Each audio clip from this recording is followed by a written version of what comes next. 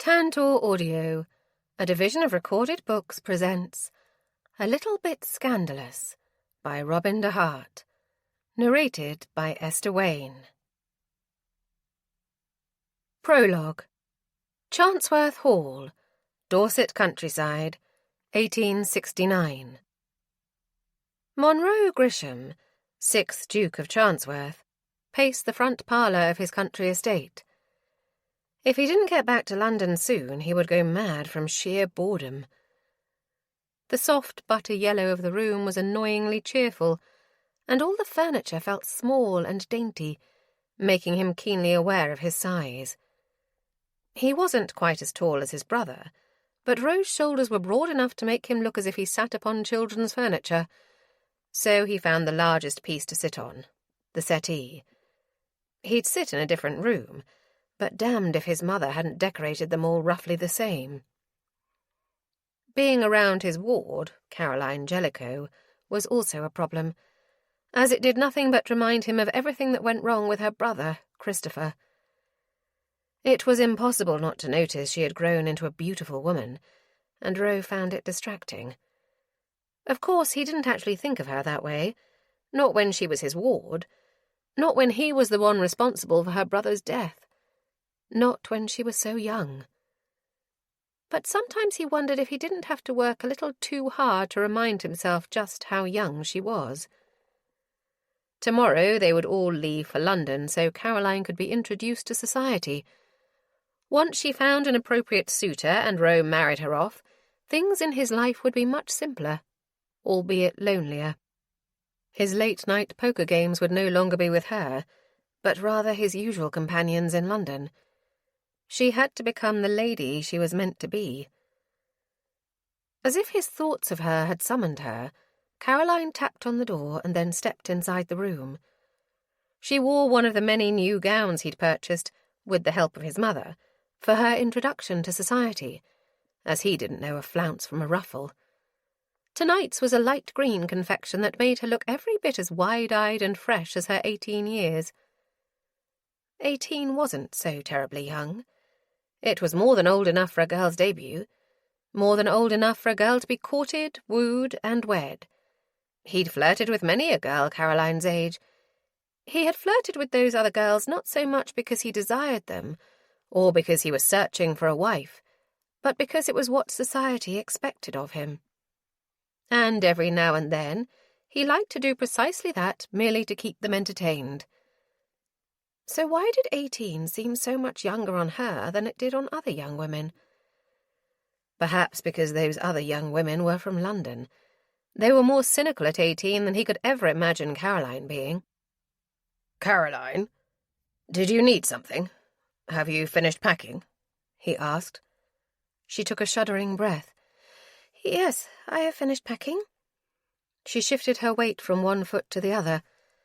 "I was thinking, that is, I wondered if perhaps I wouldn't have to have a proper season." Ro frowned and shook his head. "Do you not want to marry?"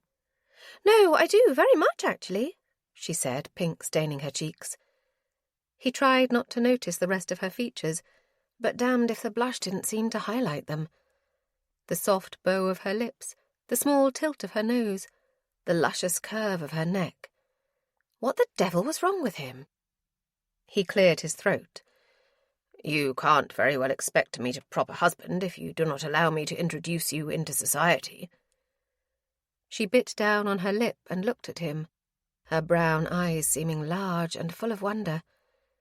She was a pretty thing, beautiful in a way he never found women her age, though he'd noticed Caroline's handsomeness often, too often to be considered a good guardian.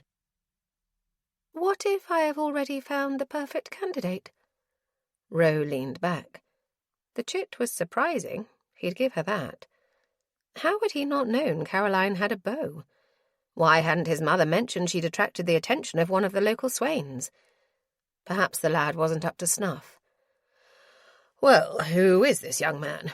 Has he intentions to marry you?" She shook her head slightly. "He does not know of my affections, but I believe I would make him an excellent wife." He felt an unsuspecting jab of jealousy and wanted to find the man and pound some sense into him. "Of course you would," Ro said. That's what a guardian should say, he supposed. She would make some man a good wife. She was smart, smarter than most women, he'd wager, and she was attractive, congenial, the sort of thing most men looked for in a wife. "I could speak to him on your behalf, if you'd like." Christopher would want Caroline married to a good man, not simply a good match, but a man who would treat her the way she deserved to be treated. She chuckled awkwardly, then crossed the room to him. "That might be difficult, as it is you." She sat next to him and gathered his hand in hers. "I beg your pardon?" "You, Monroe. I wish to marry you."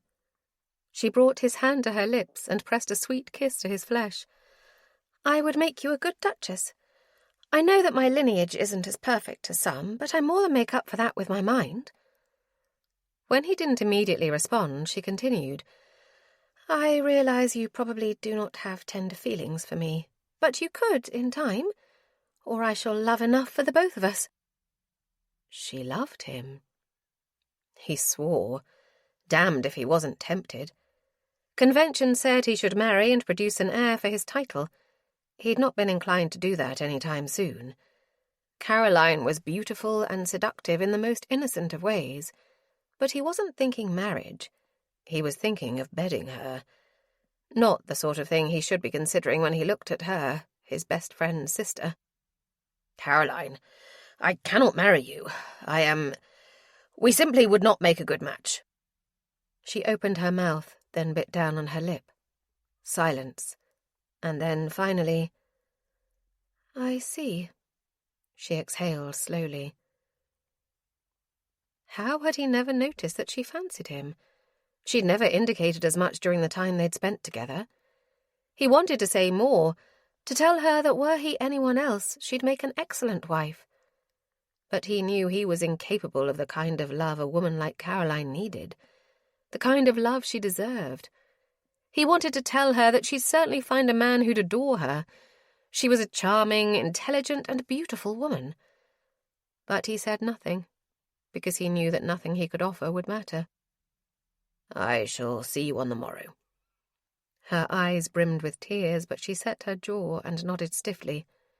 "Yes, I'll be ready." She turned and left the room.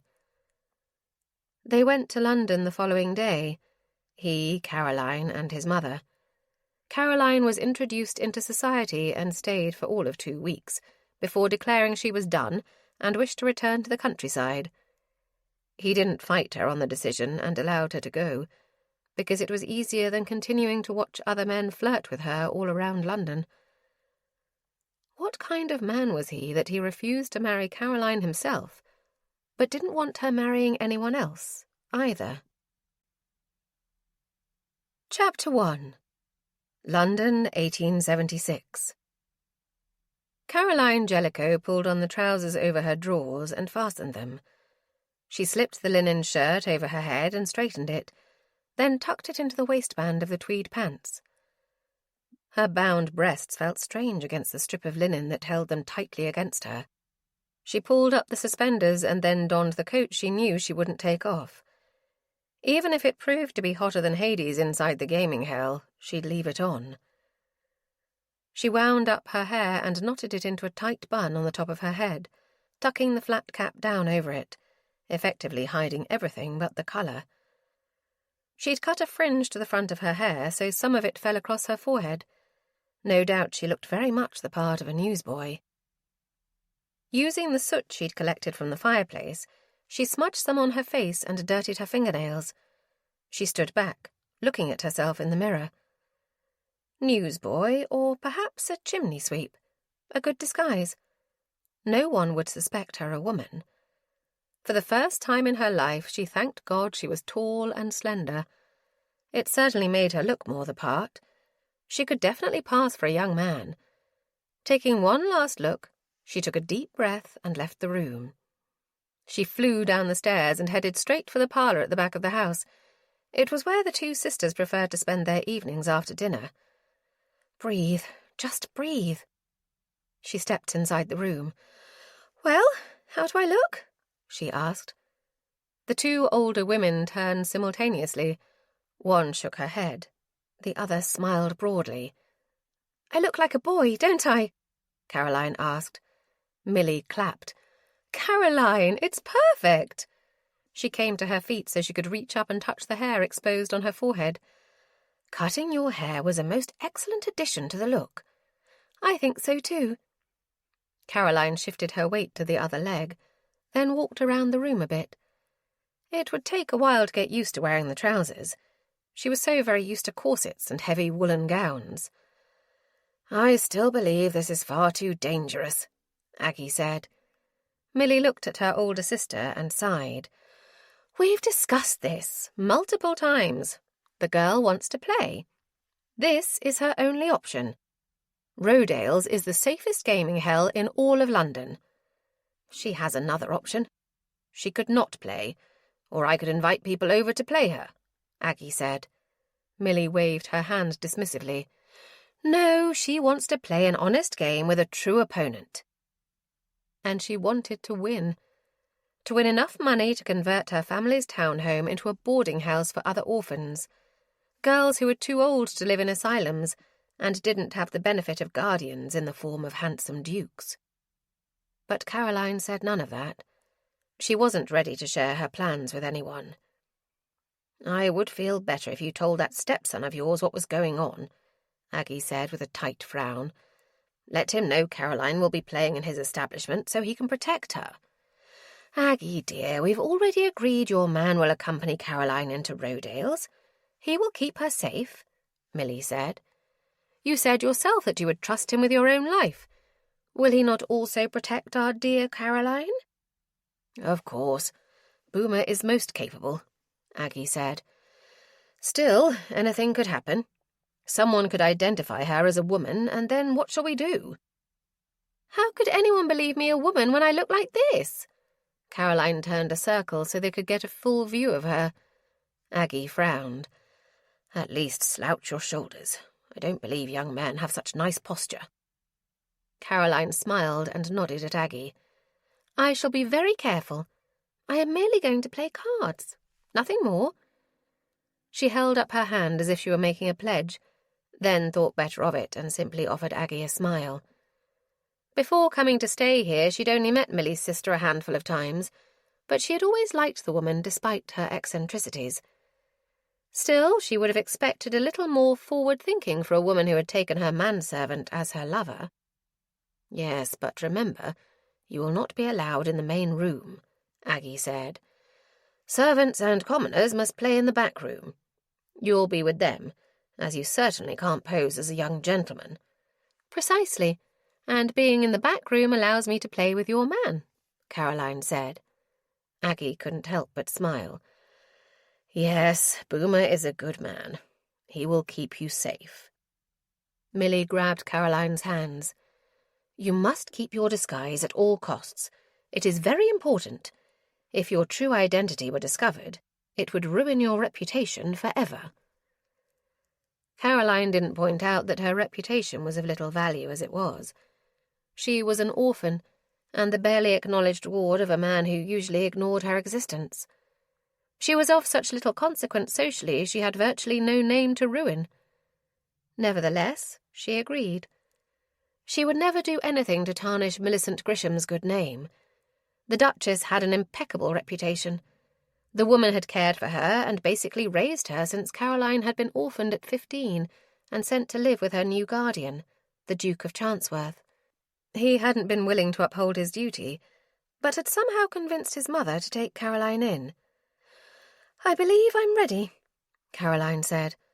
I should like to get this first night over with, get past the disguise and get on to playing the game. 'Tis the point, after all. Best of luck, my dear. I know you shall win. You are quite brilliant, Milly said. I would kiss your cheek, but you're a little sooty. Well, if this all goes amiss, we certainly know whom to blame, Aggie said. Indeed, my dear son should never have taught Caroline to play in the first place, Milly said. Precisely. I was perfectly content with embroidery before he taught me the game. Milly shook her head. You are terrible at embroidery, my dear. Caroline sighed dramatically. "Quite true. It is why I must play cards." And with that, she was off, into the hired hack with the driver they'd procured for her with Boomer, Mildred's special servant, at her side. He never said much, but Caroline could tell that, despite the man's oppressive appearance, he was a gentleman. The ride to Rodale's seemed to take forever, as if the carriage were travelling through mud. But it hadn't rained in 2 days, and Caroline knew the streets were clear. Her nerves were rattled, twisting her dinner into knots. She took a deep breath and closed her eyes. The game was second nature, but so far she had only played the people she herself had taught. It wasn't a legitimate test of her skill. But playing with others, with men who knew the game, that would be the right measure.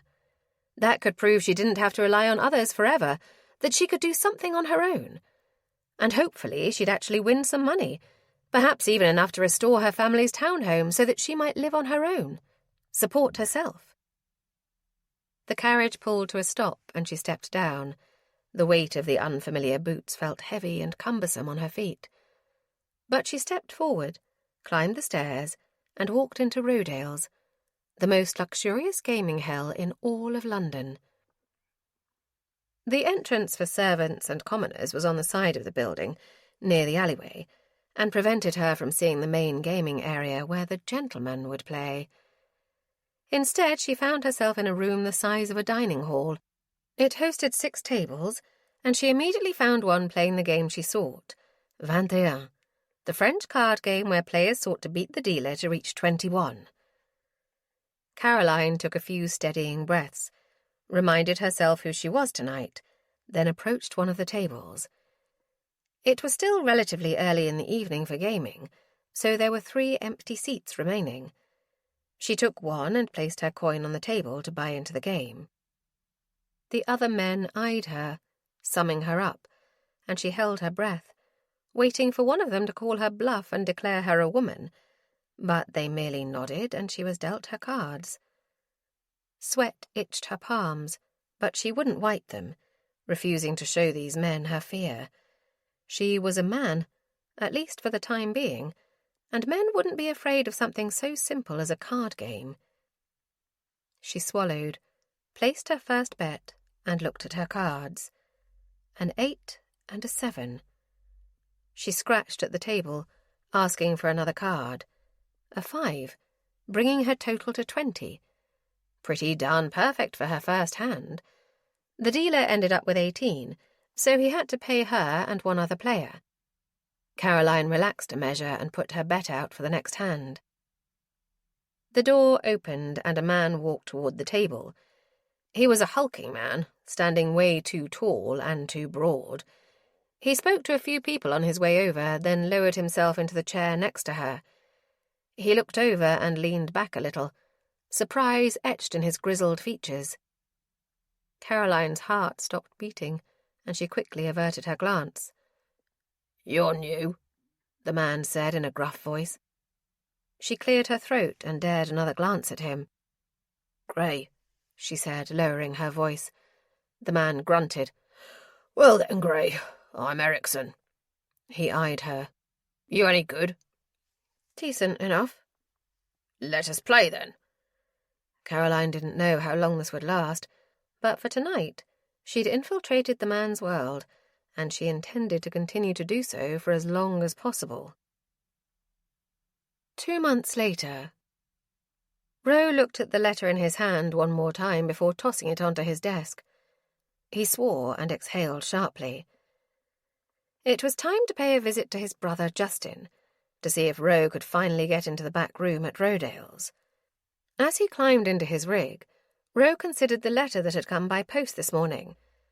Mr. B.D. Cabot still refused to entertain an audience with him. It was a slap in the face, truly, because what good was being a damned duke if it didn't get you an audience with a common archaeologist? Of course, Cabot was the best there was. The man wasn't in London very often, but he was nursing an injury and had been home for nearly 3 weeks. Roe had tried several ways to contact the man, but to no avail. Damnation if he didn't need Cabot, since the men currently working for Rowe were having no luck finding Constantine's shield. In fact, the men seemed no closer to it than he and Christopher had been nearly a decade before. They had become interested in the artifact during a holiday stay at Cambridge, and too much time in the library there. Christopher had found mention of it in an ancient text. Legend stated that before going into battle, Constantine had a dream that Christ instructed him to imprint the Greek letters for Christ on his shield, and it would protect him. The following day, Constantine ordered the symbol printed on all the shields of his soldiers. But the first one made, Constantine's shield, was said to be specially marked and would be the most valuable. So had begun their quest. Someone would eventually find it.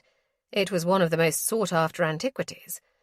But unless it was Rowe, then his name would not be attached to the discovery, and he owed the man at least that.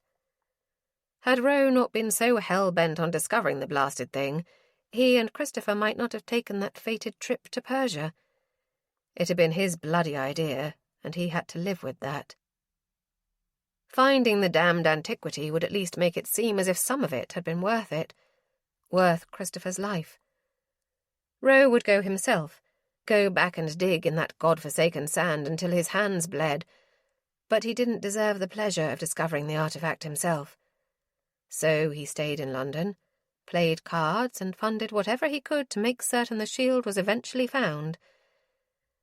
Perhaps the card-playing would work to his benefit in this one situation, though. Cabot enjoyed the game, and Rowe had tried once before to invite the man to join his table, but he'd declined. Cabot favoured playing in the back room at Rodale's, the room where the commoners and working men played. The carriage stopped in front of Justin's townhome, and Rowe made his way to the front door. A surprised-looking butler greeted him and led him into Justin's study. It was on Rowe's tongue to make a sly remark to the butler when Justin walked into the room. "Just now coming home for the evening?" Justin asked. "Why is it that everyone assumes I do not know what morning is?" Rowe took a seat across from Justin's desk. "You have such a strong aversion to mornings and daylight hours in general that I was beginning to wonder if perhaps you'd become a vampire." Justin sat and offered his brother a genuine smile. "An interesting notion, but no." Rowe sat back in the chair, extending his legs out in front of him. "I suspect I could be quite a good vampire, though." "Indeed." Justin's hands clasped together on the desk. "Now, what is it that you need?" "What would you say if I asked for money?" Rowe asked. Justin's brows rose in surprise, then folded in on a frown. "That seems unlikely, but if you need money, of course I would give it to you." "I don't need any money." They'd had this discussion a handful of times over the last several weeks, but Rowe felt certain he could convince Justin to give him entrance. "I want to play the boy, the one in the back room." Rowe had started hearing rumours about a young man, known mostly as the boy, who was on quite the winning streak. It was said he was the most skilled player at 21, other than Rowe himself. Rowe had asked to play the boy on a few occasions, but Justin had not agreed. But now he knew that Cabot was in that back room as well, and this might be the best opportunity to gain a face-to-face meeting with the man. He didn't require his brother's permission. He could do as he pleased. But he knew that the men who played in that back room did so partially to get away from their employers, aristocrats, the likes of him. Playing there would likely cause a disruption, so he'd sought Justin's approval, thinking that would ease the breach into that sacred space. The time had come to truly convince Justin, though. It was important he get an audience with Cabot. Playing the boy gave him the perfect reason to be there. No one would be surprised, since his arrogance about the game was widely known. Justin exhaled loudly. "You are not going to cease badgering me about this until I agree, are you?" "I believe that is one of my finer gifts, my ability to badger people." "You realize entering the back room is going to cause a stir all over Rodale's?" Rowe stretched his arms. "Since when do I give a damn about causing a stir?" One could say that is a favourite pastime of mine." "This will not start a trend, where you damned aristocrats go to the back room to win moneys from the poor working men," Justin said. He chuckled. "I doubt the rest of the Blue Bloods are eager to mingle with their servants and the like in such a setting, but I'll be as discreet as possible." "See that you do." Caroline checked her cards again, then mentally ran through the ones that would remain in the deck. It was a risk to take another card, but she felt certain her calculations were correct and would result in a win. She eyed the dealer, then inclined her head, indicating she wanted another card. The man's eyebrows rose, but he dealt her a card nonetheless. A 3. Precisely the card she needed to bring her total to 20.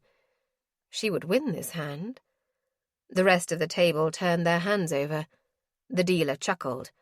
"You've won again, boy," he said. She gave a tight smile and accepted the money shoved in her direction. It was a good night, though it seemed the other players were beginning to get annoyed with her. She'd introduced herself with a fake name the first night she'd come, but no one seemed to remember it or her for the first several visits. Then they noticed she was winning, and winning regularly. They simply called her the boy, which was fine by her. Maybe if they all heard that enough, they'd believe it, and no one would question or even consider she was anything but. "That's 7 hands in a row, boy," the man next to her said. He was a tall man with broad hands and long fingers. She thought she remembered people calling him Cabot.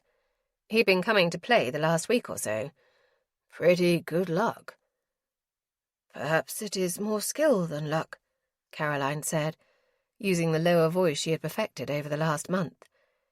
She'd heard once that people saw what they wanted to see, or in this case, heard what they wanted to hear.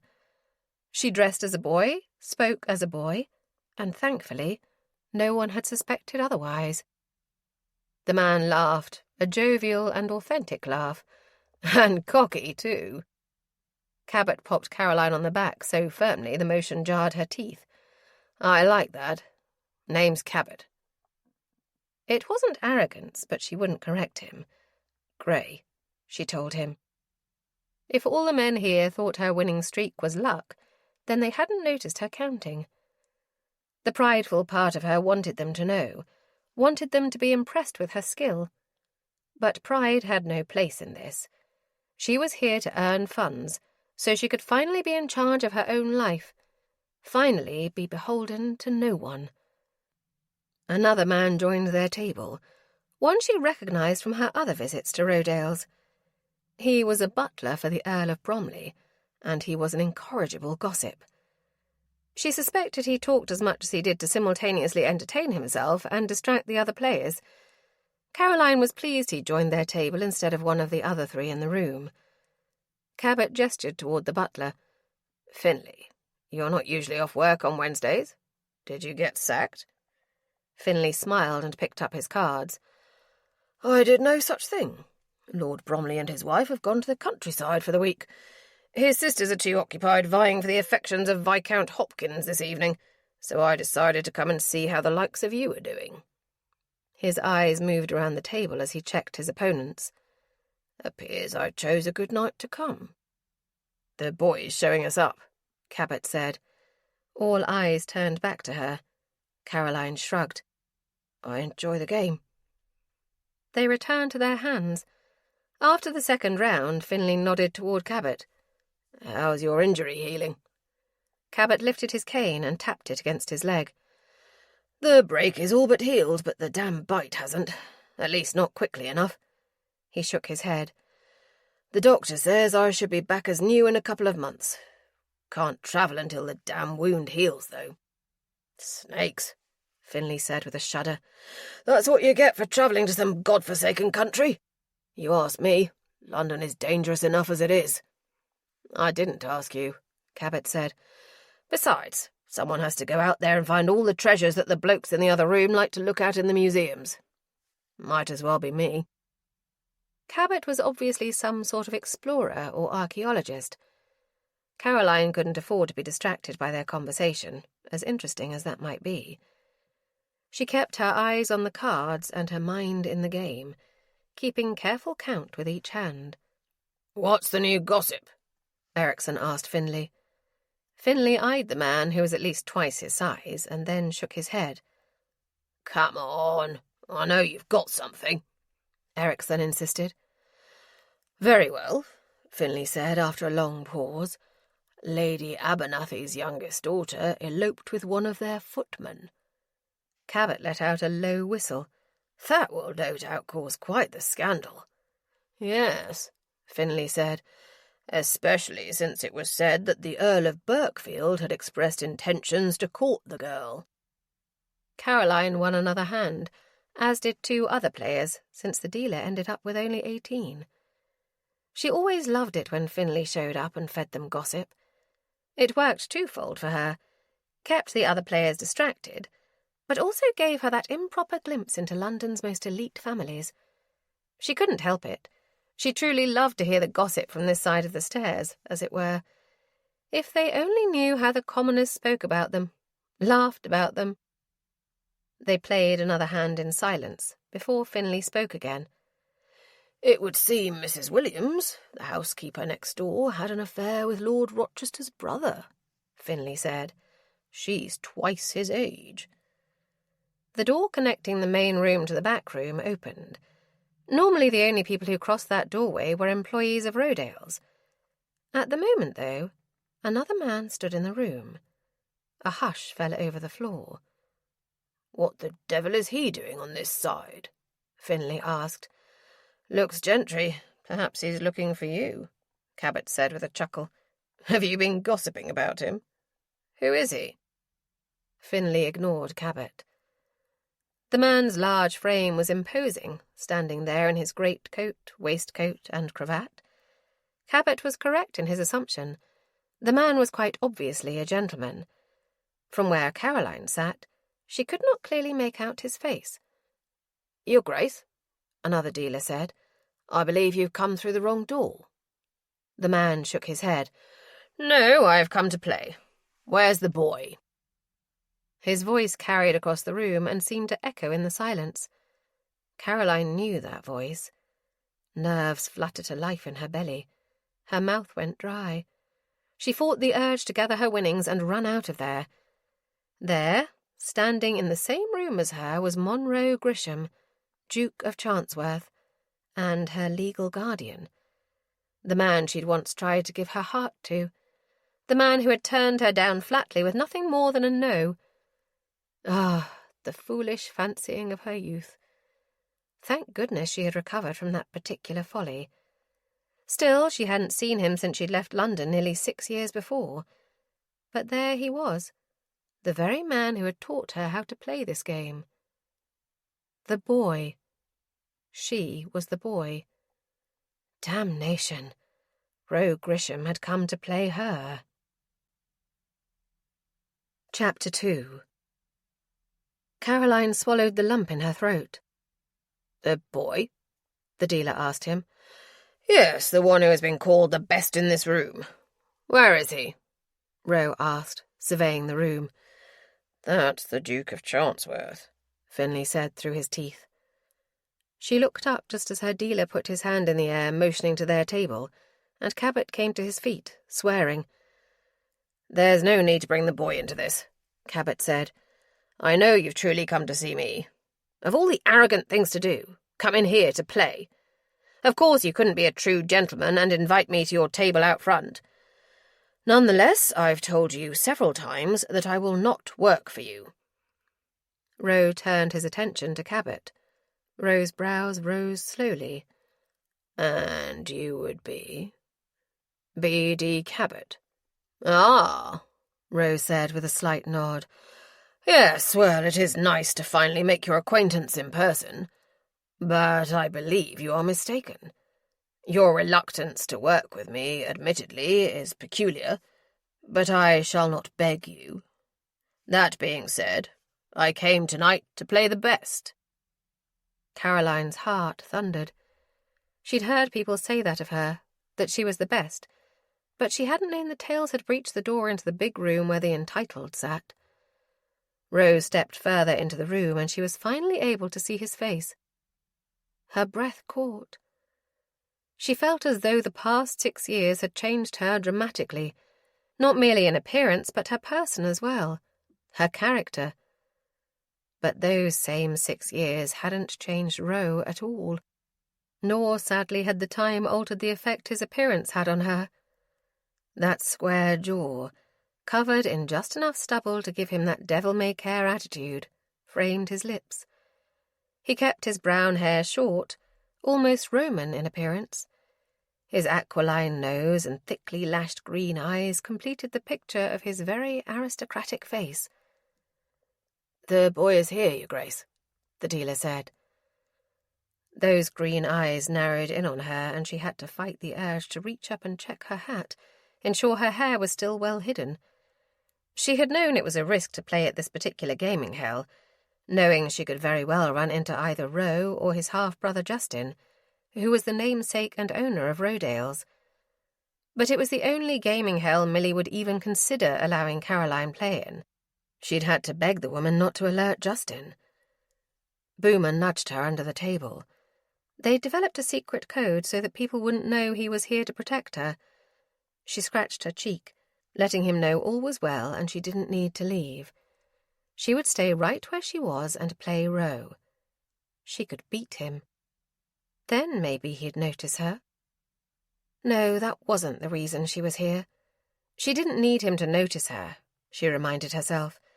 Despite the wounded pride of the girl she'd been, she was an adult now.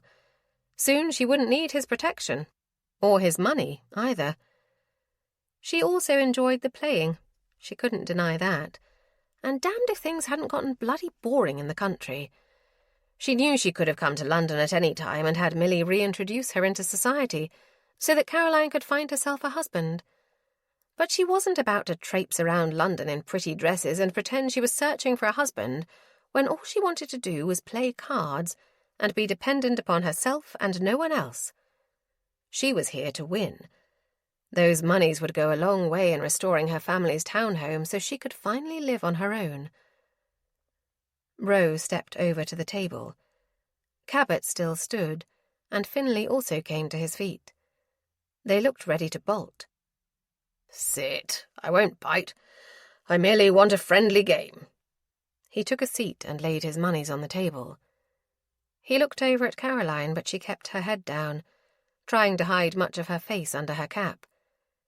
He was looking at her too intently, studying her. But it had been years since he'd seen her. She'd grown and her face had changed somewhat, as most people's did when they aged from youth to full adulthood. With the current disguise, there was no way he'd recognize her. Still, the thought niggled in the back of her mind. What if? What would happen if he called her out, told everyone here she was a woman? His eyes narrowed. "What's your name, boy?" Ro asked. "Grey," Caroline said after clearing her throat. She spoke softly and did her best to lower her voice so that she appeared to be somewhat masculine. She looked up at Cabot and Finlay and nodded, encouraging them to stay. She'd feel more comfortable if they were here, especially if Ro and Cabot had some sort of previous relationship. Perhaps it would take the onus off her. "Well then, Grey," Ro said, "I'm told you're quite talented at this game. I came to see for myself. You may call me Ro." Cabot and Finlay took their seats, yet still there was utter silence at the table, as if everyone held a collected breath. "Deal, man," Ro said loudly. The dealer popped the cards on the table, then quickly shuffled the deck, beginning the game anew. Perfect for Caroline to begin counting again. Ro had taught her to play when she was 15, and she'd come to live at his estate. He'd sat her down in his study one day and dealt the cards. She'd been a quick study for the game. He had never once mentioned the art of counting the cards so she could predict the odds of each hand. She'd struck on that notion on her own, though she'd never told him. But it was a skill that came quite easily to her, and it enabled her to win, and to win a lot. The cards were dealt, and she watched each player as they checked their hands and made their requests. She looked at her own hand. 21. A perfect hand. There was a ghost of a smile on Ro's lips when Caroline turned over her cards. Then the next hand was dealt. "What the devil do you want with Constantine's shield?" Cabot asked abruptly. Ro looked up over his cards and eyed Cabot, but said nothing. Cabot shrugged. "Merely curious." Fascinating how suddenly Finlay was the one who had grown stone quiet, and Cabot was so talkative. His words surprised her, though. She would have thought Ro had given up his search for that artifact, since it had been so many years since he and Christopher had gone to Persia and looked for it. It had been the last time she'd seen her brother, though she'd received many letters from him while they'd been on their trip. He'd loved every moment of their journey, and she'd felt such warmth for the man who'd allowed her brother such a grand adventure. "It's an odd thing to be searching for, is all," Cabot said, "especially since there is no proof it actually exists." Ro once again eyed Cabot, bumping his chin out. "I happen to believe it is real, and I've looked for a long time. I'd like to see it found and put in a museum so others can enjoy it." "You've looked for it? It seems to me all you've done is hire one worthless crew after another," Cabot said. Ro flipped his cards over. He'd beaten the dealer by 1. She waited for him to argue with Cabot, to tell him about the fated trip he'd taken with Christopher when they'd both fallen ill. But Ro said nothing. 3 hands into the game, and Ro knew everything he'd heard about this boy had been true. He was a very good player. Exceptional, really. It made Ro wish, for a moment, that the boy was truly why he'd breached that doorway and stepped into this room. But it had all been about Cabot. He'd suspected that, given the opportunity, Cabot would make inquiries. He wouldn't be able to help himself. In all the years Ro had searched for that bloody antiquity, he'd learned one thing. Archaeologists were as varied as any other men, but when it came to curiosity, they were all alike. Cabot didn't disappoint with his own inquisitive nature. It hadn't taken the man 10 minutes before he'd had to ask Ro about the quest, which meant that while he said he wouldn't work for Ro, there was still a chance he'd change his mind. The man had tossed out a challenge, one that Ro could meet. He could tell Cabot all about the excursion he and Christopher had taken. The truth was it would prove nothing, and Ro never talked about it. To anyone. So he allowed the bait to fall flat.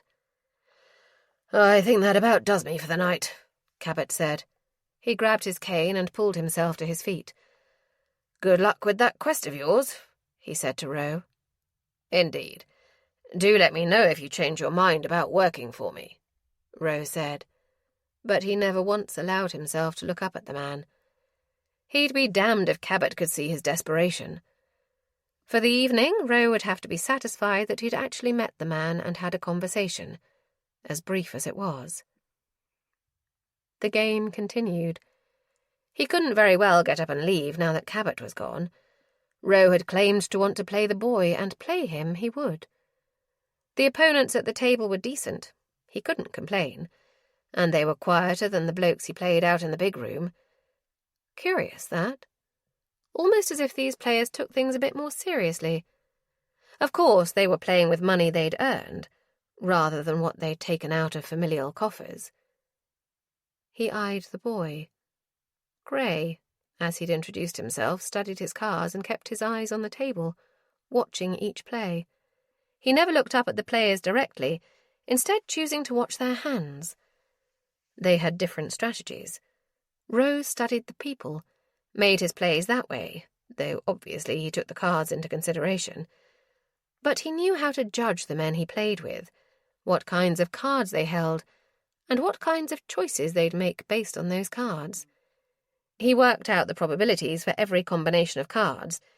It was those odds and probabilities that he liked most about this game. The cards the other players ended up with affected Ro's hand. It had taken him nearly a month to convince Justin to allow him back here. Tonight had been twofold, and he could say he wasn't disappointed in how things were playing out. Gray was a talented player, And now that Cabot had left, Roe could sit back and enjoy the sheer skill of the game. Roe scratched at the table, indicating he wanted another card. It was a 5, bringing his total to 19. Now it was up to the dealer. The dealer had 20, beating Roe, while the boy turned over the coveted 21. He was paid and solemnly collected his coins, and so continued the game. Grey won most of his hands, Roe won most of his, but Cabot's words echoed in his mind. If he were a true gentleman, he'd invite someone to play at his table out front.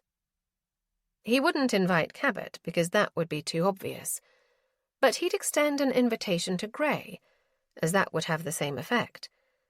For whatever reason, Cabot had decided Roe was unworthy in some regard, and therefore wouldn't agree to work for him.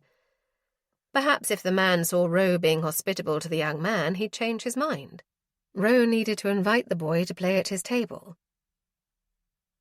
Caroline waited nearly a week before returning to the gaming hell.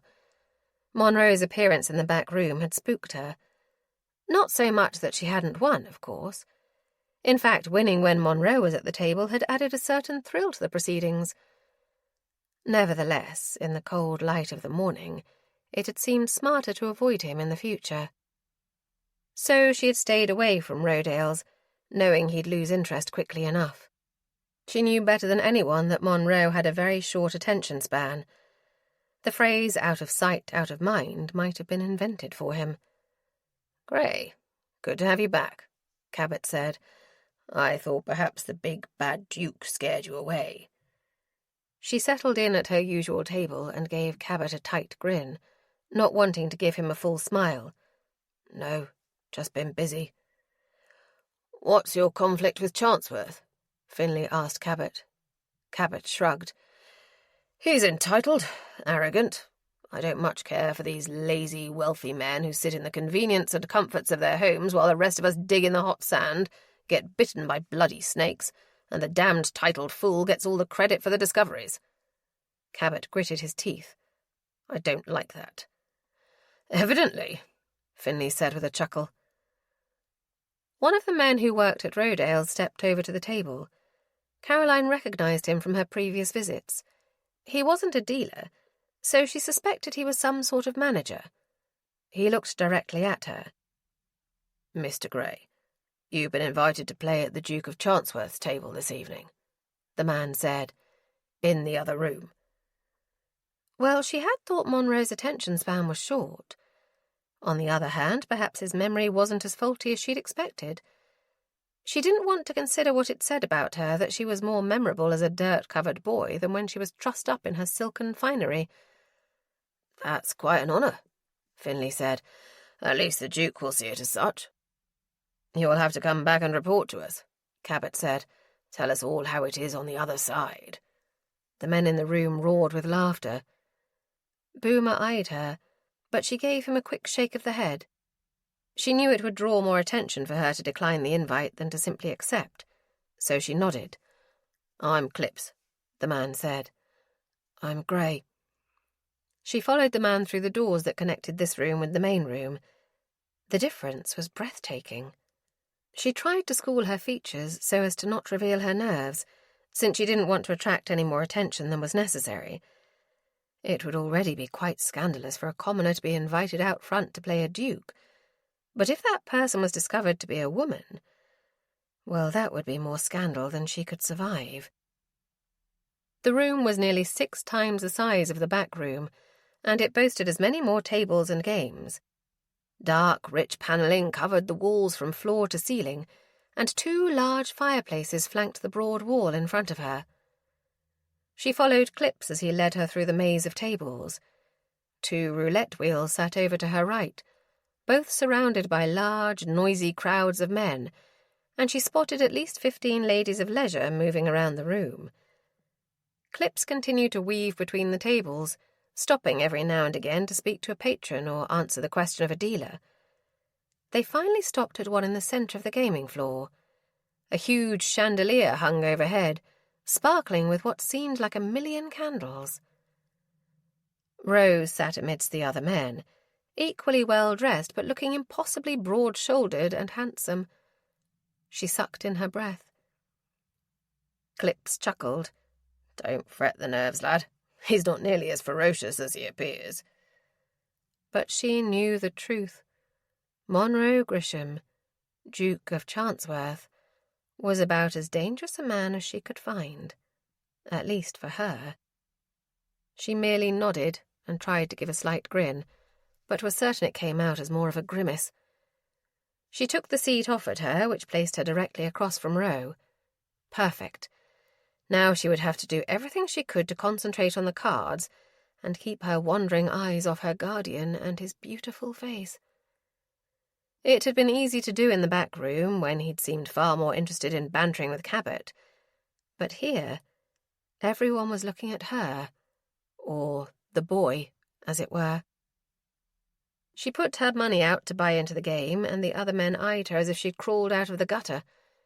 If only they knew. Would they find it more or less offensive to be playing a woman than to be playing a man below their station? That thought alone gave her enough courage to face the first hand. So far, since taking her seat, no one, not even Roe, had spoken to her. She won her hand, but it was not terribly exciting considering the rest of the players did too. The dealer had gone over with his cards. Roe settled his glance on Caroline. "I'm glad you accepted my invitation," he said evenly. "I wasn't aware I had a choice. You are a duke." Two of the men at the table chuckled. The other one seemed offended. Roe smiled, then cocked his head. "Perceptive of you." They continued playing for a while. Then one of the prostitutes sauntered over to their table. This was one distraction the men in the back didn't have to suffer. Naturally, the women would be out here, where the bulk of the wealth sat. The woman walked around the table, running her hand along the backs of the men as she moved. She stopped behind Roe, moved her hands up his broad back, and then whispered something in his ear. He laughed. Caroline had never before seen a prostitute, but she felt certain this one was of a higher class than those who worked the dark alleys and down by the docks. This woman was actually quite pretty, if not for the age beginning to show in her face. Tiny lines fanned out from her eyes, and the same lines marked the tender skin above her painted lips. Her dress was clean and stylish, though exceptionally low cut, revealing more of her breasts than Caroline felt necessary. Then again, this woman was selling her wares, so she might as well give the men a peek at the merchandise. The woman, whom one man referred to as Reggie, made her way around the table. She stood up straighter when she saw Caroline. "What do we have here?" she purred. "A new player, and a young one, too." She ran her hands up and down Caroline's upper arms. My, aren't you a skinny thing? Might need to get you some food to fatten you up." Then Reggie gave her an exaggerated wink. "I can think of some other activities to fatten up a certain part of you right now." Caroline froze, looked up, and was caught in Roe's glance. Chapter 3. The brown eyes staring back at him were rounded in surprise. Roe cocked one eyebrow. Reggie was doing her best to tempt the boy into some sort of reaction, but Gray sat stone still. "Reggie, I don't think the boy is interested," Roe said. She laughed, a throaty sound that usually had men lining up for her favours, despite the cost. Roe had never bedded the woman, but he'd heard tales that she was worth every penny. "He's merely getting warmed up, aren't you, love?" she asked. She leaned close to the boy's ear and whispered something. If it was anything like what she'd previously whispered in Roe's ear, it had to do with smoking his cock. The boy's eyes widened even further, and he shook his head. Reggie wasn't deterred, though. She moved herself to the boy's lap and somehow managed to wiggle herself onto his lap.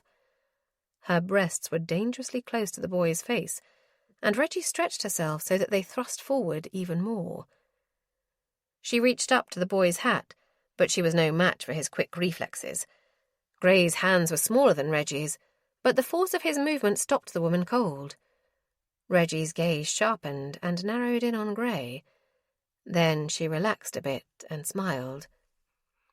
Once more Reggie whispered something in Grey's ear. This time a pink stain crept up the boy's throat, neck, and into his cheeks. He was blushing. Peculiar, that, even if he wasn't innocent.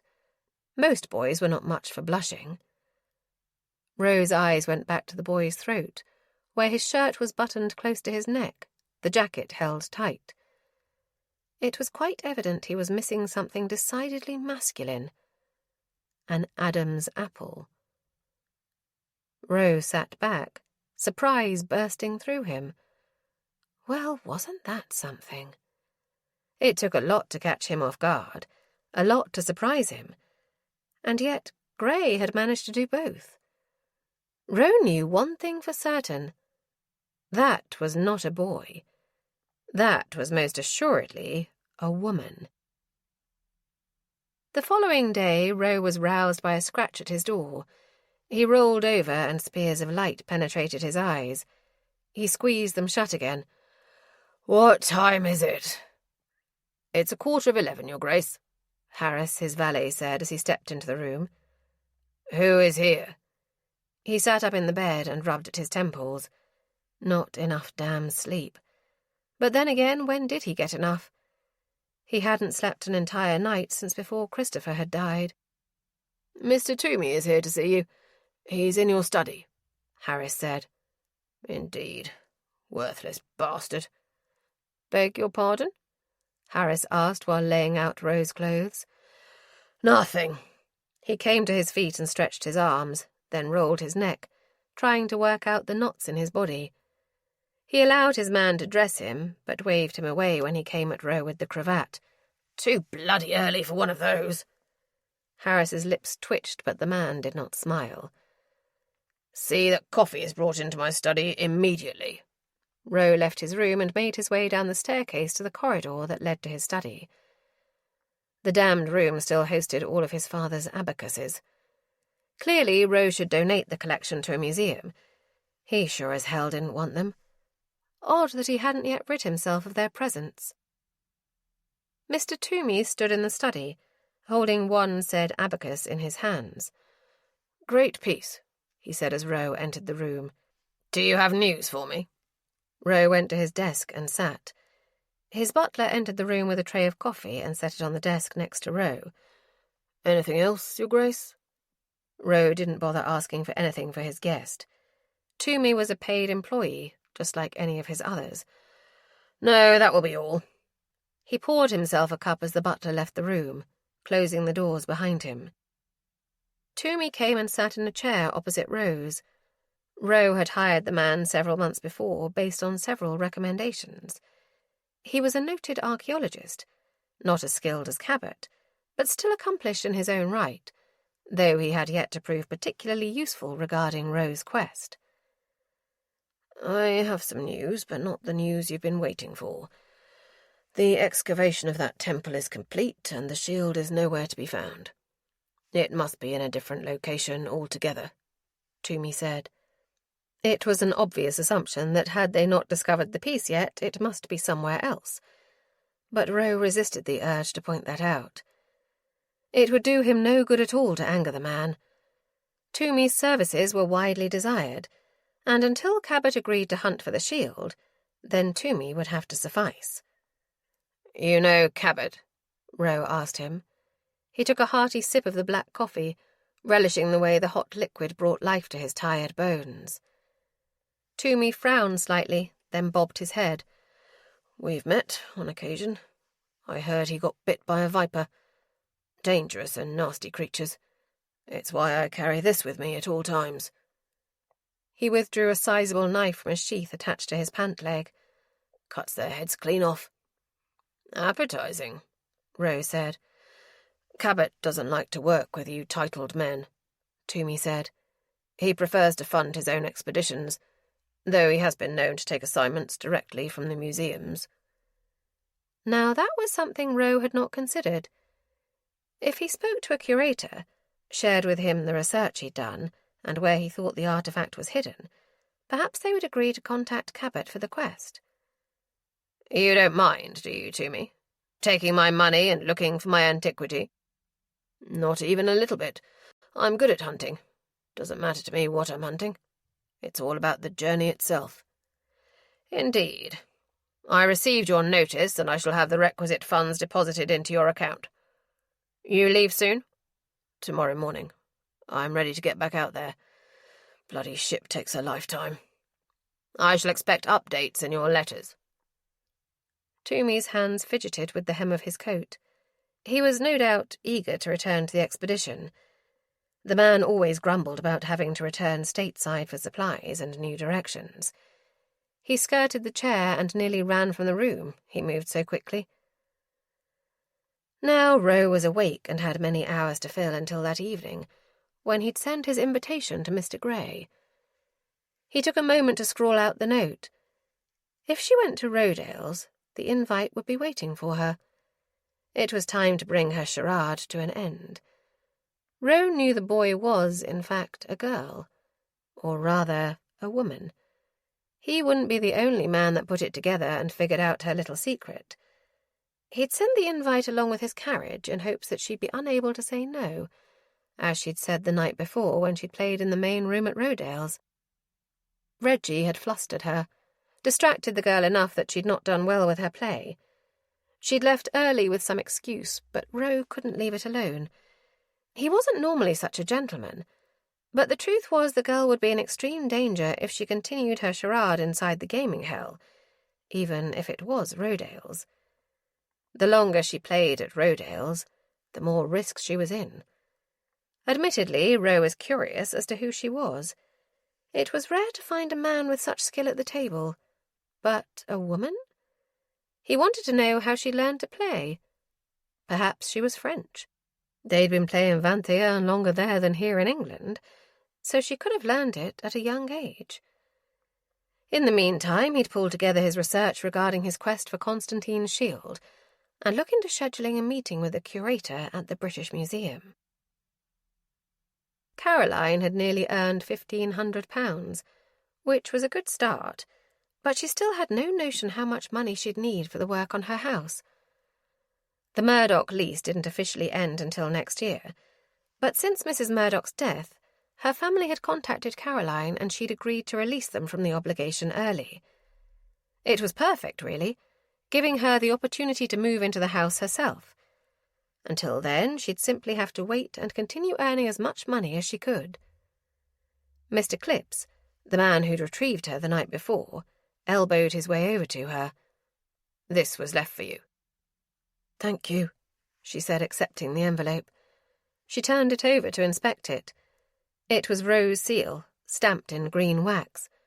It opened with a slight crack as she slid her finger under it and unfolded the parchment. "Mr. Grey, it would bring me great pleasure if you would be my guest tonight for a friendly game of 21 at my house. The rig I sent for you should be outside waiting. I do hope you won't disappoint me. Most sincerely, Monroe Grisham, Duke of Chancellorth." For a moment, all she could do was stare at the parchment in horror. Her heart pounded loudly in her ears and her hands began to shake. What did this letter mean? Why ever would Roe want her to come play cards at his house? Had he discovered her? Slowly, her present surroundings seeped back into her awareness. Mr. Clips was still watching her. "Is everything all right?" he asked. Yes, everything is well." "Do you need—" Clips cleared his throat, then dropped his voice almost to a whisper. "Assistance reading the note?" She started in surprise. "I can read," she said quickly, trying not to sound offended. Of course Clips would assume she couldn't read, or rather that this dirty chimney sweep of a boy couldn't read. Never mind that Caroline herself could read in English, German, and Latin. He thought she was ignorant. She quickly folded the note and tucked it away into the pocket of her trousers as she moved away from Clips's scrutiny. No, perhaps what should worry her was not that Clips assumed she couldn't read, but rather that Roe assumed she could. But maybe she was looking at all of this too closely. Perhaps Ro did this sort of thing all the time. Besides, the real issue wasn't whether or not he saw through her disguise. It was whether or not she could afford to ignore his request. Refusing to go to his home would be the highest insult. Yes, the invitation had been discreet. No one else would know she had snubbed him. But he would know. And he would come looking for her. Maybe tonight.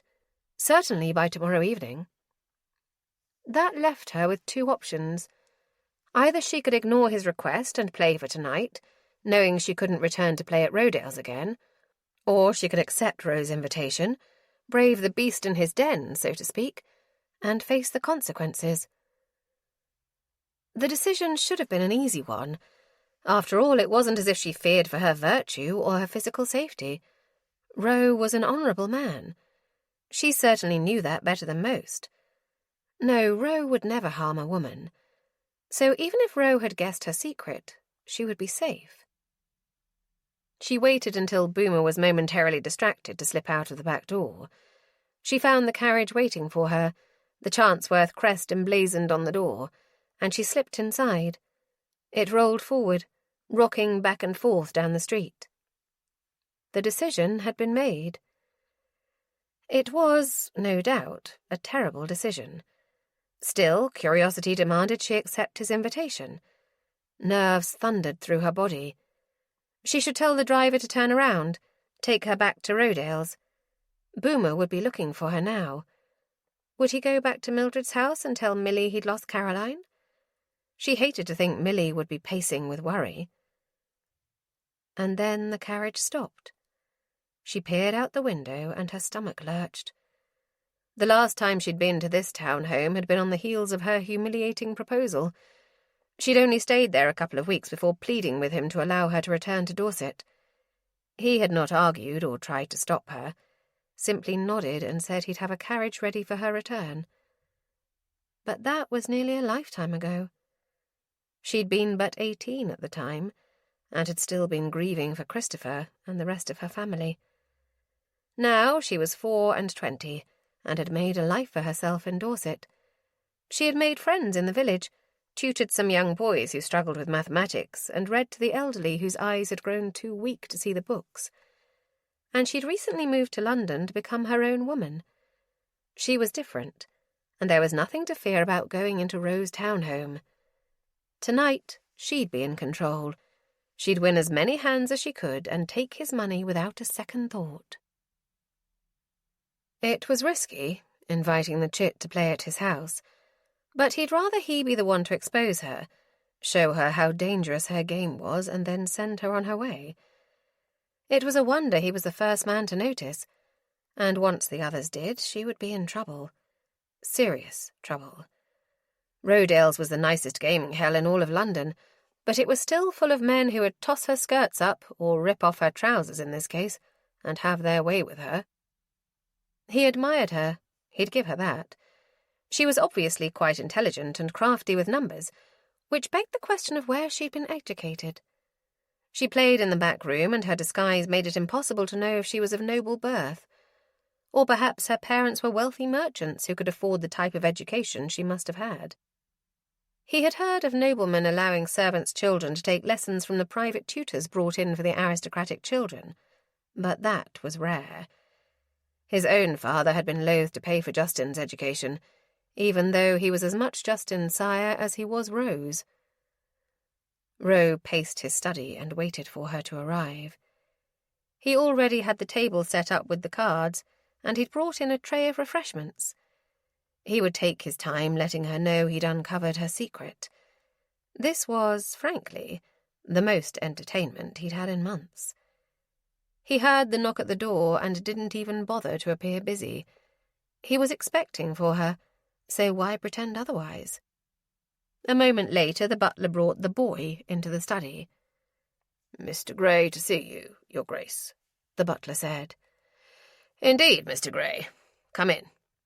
She walked in, dressed as she had been at Rodale's, the same overly large coat and brown hat that was no doubt covering her hair, even the same soot smeared on her face. Her disguise was quite good, he'd give her that. At first, Even at second glance, she looked very much like a young man. But with a closer examination, Ro could see the delicate nature of her features, the femininity of her face. There was something oddly familiar about it. "I've prepared everything for us," he said. "If you have no objections, we can simply play the two of us, taking turns dealing."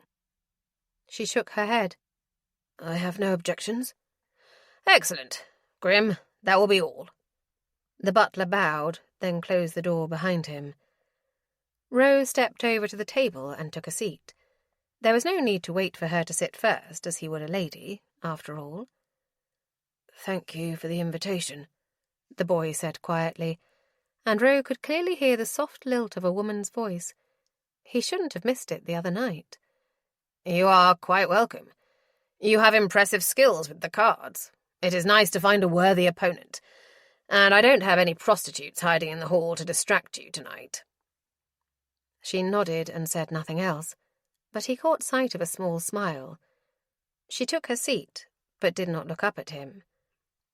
The lighting was much better in his study than in Rodale's, and whilst Ro shuffled the cards, he took another moment to study the boy's features. He was fascinated, and a bit annoyed with himself that he hadn't recognized it before. But he'd been focused on Cabot, and, well, he had to admit her disguise was quite good. She had a pert nose that tilted up slightly at the tip, defined cheekbones, and a bow-shaped mouth. It appeared she'd gone to great lengths with her clothes to hide any curves she might possess, and it seemed she'd done something to dull what Rose suspected would be a natural glow to her cheeks and lips. Perhaps it was the soot that marred her complexion. The flat cap she wore covered her eyes, so he couldn't determine their colour. He dealt the cards and watched her as she studied her hand. Her hands were small, with fingers that were long and delicate. Her nails were blunt and covered in soot. No doubt she was trying to pass for a chimney sweep. She had taken great care with her disguise, and it had obviously worked, since she'd been successfully playing at Rodale's for nearly 2 months. It was on Ro's mind to inquire as to how much money she'd acquired in that amount of time, but he kept the question to himself. Perhaps it was best asked later, once her identity had been revealed. "Now then, shall we play?" Again she inclined her head, obviously taking great care not to speak overly much. He'd noticed this about her the other times they played. Perhaps her voice was too feminine. That was how he could get her to reveal herself. Get her talking and open the door for him to call her out. She asked for a card, then decided to stay with her hand. He looked at his own cards, took one, then another. 18. She flipped hers over, revealing a 20. She won. He handed her the deck for her deal. "How long have you been playing?" She dealt them each a hand. "Since I was young." He listened for signs of a French accent, but found none.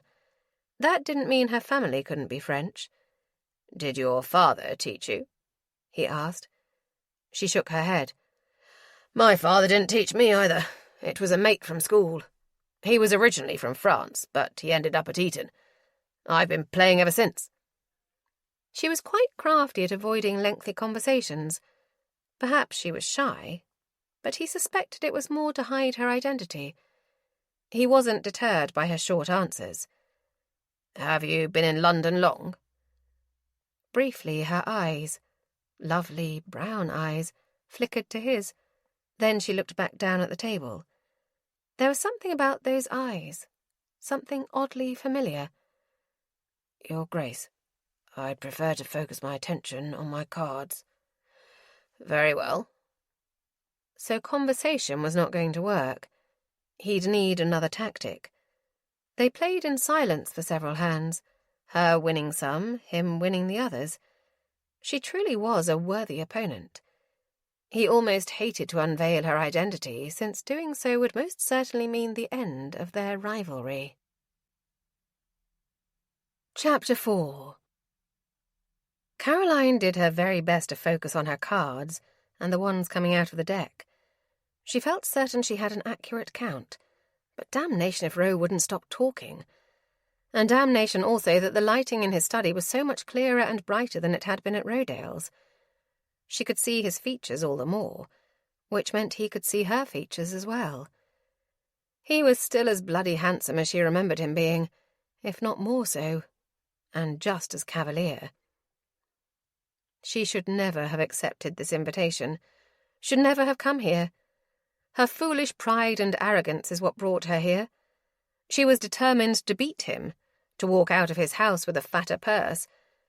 Winning money from him somehow would mean more, but that was asinine. His money was no different than any other man's. Only 2 more days until she could see the state of her family home, and then she'd truly know what kind of funds she needed. Until then, she'd keep playing and winning. But for tonight, she could play only a few more hands. His scrutiny was making her nervous, and she was far more likely to make a mathematical error when she was addled. She checked her hand. A 6 and a 4. He'd stayed with his, not asking for any additional cards, so she knew he had a good hand. "How many women have you bedded?" Her breath caught in her throat. Good heavens, was that truly what men discussed? Was it a common question, common information shared? What should she say? She thought she could easily pass for a boy of 20. How many women should a man of 20 have bedded? She had no notion of the appropriate range. 1? 4? 4 seemed an awful lot for a boy of 20. She looked back at her cards, still a 6 and a 4. She dealt herself another card, a 10. "I don't believe that's necessary," she said, in hopes he'd drop the subject. Ro nodded knowingly. "Ah, I see. You are still a virgin." He gave her a smirk. "That is not what I said." Arguing with him made no sense. There was no need to defend Mr. Grey. He did not exist, so it mattered not how many women he would have bedded. "But your refusal to answer the question is answer enough." "Faulty logic," Caroline said, careful to lower the tone of her voice. She should make an excuse and get the hell out of there before her disguise was destroyed. "You're being evasive," he said, looking up at her face, but she refused to meet his gaze. "And you're blushing." She pushed back her chair and stood. "I should be going now." He stood also. He was between her and the door in seconds, moving faster than she would have thought possible for a man of his size. "But we've barely begun playing." There was a double meaning in his voice. Panic pulsed through her veins, but she pushed it aside. Had he seen through her disguise? He couldn't know who she was, because that would most certainly mean the end of her charade, and she still had money to earn. God, had she forgotten to drop her voice? She edged back a step. "I have to leave." He followed her back 1 step, then another. He grasped her chin in his hand, and for one heart-wrenching moment she had the absurd impression he was going to kiss her. But then he stopped. "Even if you clean chimneys, you could wash your face." His gaze narrowed as he searched her face. "First, we need to settle up. I believe after this last hand, you owe me something." She jerked her head up and looked at him square in the face. "I owe you nothing." Damnation. She'd forgotten to disguise her voice. His eyes widened, then narrowed in on her face. He took a step away from her, scrubbing his hand down his face. She knew in that moment that he recognized her. "Son of a bitch," he said. "Caroline Jellicoe." The game was up, and she had no one to blame but herself. She blew out a breath. "Hello, Monroe," she said, allowing her voice to return to normal. "So you didn't know it was me until just this moment?" "No. I knew you were a woman, but I had no notion it was you." "My voice?" "I suppose. All of it together. Standing this close to you, your eyes. Damnation! What the hell are you doing in London?" He turned and pointed at her. "And what are you doing playing at Rodale's?" "Playing cards, the same as you," she said with an indifferent shrug. "But you're a woman." "Precisely the reason I'm in disguise." She tore the hat off her head and scratched at the back of her neck. Her hair tumbled down around her shoulders, and she gave her head a little shake, relieved to have her hair released.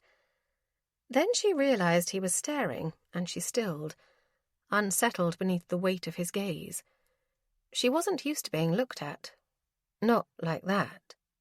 "No one else has noticed I'm not a man," she said quietly. "You don't know that?" She frowned. "Of course I do. Otherwise someone would have called me on it, had me removed. Or worse, but she didn't allow herself to think about that.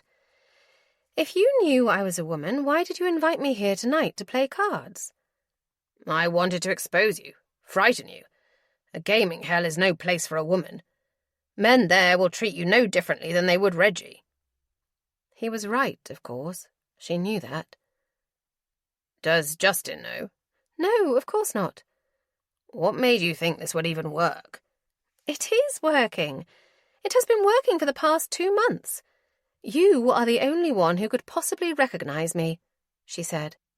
"Were it not for your blasted pride, you wouldn't have had to go in the back room to see the boy who always won. Then you never would have known it was me." "I could say the same for your pride, as evidenced by your presence here tonight." "Touché." "In any case, you weren't the only reason I went into the back room that night. Merely a convenient excuse." "Cabot?" He nodded. "I've tried to hire him, and he refuses me. I thought if I met him in person, under different circumstances—" He waved his hand dismissively. "It matters not." He shook his head and was quiet a moment before he spoke again. "I knew you were a woman when we played last." He rubbed his face again, then the back of his neck. "I didn't realize what woman, but I knew you were a woman. It's only a matter of time before others realize the truth." "That's ridiculous.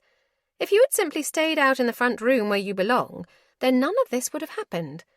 Now you've drawn attention to me. Unnecessary attention, I might add." "Where have you been staying?" "Your Aunt Aggie's." His jaw clenched and he released a seething breath through his teeth. "Does my mother know what you're doing in London?" She paused a moment before answering. "It was her idea." He shook his head. "That I should have seen coming. This game is over, and we're going over there right now. I have much to discuss with my dear mother." They rode over to his aunt's townhome in silence. Roe had more he wanted to say to Caroline, but he needed to speak with his mother first. He'd expected it to be a woman dressed as a boy, but he'd never expected to see his own ward standing in his study. He'd been her legal guardian since she was 15, but it had been several years since he'd seen her last. She lived full-time with his mother at his country estate in Dorset, and in truth, he hadn't been there in far too long. He'd simply allowed his mother to oversee anything that needed doing. Caroline had come to London when she turned 18, and his mother had introduced her to polite society. At the time, Roe had not expected it to take her long to attract several suitors and marriage proposals, but she hadn't even stayed the entire season. The night before they'd come to London, Caroline had offered herself to him, proposed marriage, if a woman could do such a thing. By then she'd grown into a beauty, tall, lithe, and every bit woman. She'd said she wanted only him, that she'd make him a good wife. He'd been so surprised, so entranced by her words and the heartfelt expression in her eyes, he'd been tempted, but not tempted to marry her. He'd been so close to saying yes, simply so he could scandalize her in every way imaginable. Then the irony of it all had hit him. She spoke of tenderness, and he thought only of the carnal things he could do to her. The disparity of her innocence and his lust stopped the words in his throat. He told her he couldn't, that it was because he was her guardian. And that was the truth. Her brother had entrusted him to care for Caroline, to see that she had the best in the world. Roe knew that he was not the best the world could offer, so he'd sent her away. The carriage jolted to a stop in front of his aunt's townhome. He escorted Caroline into the blue parlour where he knew his aunt would be. It was her favourite room, and when he had occasion to visit her, usually the third Sunday of the month, he always found her there. As he and Caroline stepped into the room, her hat removed, hair unbound, it was no doubt quite evident what had happened. "Oh dear," Aggie said. His mother stood and glided over to him, always the picture of composure and grace. "Monroe, love, it's so good to see you." She embraced him. It was good to see her too, but damnation, he was furious at the moment. "I'm angry with you, Mother," he said, though he allowed her to hug him. "Yes, that sort of thing happens time and again," she said, seemingly not bothered by his anger. She patted his cheek and smiled warmly at him. "Caroline, why don't you go change your clothes?" Relief washed over Caroline's features, and she quickly fled the room. "Aunt Aggie, you're looking well." Roe gave her a slight bow. "Mother, do we need to go to another room to speak privately?" The Duchess rolled her eyes heavenward. "Aggie, be a dear and see if Caroline needs any assistance." His aunt stood. She stopped by Roe, put her hand on his arm. "I told them it was a bad idea. Of that I have no doubt." He waited until they were alone, then turned to face his mother. She was still such a pretty woman, poised and unflappable, and she faced him head-on, her green eyes set, that stubborn chin of hers tilted ever so much. "Say what you must," she said. "What the devil were you thinking? She could have been attacked, beaten, or raped." He shook his head. He made an effort to soften his tone. He refused to speak to her the way his father had, since she had dealt with enough of that when the man had been alive, and she didn't need it from her son, too. "Did none of that occur to either of you when you concocted this foolish plan?" "Don't be daft, boy. I'm not an idiot." Her brow furrowed and her lips pursed. "Of course we considered all of those things. She was not in Rodale's alone." She walked back to where she'd been sitting and resumed her seat. "Does Justin know?" The thought occurred to Roe quickly, and at once he was furious with his brother. "Of course not. I doubt Justin would have allowed such a thing." Roe paced the length of the room twice before sitting across from his mother. He leaned forward, bracing his arms on his knees. "I meant only that we were prepared." She crossed her legs at the ankles. "Please realize I would never have put her in danger. Caroline was not in there alone. Aggie's most trusted servant accompanied her, kept an eye on things, and was prepared to remove her if things became questionable." "A servant. Splendid." He rubbed at the stubble on his jaw. "Mother, I cannot imagine why you thought this was such a grand idea, sending her in there with those men." "You are one of those men." He pointed at her. "Precisely. And it only took me playing her twice to realize he was actually a she." She held up one finger. "Ah, but you have always been more observant than most. You and your brother." She frowned. "I suppose that means the trait came from your father. Must be the only good thing he gave either one of you." She waved her hand. "In any case, her disguise was quite good. Even you must admit that." "But why a disguise to begin with?" "Well, she certainly couldn't go into Rodale's as a woman," she said, crossing her arms over her chest. "Caroline would never have been admitted, or at least she wouldn't be allowed to play, and she wanted to play." "By all means, then, we must cater to her every whim." It was an unfair statement. He knew it as soon as the words left his mouth. There had been no catering when it came to Caroline. She had lost everything. "Monroe, honestly, the girl has lived such a dull life, trapped in the country with only me to keep her company. She loves to play, which, if you remember correctly, is your doing. You taught her the game." She was quiet for a moment. "She's quite good, isn't she?" She smiled broadly. "That isn't the point." His anger was subsiding. It was his mother's way. She was such a pleasant creature that it was difficult to remain surly in her presence, though his father had managed to do precisely that for more than 20 years. You can't deny it, though I suppose you don't have to acknowledge it aloud. I suspect you are going to insist we leave for the country. On the contrary, I am going to insist you come back home with me. I should like to keep an eye on you two for a while, lest I discover you've gone to Brighton and are playing in the hells there. He shook his head. She reached forward and touched his hand. I love her, Monroe, as I would my own daughter. I would never have put her in harm's way. He exhaled slowly. I know you wouldn't. But honestly, Mother, a gaming hell is no place for a lady. Neither is hiding in the countryside. He said nothing in response, so she nodded. I shall go and have our belongings packed. We will be ready to return to your town home within the hour.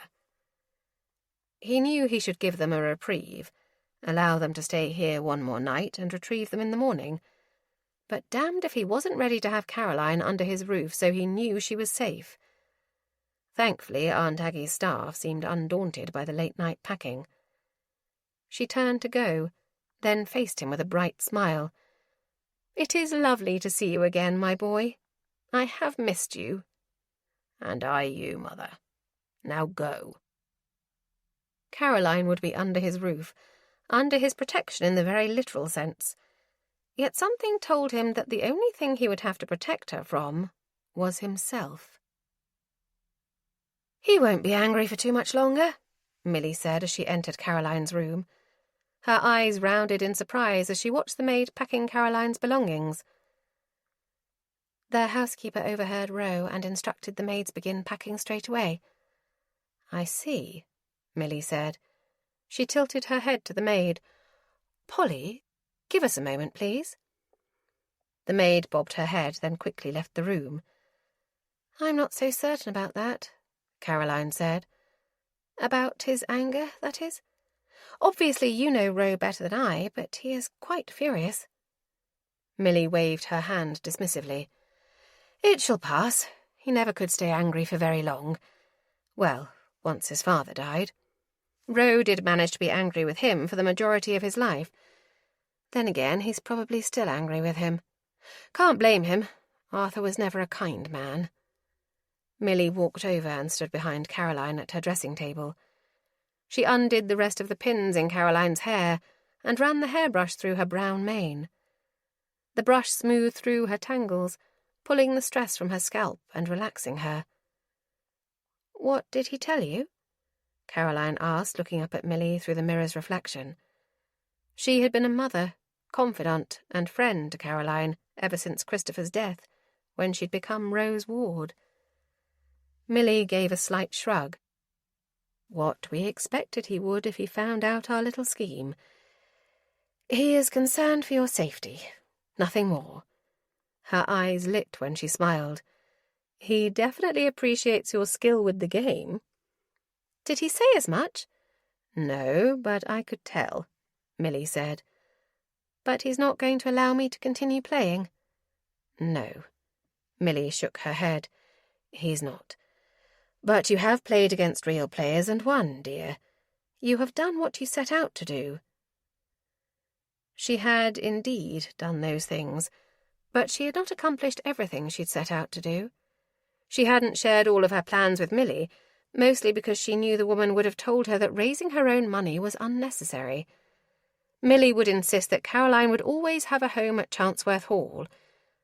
But Caroline wasn't so certain about that.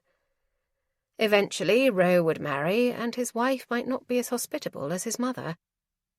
Milly would also offer to pay for everything if Caroline was determined to raise her own money. It wasn't merely the funds, though.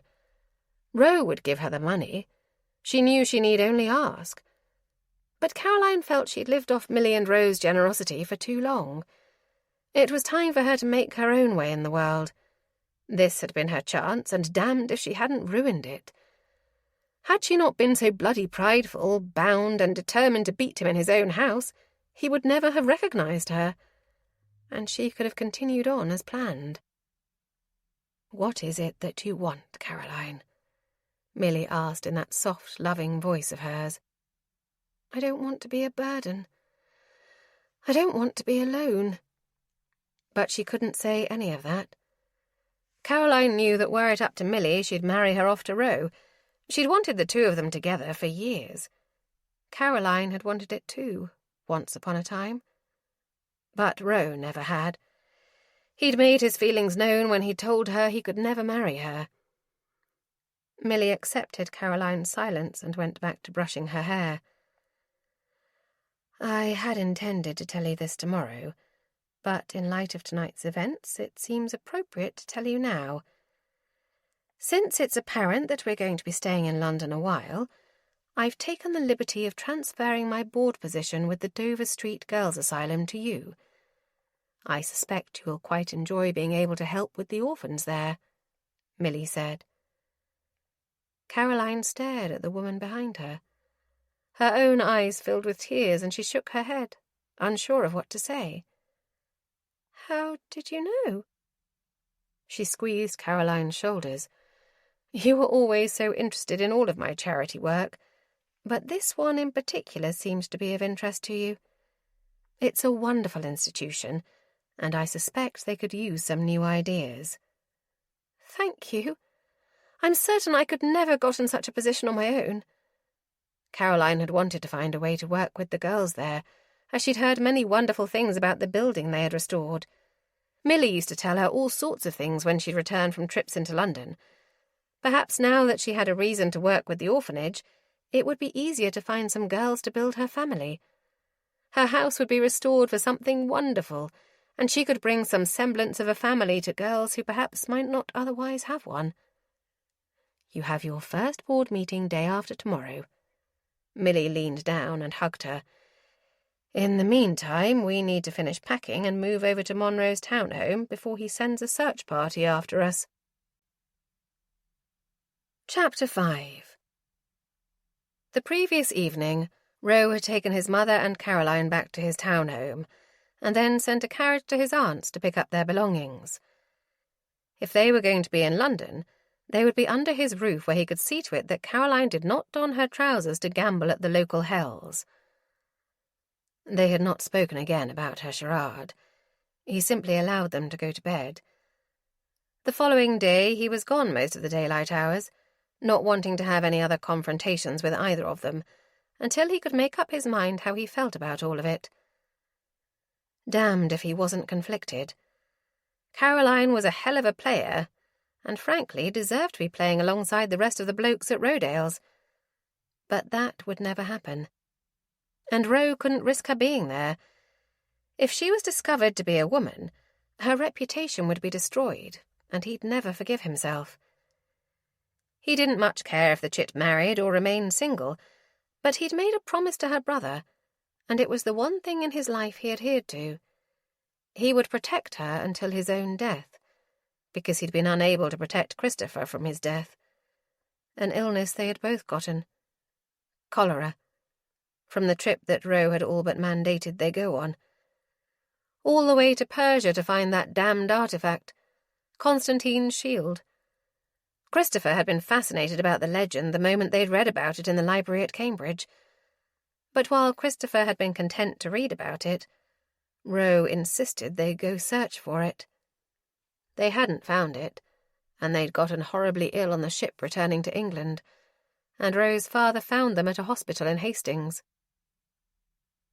The cramps surged through him again, and Roe doubled over in pain. Even that small movement caused pain to ricochet through his weakened body. He looked over at the cot next to his. Christopher wasn't doing well. His complexion had taken on a deathly pallor, and he barely moved. "Christopher," Roe whispered. His friend winced as he rolled his head on the bedsheets to face Roe. His eyes were sunken and dull. He opened his mouth, but no sound came out. "Where the devil is my son?" A man's voice bellowed from the corridor outside of their wing.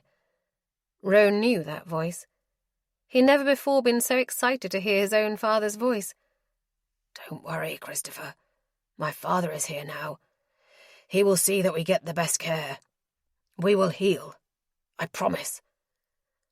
Roe tried to sit up so that his father could see him when he entered the room.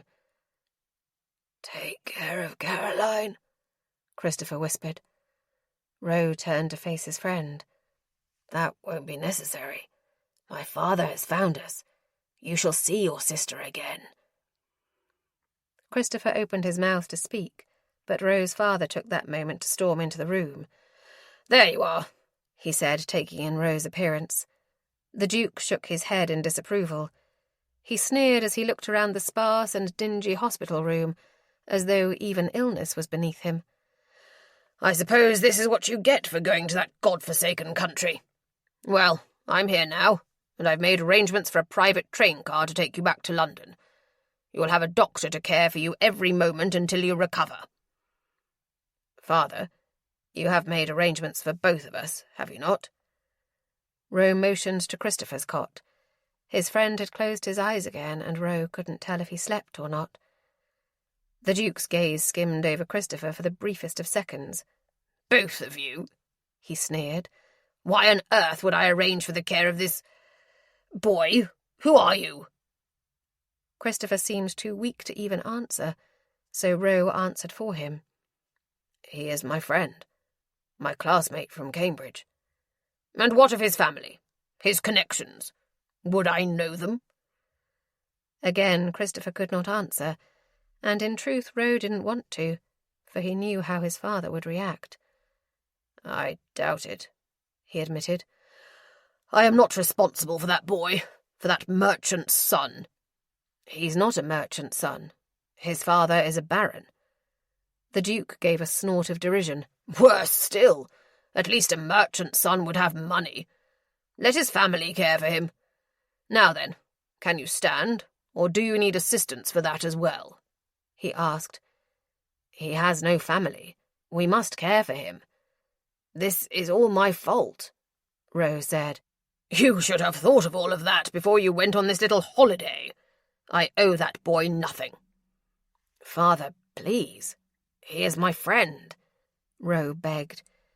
He was too dehydrated for tears to form, but his eyes burned nonetheless. He is nothing to me. Now, enough. He held up his hand, and Roe knew any further arguments would be futile. If he had the strength, he'd refuse to go himself, but he knew that would not work either.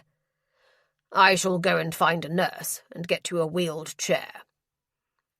Roe rolled toward Christopher. I'll convince him.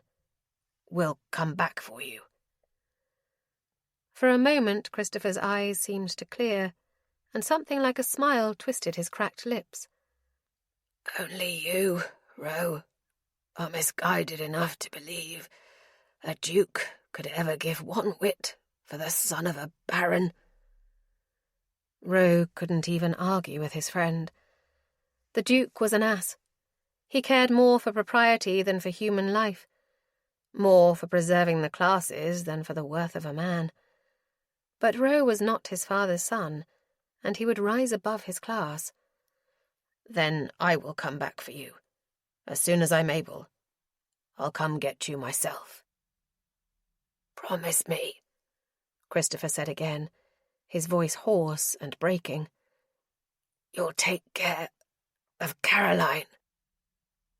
Roe stared at his friend, willing the situation to be different. They'll take good care of you here, he told him, though he knew that wouldn't be the case. It wasn't that they had been treated poorly, but they needed far more intensive care to survive this. Promise me, Roe, Christopher said again. He winced as pain shuddered through him. I promise. Whatever it takes, I'll make certain Caroline is cared for.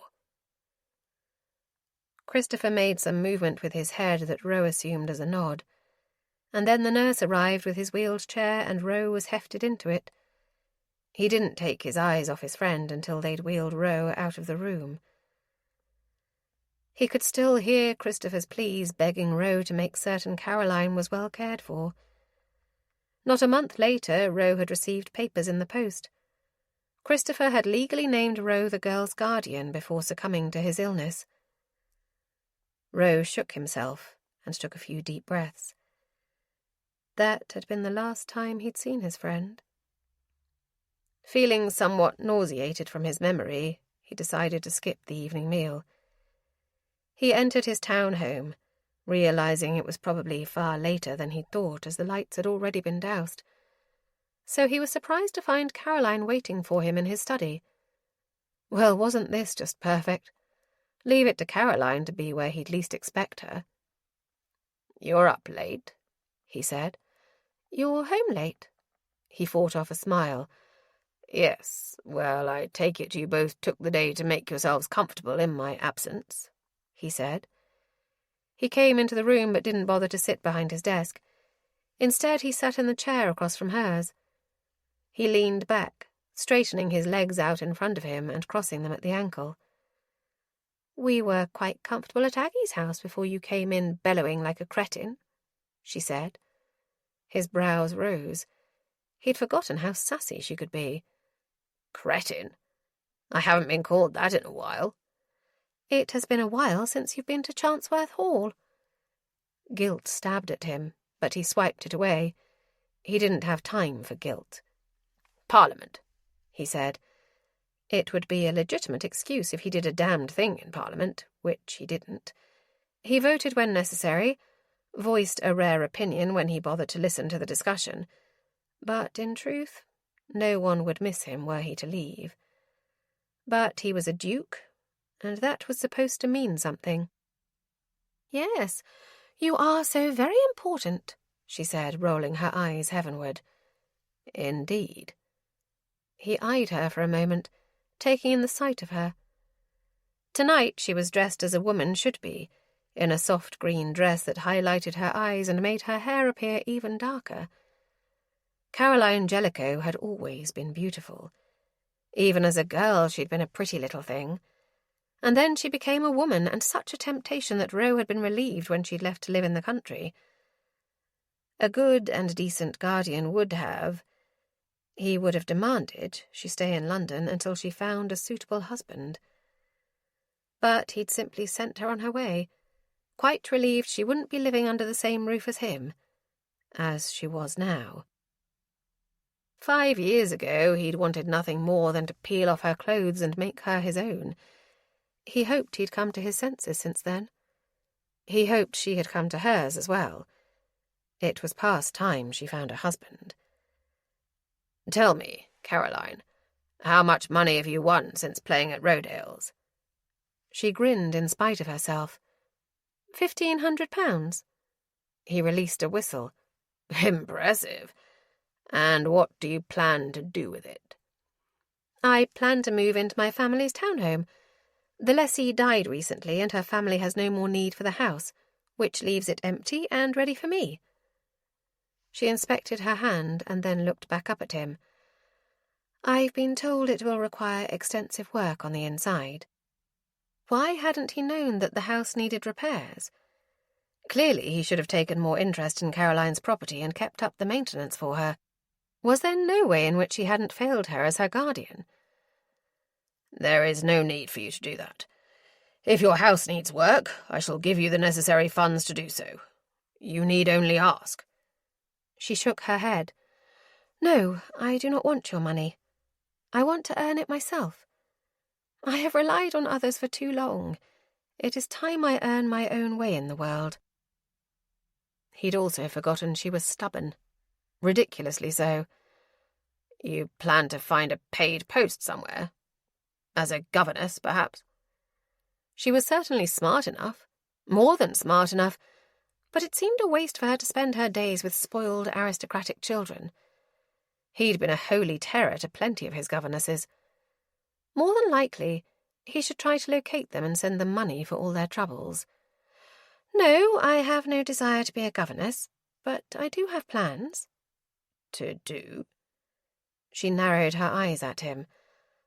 "I shall tell you, but if you laugh, I will never forgive you." Once he nodded his agreement, she continued. "As I said, I want to care for myself. I should also like to provide a place for other orphans after they've gotten too old to live at the orphanage. A boarding house of sorts. More or less. She set her chin and met his gaze head on. I want to open my house up to other girls who, like me, might choose a life outside of marriage. His jaw tensed. Her words angered him even as he understood them. Had he ruined the thought of marriage for her? Do you have enough? Not yet. At least I don't believe I do. I'll know more once I know the extent of the repairs needed. He leaned back and eyed her. And how do you intend to earn the rest? Her chin bumped up a notch. The same way I've been earning it. This isn't the time for your jokes. I wasn't jesting. Her arms crossed over her chest. Now that you know I'm playing at Rodale's, you can keep an eye on me. Ensure my safety. You cannot be serious, he muttered, knowing she was indeed very serious. When precisely had he lost total control over this conversation? It shouldn't take me much longer to earn the rest of the money, she said. I win every time I play. No, he said sharply. Damn it, he would make her understand. Absolutely not. She came to her feet. And why the hell not? It is no place for a lady. I'm not a lady when I'm there. Her eyes flashed with anger and a pink flush settled in her cheeks. She looked wild and beautiful. How had he not recognized her immediately? How had he ever forgotten how lovely her eyes were? He should have recognized their brown depths the moment he walked into the back room at Rodale's. People will realize you're a woman. It's merely a matter of time. They haven't noticed yet? I did, he said.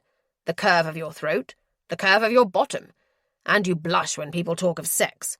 A gaming hell is no place for a woman. There are plenty of women there, she said. He came to his feet. Whores! Is that what you want, Caroline? He wanted to shake her, to scare her with the realities of what could happen to a woman at a gaming establishment. She swallowed visibly, shook her head. Of course not. Do you have any notion of what some men would do if they realized you were a woman? He grabbed her and pulled her to him. Her eyes widened, but she looked up at him, unblinking. Men will want to do scandalous things to you. Wicked things. Still, she said nothing. He slammed his mouth down on hers. It was a kiss intended to frighten her, so he did nothing to restrain his passion. It surprised him, the desire he felt. He knew he found her attractive, had even considered bedding her at one point. But this, the urgency and intensity of his want, took him by surprise. Her mouth was so soft, the curves of her body pressed into his, and lust surged through him. He slid his tongue against hers, and not only did she allow it, but she kissed back. Her hands gripped at his biceps. She eagerly took the punishment he offered her. He was not teaching her a lesson, at least not the right one. She was not afraid of him or his kisses. She wanted them. The realization made him take a step back. They would do a hell of a lot worse to you. He stormed out of the room, hoping he appeared angry, and that she couldn't see right through him, see the way she had affected him. Well, damnation. Caroline put her fingers to her lips, her eyes fluttered closed. She had thought for so long that her feelings for Ro had been a girlhood crush, fleeting feelings of youthful love that meant nothing once she'd grown into a full woman. Yet that was certainly not how she was feeling at the moment. Her body had come alive when he'd pulled her close, when he'd pressed his lips to hers. Then he'd kissed her, and it seemed the world had stopped spinning. Even though she knew that he'd only done so as a way of showing her how dangerous and reckless she'd been, it had not been about desire. Except for her. She could have stayed in his arms in that moment for the rest of her life. She shook herself and left his study, heading up to her own bedchamber. His motive had been to scare her. She could tell that much. But their kiss had affected him, too. She didn't have time for such nonsense. She had a plan for her own life that did not include wasting any more of her time on Ro Grisham. Her heart might feel otherwise, but she was a rational, logical creature, and she could simply ignore those feelings. It was merely a reaction to his kiss, to his nearness. Good heavens, though. As logical as she was also a woman, and Ro was more handsome than any man she'd ever set eyes on. It would be hard not to be affected by his presence. But she could certainly ignore him, or at least learn to be less entranced by him. It would take some effort on her part, but she was a disciplined person. She stepped into the room and rang for the maid that had been assigned to see about her needs. Caroline stood while the girl unbuttoned the fastenings at her back. What did he care if any man at Rodale suspected she was a woman and tried to take liberties with her? Ro had washed his hands of her years ago, so it shouldn't matter to him one way or another. He'd certainly never done anything to assist her, other than what was his duty. That wasn't fair, and she knew it. Still, tonight she needed to be angry with him. Give her the money for her house? He must be mad. She would never allow him to do such a thing. That defeated the whole purpose. Not that it wasn't tempting. She couldn't deny that. She could always repay him. It would be a way of restoring the property immediately. But no, she wanted to do it on her own. She needed to do it alone, to prove to herself she could stand by herself and not have to always rely on others to take care of her. If Ro funded the renovations for her, she'd be relying on him. Precisely what she'd done her entire life. She'd been a burden to every person she'd ever loved. First her father when her mother died, and then poor Christopher when their dad passed away. After his death, she was sent off to a veritable stranger and had lived off him and his mother for all of her adult life. It was past time for her to take care of herself. That solved the issue of money, though it certainly begged the question of what she would do if the renovations required more than she'd already earned. She needed a new plan to earn the rest of the funds. In the meantime, she would live in Ro's townhome and try to keep her distance. So while her heart might believe it loved Ro, her head knew how futile such emotions were. She might not be able to ignore his handsome face, but he irritated her enough to remind her precisely why they were a wretched match. Not that he would ever marry her, but a marriage between them would mean only one thing for Caroline: a loveless union. While she knew that the more time she spent with him, the more likely she was to fall in love with him completely, she was just as certain he'd never love her in return. Being married to Ro and not having him love her in return would be sentencing herself to a life of pain. She'd already loved and lost so many people. She feared that one more would possibly destroy her, irrevocably change her so she could no longer love other people. That one more would tip her over and dry up what was left of her ability to love others. Then what could she offer the orphans she planned to work with? No. She wasn't willing to make that sacrifice. Chapter 6. Ro entered the dining room to find his mother sitting there alone. "Good morning, Mother." He poured himself a coffee, grabbed a piece of bread, and sat across the table from her. "Monroe, you look—" She paused as if grappling for the right word. "Tired. Did you not sleep well?" "I slept. Some." He sipped his coffee and glanced around the room.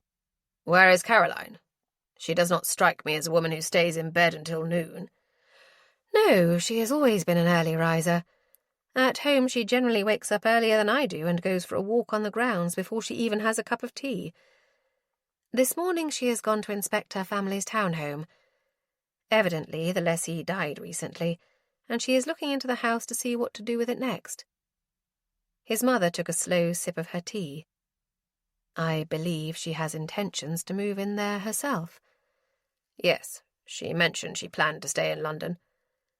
Ro was struck again with the notion of having Caroline close by all the time. As it was, he had difficulty keeping his hands to himself, especially since that kiss. but having her here permanently would be his undoing. Indeed. His mother slathered a piece of bread with some preserves. To be honest, I believe she's been bored with our country life as of late. Perhaps it has all become too tedious for her. She's too intelligent to be sitting around embroidering all day. She took a bite and chewed thoughtfully. He'd of course thought of Caroline over the years and had sent letters to his mother inquiring on her well-being. He even visited on occasion, but he'd never known precisely what Caroline did with her time. Evidently she'd been playing cards and perfecting her game, as it were. Is that what she does? She sews? Absolutely not. She's terrible with a needle and thread. She waved her hand dismissively. In any case, I've made arrangements to give her my board position with the Dover Street Girls' Asylum. She took a sip of her tea. It will give her something to do whilst she's here. Of course, she could always reintroduce herself to polite society, but I believe she has no intention of doing that. Why ever would you give her that board position? Roe drank the rest of his coffee, then stood to pour himself another cup. His mother had been on that board since the orphanage had been founded. It was a long-standing cause of hers. It is your favourite charity, is it not? It is, and the charity that I've been with the longest, though I haven't been to a meeting in ages. Now my efforts and funds can go elsewhere. There are so many wonderful charities. His mother placed her napkin on the table, then folded her hands in her lap. Besides, the orphans are a special cause for Caroline. She feels a kinship with them. She needs to feel as if she's giving them hope. I believe if she could, she'd take many of them home. Yes, she mentioned as much, though it is a ridiculous notion, since a single woman is not allowed to take in orphans. It was one more reason why he and Caroline could not be. He had no business raising children. He wasn't a good example and had no intention of changing that.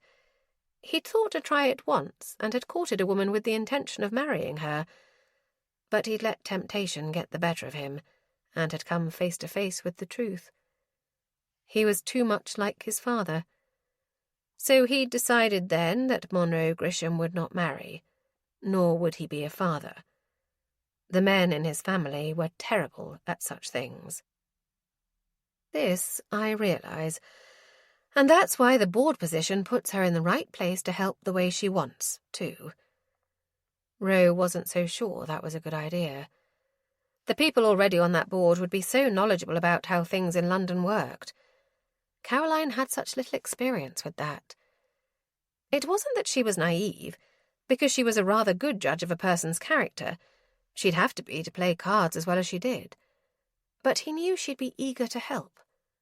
Perhaps too eager. Of course, I realize this board position should fall to you as my son, but I didn't think you would be interested. Am I correct in that assumption? He made no comment. He didn't have any real interest in things that weren't monetary, but he could protest the board position, insist he have it so Caroline might then return to the country where she belonged. Then again, that wasn't fair to her. What he should do was demand she be reintroduced into society and find herself a husband. He knew, though, that Caroline would never agree to that. He tried once, and the conversation had not gone well. Perhaps, however, there could be another reason for her to return to society. She has her first board meeting today. I've already sent notice to the rest of the board members to welcome her in my stead, his mother said. Indeed. He downed his second cup of coffee. Mother, you know what Caroline needs to do is find a suitable husband and get married. She needs someone to take care of her, provide for her. Certainly she wants to have her own family, since she obviously cares a great deal for children, and time is not so much on her side. I will not insist she marry someone she does not wish to marry. And he knew she meant that. If Millicent Grisham, Duchess of Chancworth, could start a charity that made it possible for women to not have to marry men they didn't want to marry, she would do it. She'd been miserable in her own marriage and never wanted another woman to be put in a similar situation. You know I love you and Justin, and I wouldn't change my past simply because of you boys," she said. "But no woman should have to endure that kind of life. That being said, I do think Caroline would be happier if she found a worthy partner." "She will not agree to such a thing, though. But being out in society would give her the most access to eligible men," Roe said. His mother was quiet for a moment. She tapped her finger on her lip, something she did when she was formulating an idea. She used to do it when he was a boy and she was trying to think of a new game for him to play in order to avoid one of his father's particularly foul moods. When she hit on an idea, she'd give him one of her impish smiles. And there it was. "Well, you know that being on the board of the orphanage is such an important duty, and she'll need better contacts, especially if she is to help raise any necessary funds," his mother said. He bent and kissed his mother's cheek. "You're brilliant, you know that?" Then he left her alone in the dining room. He suspected the feelings Caroline had claimed to have for him at one time were long gone. She'd been but a girl at the time, and had fancied him merely because she saw him as her saviour. If she knew the truth about Christopher's death, however, she would likely never forgive him. Having her leave had been the easiest way to handle his growing desire for her and the temptation she presented. But that wasn't an option this time. He certainly couldn't marry her. She deserved better. Until she had found her place in society, learned more of their ways, he'd make certain no one took advantage of her. He'd go to that board meeting today and claim his own position on the board. Caroline poked the key in the hole at the front door. Her hand shook, and her nerves threatened to evacuate what little food she'd eaten for breakfast. She took a slow, steady breath. "You can do this." With a click, the lock unfastened and she opened the door. It had been closed since Mrs. Murdoch had died 3 weeks ago. Her family had already come and retrieved her belongings, so all that remained was the furniture and fastenings that Caroline's family had left. She had not been in the house since Christopher's death, when she had been sent to live with Roe. It was decided at the time to lease the house and wait until Caroline was of age and married before determining what to do with it. She'd been of age for 6 years, but Mrs. Murdoch had been a good lessee, paying on time and not causing trouble.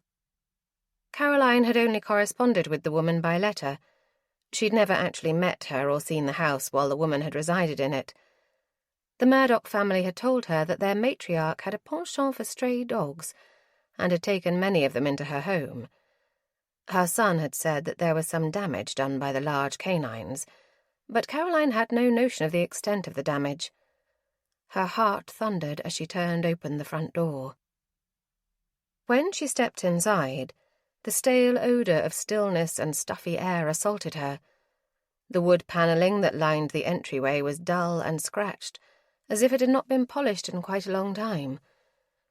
She could see some small chips and holes in the floor and the baseboards, with obvious chew marks. She walked into the first room, noticing the wallpaper her mother had put up one summer had faded and torn, peeling off the wall. Every room was in worse condition than the last, and the sight of them nearly brought her to tears. But she refused to cry. Yes, the house was in disrepair, but it was still in good enough shape. With enough money, she could make the house shine as it once had. She would have to speak to some architects, but she felt she had saved enough to get much of the work accomplished, or at the very least, started. She could ask Roe to loan her the difference and slowly pay him back. Unfortunately, she had no real way to make any income, especially since he was doing everything he could to ensure she didn't go back to Rodale's to play. She supposed she could go to another gaming hell, but she was no fool. Roe was right. Her disguise might work for a time, but she'd be putting much at risk to go elsewhere. She was too practical for that. There had to be other ways to develop an income. Perhaps she needed to discuss with Roe ways to invest and create more interest for her to live on. Of course, she had studied the stocks so much while in Dorset, it had become one of her favourite pastimes. It would be nice to have access to her funds in a way that she could invest in the stocks she followed. In the meantime, she had the orphanage to work with. She knew Millie loved that board position, and it meant everything that she gave it to Caroline. To assist with fellow orphans would go a long way in making her feel as if she'd done something worthwhile with her life. There had to be a reason why she was the only one in her family that was left. Perhaps this was it. She stepped into what had been the formal parlour. Tears stung her eyes as she looked around. The furnishings were the same, though now old, faded, and worn. What had been her mother's favourite settee was in tatters, the springs exposed where the upholstery had torn. She ran her hand over the carved wood, remembering the day her mother had brought it home. She'd been so proud. They'd all been. Her dad's baronage had been granted by the Queen, and it was so new for all of them. They'd been accepted warmly by a few of the titled families on the street, even though others never considered her father as anything more than a wealthy merchant. Caroline looked around at the shell of the house that had once been her home, the home where her parents had lived together as a loving couple, the home where she and Christopher used to run up and down the stairs, chasing one another, him wanting to put ink in her hair and her wanting him to teach her how to shoot. She'd be a fool if she didn't admit that moving back here, with all the memories, would be so difficult. It would bring back all of the pain and grief she'd experienced when each member of her family had died. But moving back here was her only choice, and she had the opportunity to do something wonderful, to transform all those feelings of sorrow into something more meaningful. She could bring hope and laughter back to this house. Living in Rose's house, even if it was a country estate he never visited, felt as if she were waiting for a love that would never come, waiting for him to notice her. She couldn't do that anymore. She wouldn't do that anymore. Even if one day Ro did love her, it wouldn't last forever. Hadn't she learned that again and again? That kind of love, the romantic fantasy of love, it didn't last. It burned hot, bright, and fast. When it burned out, it left you scarred and raw. She would never again get close enough to let that kind of love burn her a second time. Tomorrow she would come back, make a list of all of the things that needed repairing, and have an architect give her estimates on what said repairs would cost. At the moment, however, she was almost late for the board meeting. As she walked through the front door, she nearly slammed it in the face of a man standing on her front stoop. She started, kept her hand on the door. "May I help you with something?" "Miss Jellicoe?" the man asked. He stood about her height, perhaps a bit shorter, but he was older by at least a decade, possibly 2. "I'm Peter Murdoch, Mrs. Murdoch's son." "Oh, yes, of course. My apologies. Did you leave something here you need to retrieve?" "Not precisely. I'm afraid we're going to need to make good on that lease. We'll need to retain the house for the designated length of time." "What? But we agreed—" "Yes, well, things change, and a legal document is binding. It would seem that I will need to move into this address myself." This couldn't be happening. They'd agreed. She took a deep breath. There was no need to panic. She probably had a way out of this. She merely had to speak to a solicitor. "Mr. Murdoch, I'm afraid I can't discuss this at the moment. I'm late for a meeting. And I've already scheduled repairs for the house, so you'll have to wait until those are completed." Perhaps that would provide her enough time to figure out how to get rid of the Murdochs for good. Caroline stood on Dover Street, looking up at the building that took up nearly a block of space. It was 4 stories high and constructed of white limestone. A small staircase led up to a shiny black door. To the right of the door was a small carved sign that read, "Dover Street Girls' Asylum." Caroline tapped the knocker into the door. "I'm here for the board meeting," she said when a woman answered. The woman curtsied and stood aside. Caroline stepped into the asylum and was immediately struck by the stringent smell of lemon, indicating the building was clean. That was good. She'd hate to think the girls who resided here lived in filth. "I'm Mrs. Hancock," the woman said as she led her down the corridor. "I'm the housekeeper here at Dover House, and anything else they need me to be." "Caroline Jellicoe," Caroline said, her voice coming out thinner than usual. She cleared her throat and tried again. "I'm new to the board. Do you live here with the girls?" "Oh, yes, ma'am." The woman's shoes clicked against the wood floor as they walked. "The meeting is right over here." She opened the door and allowed her entrance. "It hasn't yet begun, though I believe everyone else is already here. All except Mr. Lamb, and he'll be along directly." Caroline gingerly entered the sizable room. It could have been a dining room in a standard home, but hopefully they had a much larger dining hall where the girls would gather for meals. This room had a smaller table, one that would seat probably 12 guests. The other people in the room milled about, speaking quietly to one another. 2 men stood by the windows, dressed in gentlemen's finest, right down to their expertly tied cravats. 2 elderly women stood by the tea service, stirring their cups and eyeing the other woman in the room. Their object of interest was tall and younger than the other women, but obviously older than Caroline. She was startlingly pretty, with striking red hair and a curvaceous body she was comfortable showing off. Her cobalt blue dress moulded to her, and all at once Caroline felt quite aware of the plainness of her own dress. She was dressed in a practical manner, but her simple calico muslin felt drab and childlike. The contrast gave her pause, but she didn't have time to fret for too long about it. The 2 elderly women approached her, teacups in hand. "You must be Miss Jellicoe," one of them said. "Duchess Chancellor sent you, I believe. I am Lady Wingard, but you may call me Hildy." She smiled pleasantly. Caroline liked her immediately. She could not say the same for the other woman, who was eyeing her suspiciously. She introduced herself as Lady Green. "Is there a reason why Millicent could no longer attend board meetings?" she asked, her voice sharp and unwelcoming. "She has other charities she wanted to devote her attention to and thought I might be of use here," Caroline said, not missing a beat. She had dealt with women like this before. She didn't like it, but she managed to maintain her wits about her. "I should think we have most tasks covered," Lady Green said. "Pish-posh," Hildy said, popping Lady Green on the arm. "There is always plenty of work to be done, and we could certainly stand to have some young influences here. I would wager Miss Jellicoe here has plenty of splendid ideas." She winked at her. Caroline supposed she did have a few ideas, but she wanted to settle in first, figure out precisely how the orphanage was run before sharing any of them. The buxom beauty approached. "Fresh blood," she said with a smile. "Belinda Smith, Lady Fairfax." She extended her hand to Caroline. "Caroline Jellicoe. A pleasure to meet you." She wasn't too certain what to make of Lady Fairfax, but she seemed friendly enough. "Indeed.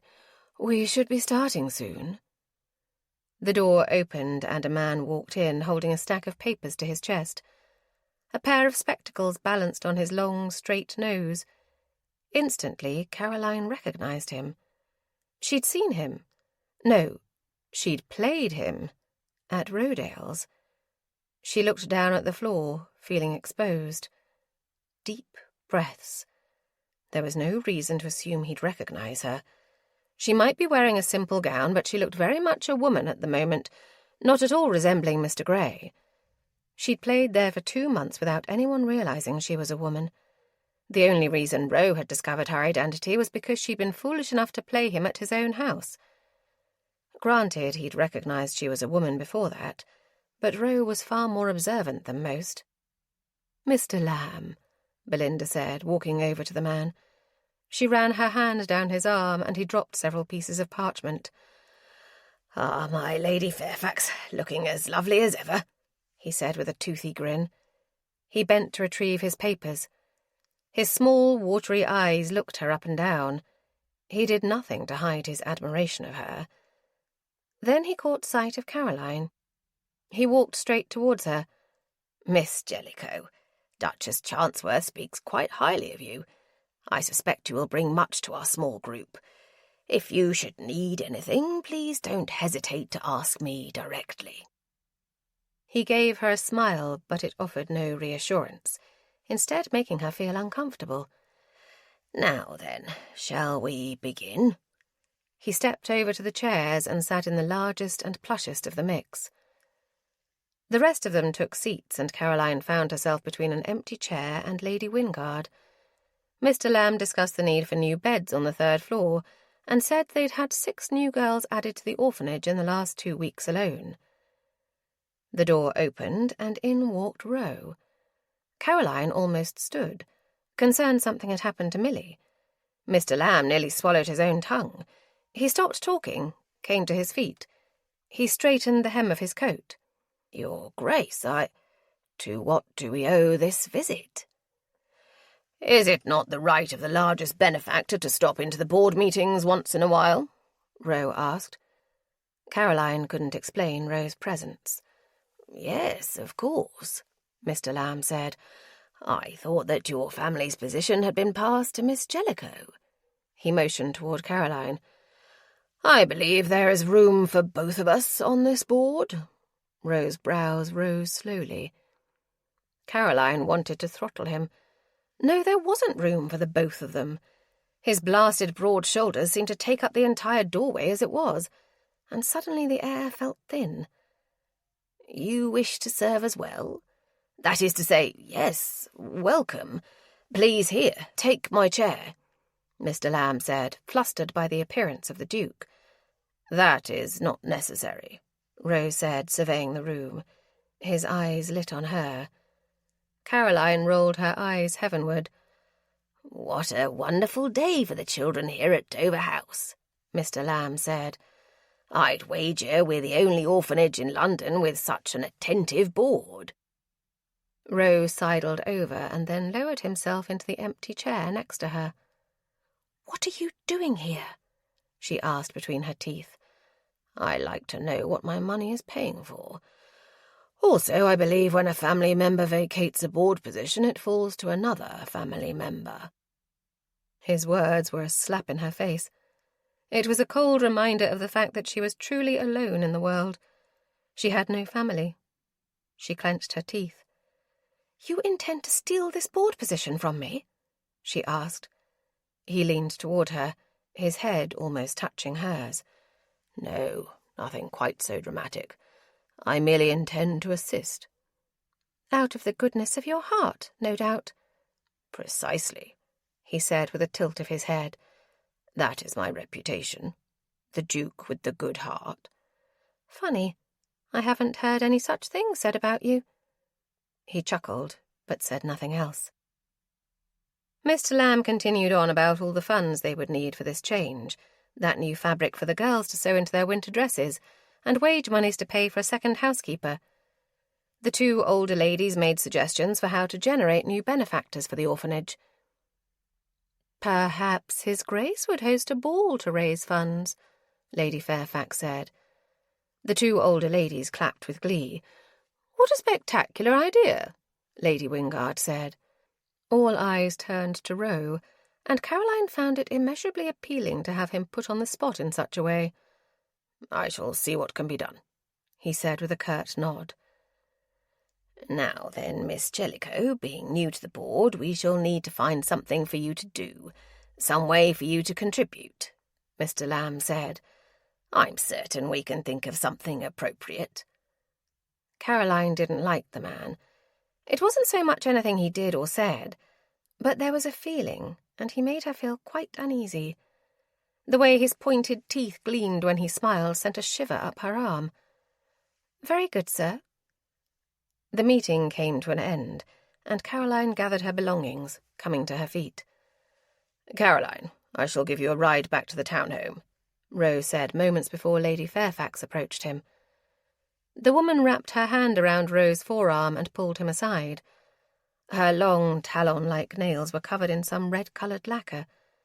She looked up at Ro from beneath her lashes and cooed when he spoke, never taking her hand off his arm for more than a second. Jealousy, hot and heavy, settled in Caroline's stomach, and she turned away from the sight. Her feelings for Ro were unwanted both by him and by herself.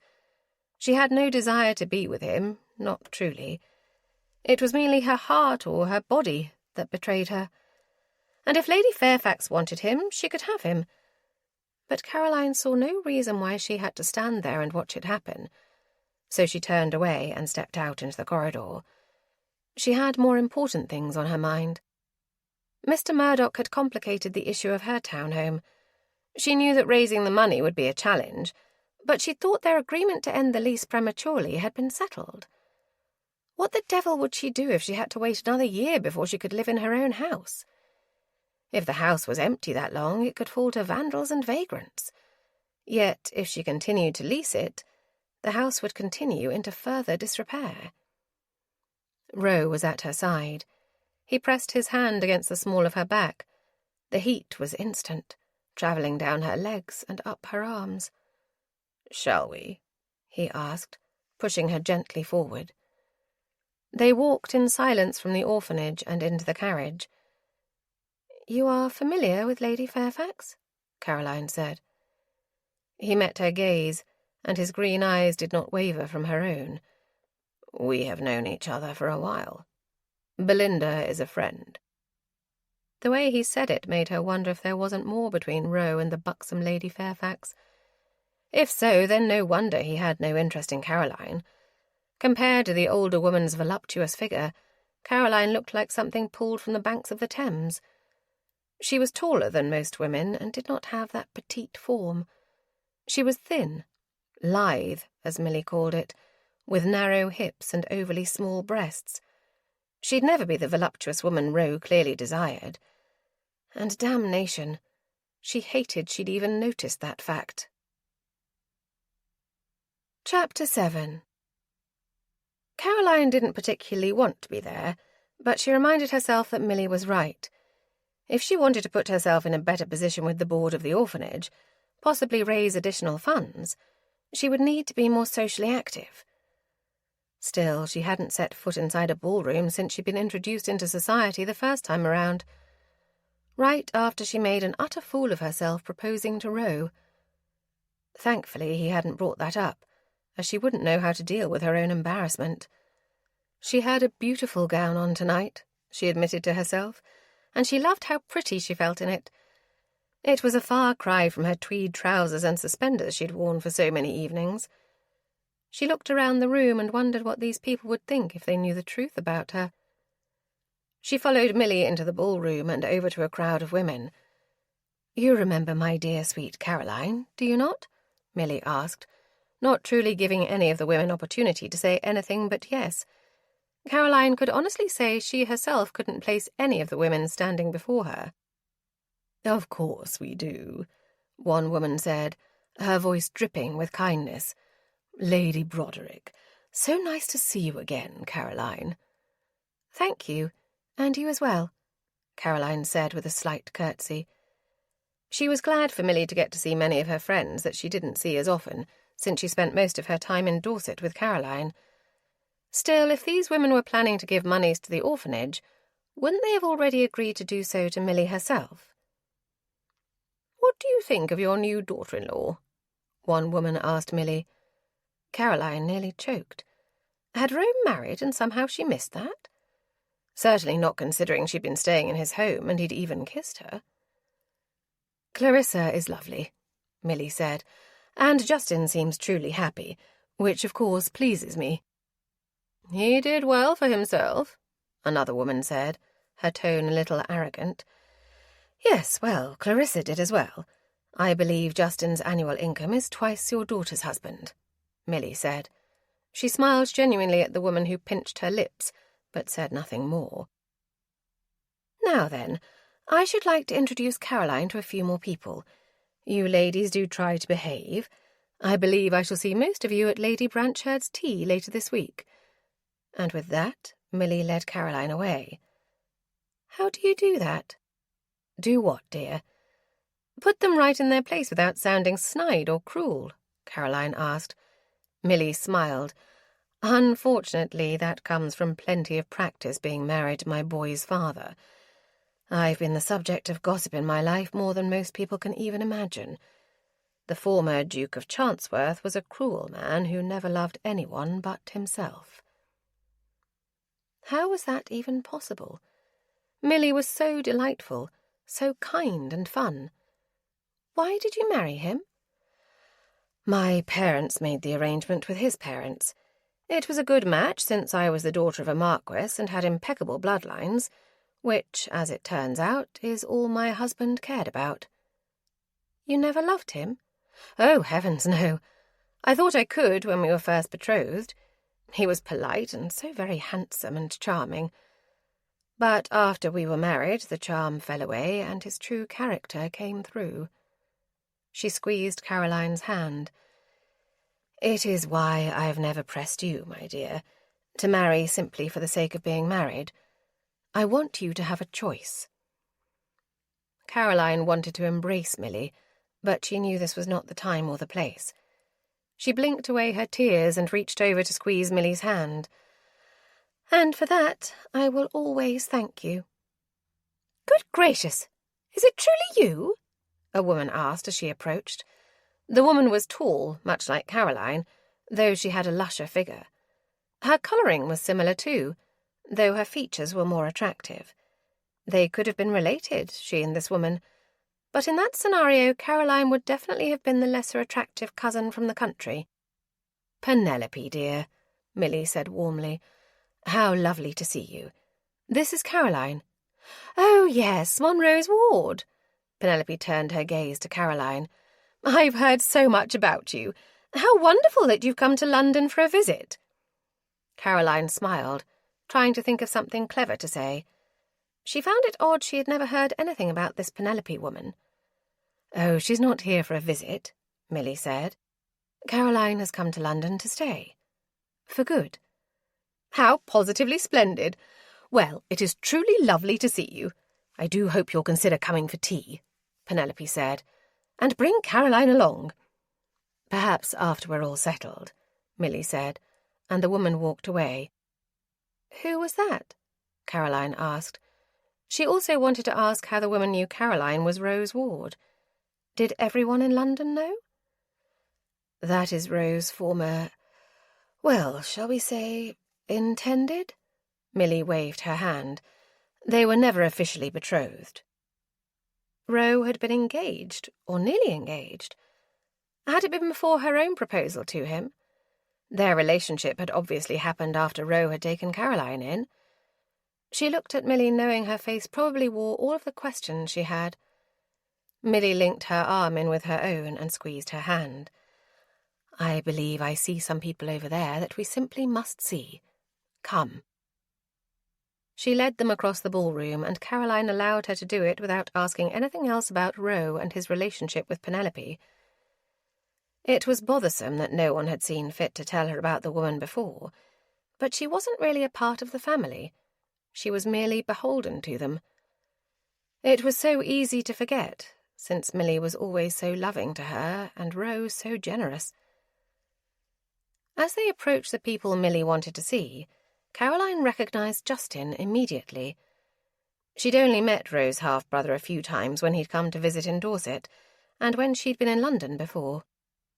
But he looked the same, his dark, exotic features accented by the broad smile on his face. It would seem married life made him very happy indeed. His wife, Caroline assumed, was the petite blonde standing next to him. She looked vaguely familiar, and Caroline guessed they might have met once upon a time. "Hello, darling," Millie said as she reached Justin. She leaned up to kiss his cheek, then embraced the petite blonde. "Clarissa, you look so pretty tonight. Look at you two, so blissfully in love." "Is it that obvious?" Clarissa asked. "Yes," Caroline answered before she thought better of it. But the truth was she was fascinated by the notion of that kind of love. Love matches, they called them. As a girl, she'd expected to make one herself. Love matches were far more common among the lower ranks of the ton. As the daughter of a baron, she might have met and married someone of her own class. But then everyone in her family had died, one by one, leaving her in a world she had never anticipated. Now, as Rose Ward, she was shuffled into an in-between state, forced into the highest levels of the ton without really being a part of them. She was at the mercy of Rose's generosity, And although he had always been unfailingly generous, she could never forget that the money for her dowry was his, not her own family's. Clarissa smiled at her. "You're Caroline, aren't you?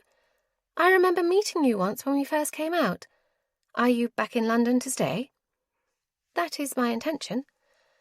"I have given Caroline my board position for the Dover Street Girls' Asylum, so let her know if you intend to make a donation," Millie said. Justin smiled. "Millie, you know I can never say no to you. Caroline, let me know how much you need." "Thank you for your support." It was then that Aggie walked over with a man in tow. "Millie, this is the young man I was telling you about," Aggie said. Justin and Clarissa excused themselves and strolled over to the dance floor. "Caroline, this is Wade Bishop. He's an American, and he's here in London making some investments. Mr. Bishop, this is our dear friend, Miss Caroline Jellicoe," Aggie said. "Miss Jellicoe, a pleasure to meet you." Mr. Bishop leaned over her hand, but did not press his lips to it. He was a pleasant-looking man, though she would not consider him handsome. His hair was pale in colour, and his eyes an unremarkable brown. "And you as well, Mr. Bishop," she said. "Caroline, I was telling Mr. Bishop about your involvement with Dover House, and he's interested in learning more about it," Aggie said. "Primarily about potentially becoming a benefactor." "Indeed, that's quite kind of you." Caroline knew this was part of being on the board of directors. This was especially true for her, since she didn't have money of her own to donate to Dover House. She would have to seek out and line up benefactors for the charity. "Perhaps you would accompany me to the refreshment table. I believe I saw some lemonade over there," Mr. Bishop said. Millie and Aggie smiled and motioned with their hands as if they'd choreographed it, so Caroline allowed Mr. Bishop to lead her to the refreshment table. He chatted politely about how different London was than his home back in America, how much more civilized and proper everyone was. Caroline nodded, doing her best to listen, but the fact was she didn't particularly care about Mr. Bishop's life in America. She heard Rose's name being announced at the entrance of the ballroom, and her heart thundered in response.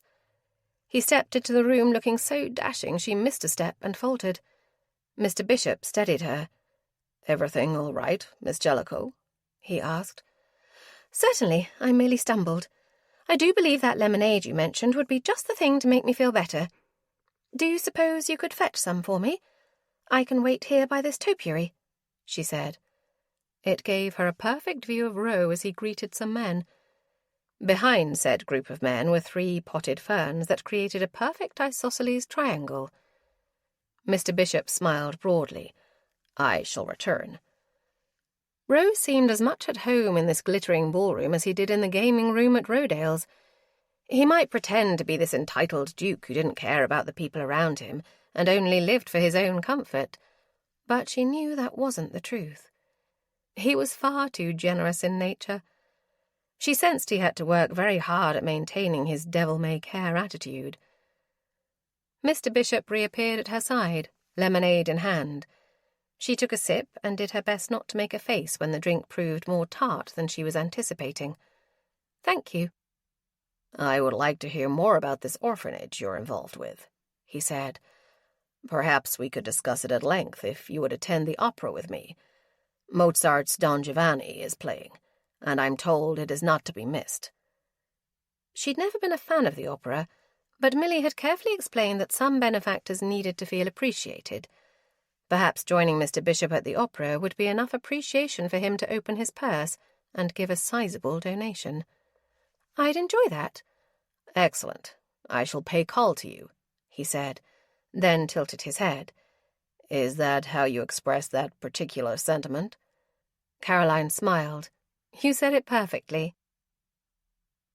Later that evening, Rose sat in his study, sipping a brandy and trying to decide what to do about Caroline. She'd looked so beautiful in her dress tonight, and she'd even danced with a couple of gentlemen. It was what needed to happen, he told himself. It mattered not that the sight of her in another man's arms had made him want to storm the dance floor and rip said arms off. Nothing he said would get her to leave London, And in truth, it was his damned problem, not hers. She shouldn't have to leave simply because her presence created temptations he didn't want to handle. His mother had worked her particular magic and persuaded Caroline to attend the ball. They hadn't stayed late since Caroline had claimed to have a headache. Ro doubted that was the entire truth, but certainly she wouldn't dare to don her disguise and try to enter Rodale's again. Just in case she was tempted to try such a stunt, Ro had instructed his butler and housekeeper to send notice to him immediately if they saw a carriage pick up a boy anywhere outside the house. In the meantime, he was staying up to keep watch himself. He hadn't decided if he was going to Rodale's himself. Frankly, he wasn't too keen on the idea. Caroline had been the best opponent he'd played in years, and the thought of going and having to deal with the idiots that littered the tables at Rodale's made him yawn. Moreover, the chances of him getting into the back room to play Cabot were slim. There was a scratch at his study door, and his butler stepped inside. "Your Grace, Lady Fairfax is here to see you." Ro didn't bother to stand. Belinda strolled into the room, her deep burgundy gown leaving very little to his imagination, though he didn't need his imagination to envision her body. He knew every curve she had to offer. She was a stunning woman, he would not deny that, but he'd grown bored with her and had ended their affair 6 months before. "Darling," she said as she stepped forward, "I had not realized how much I missed you until I saw your handsome face today. And then imagine my surprise when you also attended the Paddington Ball tonight. I knew I simply must come over so we could have a talk." "Don't you have a new toy to play with?" he asked her. She feigned a pout, puffing out her bottom lip and glancing up at him from beneath her darkened lashes. "You wound me. What we had was special. Certainly you have realized as much now. Don't you miss me?" She sauntered over to him and stood before his chair. "Not particularly." There was no use in being anything but bold and upfront with her, since anything else she'd misconstrue as flirtation. He was not interested in rekindling an affair with her. "You have found another, then?" He didn't answer her. It was none of her damned business if he'd taken another mistress. She bent down, bracing her hands on the wooden arms of his chair. Her breasts were a mere breath from his face. "I could change your mind. Don't you remember how it was with us when we were lovers? How passionate we were together? No other man in London makes me feel as you did. No other can pleasure me the way you can." "That's a shame, Belinda, but it's not my concern whether you're pleasured or not." He pushed at her, moving her chest off his brow. She stood and leaned against his desk, staying close to him. "What were you doing at the board meeting today?" she asked. Her tone changed from seductive to accusatory. "Since when do you take an interest in the poor orphans of London?" "I have my reasons." He tapped his fingers on his desk. "My mother vacated her board position, and she needed a replacement." "She sent a replacement." Then her eyes went wide, and she gave him a sinister smile. "Oh, I see. So it is that girl." She spat the word as if it were a curse. "She has captured your attention. Not usually your type, Ro. My late husband had more curves than she does." "Which one?" "Touché, my love." She let her eyes roam over him. "When you change your mind, and I know you will, because that waif of a girl will never be able to satisfy you, I will be waiting." She leaned down and kissed him, running her tongue along his closed mouth. She winked, then sashayed out of the room. Caroline stood in the dark. She was not particularly skilled when it came to determining if a man was attracted to her. She hadn't stayed in London for her season long enough after Ro had rejected her proposal, but Ro had behaved as if she tempted him, as if their kiss had affected him, just as it had her. Perhaps he behaved that way with any woman who got close enough to him. Somehow she doubted that, though. She'd seen Lady Fairfax, the kind of woman Roe had affairs with, a sophisticated woman with curves aplenty, lovely golden hair and big blue eyes, not at all like Caroline's unruly mouse-brown hair and her own lacklustre brown eyes.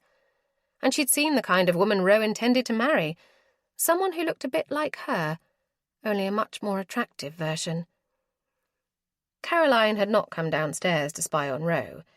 She'd wandered down to find a book to read, and had seen a particularly interesting-looking text in Roe's study on mathematics.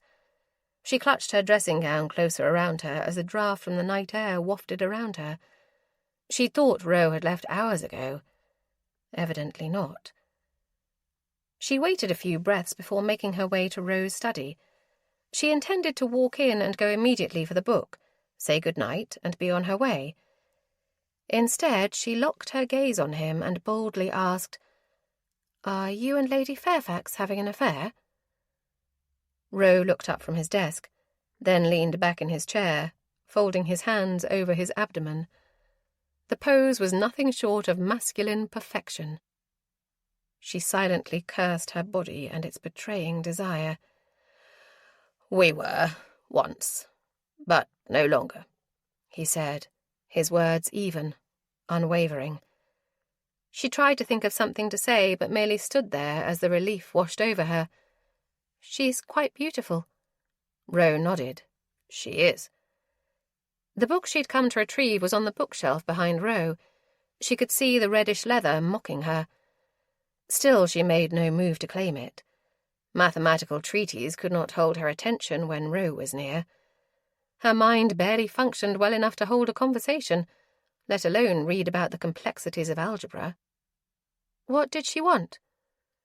It wasn't her concern, she knew that. She was nothing to Roe, nothing but a financial burden, and he owed her no explanation about anything. Still, she was curious. "Me," he said with a grin. "I want you too." But still, his obvious humour in the matter sent another flood of relief through her. If he was still interested in Lady Fairfax, he would not be joking about the matter with her. "I see. Your arrogance knows no bounds, does it?" He tilted his head as if considering her question. "I don't believe it does." "I came down to borrow a book." Caroline stood in the same spot, her eyes unable to leave Roe's face. "Do you want to play a few hands?" he asked. "I do," she said without thinking. They hadn't played since the night he discovered her disguise, and her hands had been itching to touch the cards, to see the numbers tally in her mind. It would be a good diversion from what her mind was currently considering, all the ways Roe could seduce her. He motioned for her to come forward. "Pull up that chair." He indicated the wooden chair that currently sat near the window adjacent to his desk. She dragged it across the Persian rug and brought it to the edge of his mahogany desk.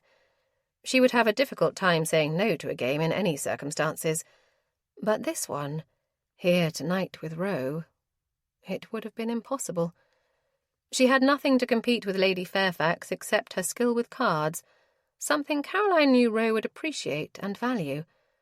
So she'd do her best, challenge him, beat him, and then be able to go to bed tonight knowing while she might not be the prettiest woman in his life, she was the smartest. He retrieved a deck of cards from his top drawer and nimbly shuffled them, flipping and fanning them within his hands. He had beautiful hands, large, broad, masculine hands with a light dusting of hair on each knuckle and neat manicured nails, hands that had touched her throat and her face when he'd kissed her. She felt her cheeks warm and knew they likely burned red. She looked down, inspected her own hands, which she'd never felt were particularly feminine, because her fingers were long and narrow. Her own nails were blunt and jagged from her bad habit of picking at them when she was nervous. She remembered when she'd been very young. Her mother had told her that her hands were that of a pianist. Caroline had tried to play some time after that, but she'd never been particularly musical. "I met someone tonight." Caroline hadn't intended to bring up Penelope so abruptly. Still, her curiosity seemed to know no bounds. "Yes, the American fellow. I saw." Caroline frowned. No, not Mr. Bishop. Although I suppose I met him as well. No, I meant I'd met someone you knew. Penelope. Or I should probably refer to her as Lady Granger, though she introduced herself with her Christian name. Rose stiffened, and the cards in his hand stilled, but it was so brief a moment that had she not been studying him, she would likely have missed it. Yes, I do know Lady Granger. Of course you do. You were betrothed to her once? He met her gaze. No, we were never officially betrothed. I realized things would not work out between the two of us, and we parted ways. It was for the best, as she'd already fallen in love with Lord Granger. They married shortly thereafter. Was that jealousy or hurt she heard in his voice? It was hard to tell, but there was a decidedly darker tone. Perhaps she shouldn't have brought her up at all, if she reminded Ro of their painful past. She had always assumed Ro felt love was beneath him, a pedestrian emotion. She'd never considered he'd once loved and lost. "Ready?" he asked, indicating the cards in his hand. Yes. He still wanted to play, which relieved her. Perhaps that would lighten his mood. He dealt her cards, and she flipped them over, glanced at both. 20. His brow slowly rose. I'll stay. Very good. He checked his own hand. Dealer takes 1. And another 1.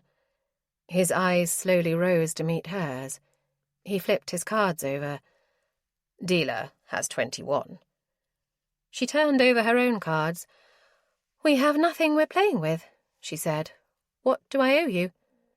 He cocked his hand to the side. Nothing.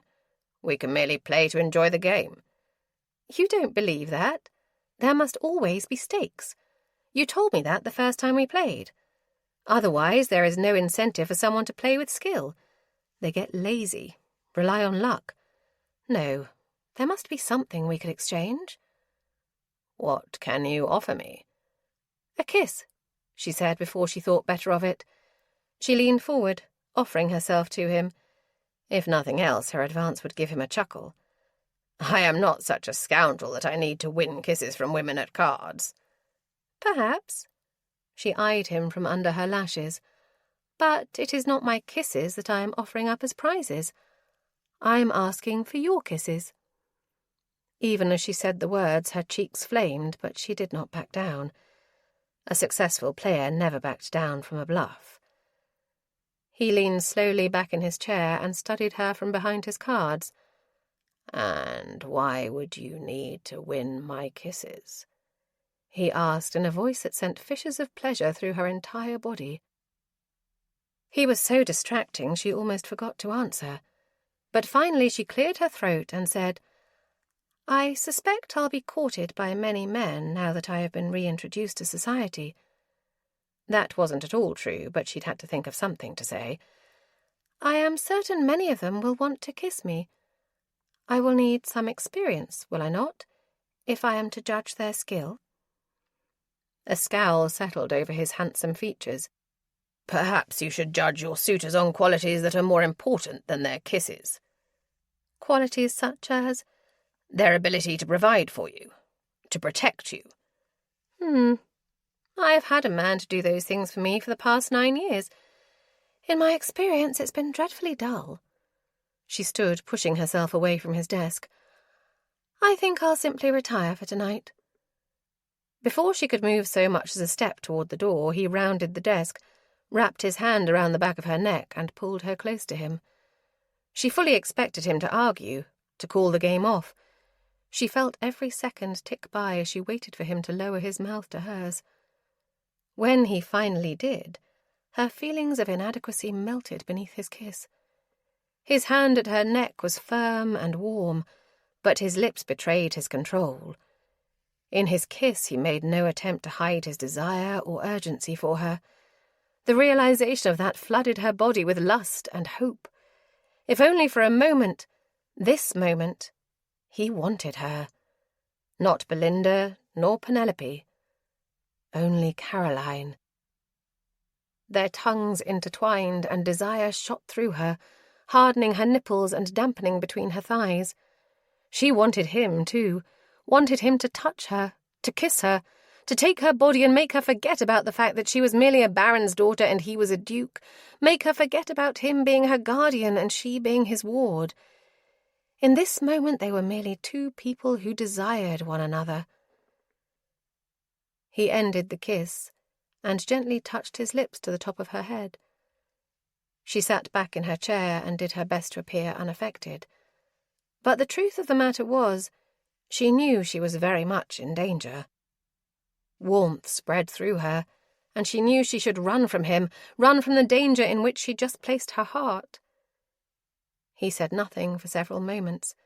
Then he dropped his cards and stood. He walked over to the decanter of brandy and poured himself a glass. He downed it and poured another before turning to face her. "I cannot afford this game, because it will not have the payout you're looking for," he said. "What the devil does that mean?" She dropped her cards. "I am not the man you think I am, Caroline. Not the hero you saw as a girl."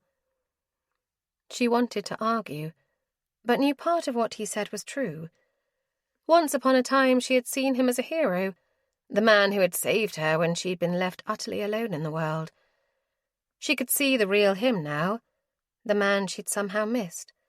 And the truth was, she much preferred this man to the one she'd spent hours mooning about, though she'd never tell him that. "I want you to know the truth, though. I've kept it from you for far too long, convincing myself that I was protecting you. But know this, Caroline. The only reason I didn't tell you this 9 years ago is because I didn't want you to see me for who I really am." There was such earnestness in his eyes that her own burned with tears. She came to her feet. "Ro, what are you talking about?" Her heart thundered in her chest and her stomach twisted in knots. "I am the reason your brother died. Were it not for me and my stubborn ways, Christopher would still be alive." She frowned and shook her head. "Christopher died of cholera, a disease you both had, if I'm not mistaken. Millie told me you were quite ill when you returned, and it took months to nurse you back to health. Even I remember how gaunt you still were that first time I saw you. Not at all the man you are now, healthy and strong." He inclined his head. "True, but it was my idea to go to Persia to begin with. Then when we returned and we were so ill, he more so than me, my father came to get me, and I just left Christopher there. Left him there in that pitiful excuse of a hospital." He swore and downed his second drink, and he gave her a sad smile. "So you see, Caroline, you mustn't set your heart on me. I don't deserve your affection, and I thought it was about bloody time you knew the truth." He strode from the room. Caroline sighed. If only he knew the truth. It wasn't that he wasn't the man she'd believed him to be that frightened her. It was that the real Ro was even more appealing than her childish image of him. She had thought her girlhood fancy of him nothing more than that. But here now, with her adult body and her adult mind, she found she wanted him more than she ever had before. And that was terrifying. Chapter 8. The following day, Caroline was reading the mathematics text alone in Ro's study. Well, she was holding the text, though the words seemed to blur in front of her. Her thoughts were occupied with reliving Ro's kisses. It was easier than thinking about everything he told her about her brother. Her heart hurt for Ro. Nobody would have ever blamed him for Christopher's death, least of all her. These thoughts were futile, and so she'd curled up in one of the sizable chairs with one leg swinging crossed over the other. Ro was out of the house, though Caroline wasn't certain where he had gone, and Millie had gone shopping with Aggie. They'd invited Caroline to go along, but she hadn't seen a reason to. Granted, she probably could use some new dresses, especially now that she had so many society obligations. She had declined, as she hadn't wanted to ask for the funds. She spent part of the morning searching the Times for recommendations of architects and their employees to decide whom she should contact for the work needed at her family home. The list was overwhelming, and the amount of knowledge she had about the men listed was non-existent. She could just as easily select a man because she liked the sound of his name as the list of his credentials. She knew the staircase was her primary concern. Well, that and the roof on the back part of the house, where they'd had significant wind damage. Once those issues were resolved, the remaining issues were mostly cosmetic, such as repairing and replacing some of the wood panelling and baseboards. After that, she could slowly update the decor, put in new wallpaper, reupholster the furniture that was still usable, and then she'd have to replace the pieces that were too worn. Of course, none of that would matter at all if Mr. Murdoch would not allow her to forego the remainder of the lease. She'd spoken to the solicitor, who had originally managed the lease, and he'd said the document was legal and binding, which meant that the only way she could prevent Mr. Murdoch from retaining residence in her home was to talk him out of it. "I'll merely wait for him," a man's voice said from the corridor outside of Rose's study, "if you don't mind." The butler opened the door. Then, startled to see her, he bowed. "Miss Jellicoe, I was not aware you were in here. My apologies." Caroline swung her legs to the front of the chair and stood.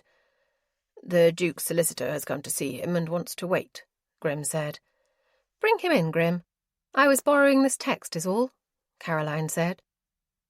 The man who entered the room held his satchel up against his chest. He couldn't have been too much older than Caroline herself. He smiled shakily at her. "My lady," he said with a nod, "many apologies to intrude upon you like this. Please carry on with your reading and do not mind me. I only need to speak with Lord Chancellor regarding some funds he requested for a charity." Was the charity he spoke of the Dover House? Perhaps she could play hostess for a few moments so the man was not alone. Caroline pointed to the two wing-backed chairs in front of the fireplace. The solicitor sat in one. "My name is Caroline Jellicoe," she said with a grin.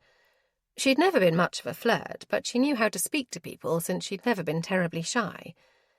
"And you are?" "Harold Simpson." "A pleasure to meet you." She smiled at him. "This charity in question, it wouldn't happen to be the Dover Street Girls' Asylum, would it?" His eyes widened and he nodded. "Indeed." "I am on that board of directors with Lord Chancellor. He is my guardian. My legal guardian, that is," she added awkwardly. "Is there a problem with the funds?" Mr. Simpson shook his head and frowned. "It is not so much the funds themselves, since His Grace has more than enough, but the instructions he gave me as to where to send the monies." He flipped through some paper in his satchel. He pulled out one sheet and read over it. "I was told to pay a certain vendor, but I looked into the matter and contacted the vendor myself, first by post, and then I even went over to their establishment." He looked up at her then. "Miss Jellicoe, I've received conflicting information. The letter I received indicated that the vendor had not been used for the Dover Street Girls' Asylum in over 6 months. There have been no orders for goods. I went to see them for clarification, and the man I saw said that I had been misinformed, and he'd have the receipts sent to my office, which he later did. But with the discrepancy, I felt it best to bring this to His Grace's attention." "Well, that's most peculiar." Caroline frowned. "Is it standard procedure for you to directly handle the funds for charity payments?" He took a shaky breath. "It depends. Most of the time I give the monies directly to the charity and they pay their bills as they see fit. But Lord Chancellor, he asked me to handle this matter directly with the vendor." "I see." Obviously, Roe did not trust Mr. Lamb either, which was interesting because he'd never indicated as much to her. Granted, they hadn't discussed much in lines of the orphanage. Instead, they danced around issues. Her house, her playing cards dressed as a man, his former mistress. Mr. Simpson pulled out his pocket watch and checked the time. He nodded as if confirming something, but said nothing to her. They sat in silence for a few moments. "I must admit that this is a perplexing issue, Mr. Simpson. Perhaps the vendor made an error originally, and they were clearing matters up for you. or this could be indication that something indeed was going on with Mr. Lamb. "It's really quite kind and thorough of you stopping by to handle matters yourself. I do wish Lord Chancworth was home to see to this matter straight away," Caroline said. Mr. Simpson sighed. "And you do not know when he shall return?" "I do not." She had no notion of where he went. Normally he was not awake this early in the morning, but since he hadn't been to Rodale's to play since discovering her charade, he'd been keeping more usual hours. Mr. Simpson once again pulled on the chain attached to his pocket watch and popped it open. "Oh dear, I was hoping to speak with him, but it would seem it is approaching the time of my next appointment. I'm afraid I'm going to have to leave." "You can leave all the pertinent information with me. I shall see to it that Lord Chancworth sees it immediately. Upon his return, of course," Caroline said. "Miss Jellicoe, you are most helpful," he said with an awkward grin. After the solicitor left, she straightened the papers he'd left and set them neatly on Rose's desk. She would discuss all of that with him when he returned. For now, though, she thought perhaps a visit to Dover House was in order. Perhaps she could discover some of the discrepancies on her own. Certainly Roe would appreciate that. Not a half-hour later, Caroline found herself back on the steps at Dover House. Today, when the door opened, though, it was not Mrs. Hancock standing on the other side, but rather a small girl. She looked to be about 10. "Is Mrs. Hancock here?" Caroline asked. The girl shook her head, then opened the door wider. The girl must be mistaken. They couldn't be in the house unsupervised. "My name is Caroline. I'll be helping now with Dover House, and I wanted to look around, to see how things looked. Would that be all right with you?" The girl bobbed her head and then skipped away, leaving Caroline standing in the empty corridor alone. She had already seen some of this first floor on her way to the meeting the other day. She was pleased to note the room still smelled of lemon, which meant that the cleaning hadn't merely taken place for the benefit of the board members. Caroline headed straight for the staircase that led to the upper floors. She went to the top, deciding to work her way down. The stairs creaked and moaned as she climbed, but soon she found herself on the highest floor. She went along the corridor and found a row of closed doors. She opened the first one to discover an empty room. There was nothing. Not an armoire, no beds, not even curtains. The next several rooms were much the same, in varying degrees of emptiness. Some held a few random chairs and a couple had worn curtains, but mostly they were empty, lifeless rooms. Caroline made her way down the opposite corridor and again was faced with several doors. She opened them one by one and found that these were not empty, though they still seemed lifeless. There were rows of small beds or cots in several of the rooms, but they were bare of bedding. The dust on the floor suggested the rooms had not been disturbed in quite a while. Peculiar. She could have sworn that in the meeting the other day Mr. Lamb had said that they had nearly full occupancy, with only one wing being readied for new girls. She went down to the floor below her and found a similar structure, several rooms on both sides of the staircase. "Who are you?" a girl's voice asked from behind Caroline. Caroline turned to find the girl from the front door standing next to an older girl, presumably the one who had spoken. "I'm Caroline. And who are you?" she asked, making certain her voice was friendly. "Gretchen." She reached behind her to grab onto the smaller girl. "This is my sister, Fiona. She doesn't talk." Caroline smiled. "Well, it is quite lovely to meet you both, Gretchen and Fiona. I was looking around to see how things are for you girls." Gretchen's jaw clenched, and she gave a curt shake of her head. "Have others been by to inspect the house?" Caroline asked. "Other adults who work on the board?" Gretchen shook her head. "No one ever comes to visit." Caroline's heart clenched. She knew what it was like to be alone in this world. No, she'd never been in this situation. She'd been fortunate and had been surrounded by privilege and people her entire life. But she knew what it was like to not have a family of her own. "How many of you are there?" "Girls?" Gretchen asked, then shrugged. I don't know. Never counted. But we fill up one whole floor. She looked behind her at her sister. There's about 10 of us sleeping in our room, then a bunch of girls in the other rooms. If Caroline's calculations were correct, that meant there were about 80 girls in total. A far cry from the 175 Mr. Lamb claimed they had. There was still much of the building to see, but she wanted to get home and inform Roe. This, coupled with the information the solicitor had brought, might be enough for something to be done about Mr. Lamb. Of course, she had originally intended to make this visit so she could share some of the information with Mr. Bishop and other potential benefactors. But there was no sense in collecting more funds until they knew where the money was going. Well then, girls, I do hope I shall see you again soon. Caroline made her way down the stairs. She looked back up when she reached the bottom floor and saw the 2 girls still standing there, watching her. She vowed in that moment she would do whatever it took to make their lives better. With a little wave, she slipped out the front door. Roe returned home to find Caroline waiting in his study. He was struck by how perfectly normal she looked sitting in his favourite reading chair, a book balanced in her lap. She folded the book over her hand and looked up at him. "Where the devil have you been? I've been waiting for hours," she said. "I didn't realize you were waiting for me." "Yes, well, I have much to tell you. First, your solicitor, Mr. Simpson, stopped by. He waited for a while but had to leave for another appointment. I didn't know when you'd return, so he left papers with me." "I had luncheon with Justin. He says hello, by the by." He came over and sat in the chair next to her. "What did Mr. Simpson want?" "Evidently there is a discrepancy in what Mr. Lamb told you as far as the vendor who had an outstanding bill.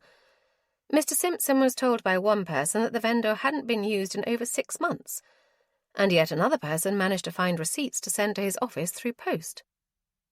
Rose said nothing for a moment. He took an even breath. This was the sort of conversation a man had with his wife. It was a notion that should bother him, but he found himself quite comfortable with the scenario. That was concerning. He shook off the feeling. "You were suspicious," she said. "Of Mr. Lamb?" He inclined his head. "Yes, I was." She set the book on the table next to her and leaned forward. "Why?" He gave a slight shrug. "Years of observing people, I suppose. He seemed twitchy." "Twitchy?" She grinned. "That's not even a word. I'm not certain I want to know how you describe me." Lovely, seductive, intelligent, tempting. All of those words came to mind. He wasn't too eager to share that with her, however. "The point is, I do not trust him. I didn't the moment I walked into the room. I don't mind giving my money to charities, especially those with good causes, but I will not give money to weasels who misuse funds." "And you're certain that's happening?" she asked. "Fairly, but I have no concrete proof, merely a hunch." He crossed his leg over his knee. "So what is the second thing?" "I beg your pardon?" "Well, you said first, and then you told me about Mr. Simpson. What is the second thing you wanted to speak to me about?" "Right." She took a few breaths and then shrugged. "I went to Dover House to look around." "Did Mr. Lamb see you?" If he didn't trust the man with his money, he sure as hell didn't trust him alone with Caroline. "No, he wasn't there. Nor was Mrs. Hancock, which I found odd at best. Certainly they must have adults in the house with the children at all times," she said. "Perhaps she was occupied." "Perhaps. In any case, I also discovered a discrepancy." "What precisely did you discover?" "Well, I had intended to visit Dover House so I could speak of it with authority to potential benefactors like Mr. Hopkins, the American I met at the ball the other night." Roe tried to ignore the flash of jealousy that flared inside him. "In any case, I started at the top story and worked my way down, noticing that they have a large amount of empty space. Entire rooms that are empty of even a curtain. The whole floor at the top is like this.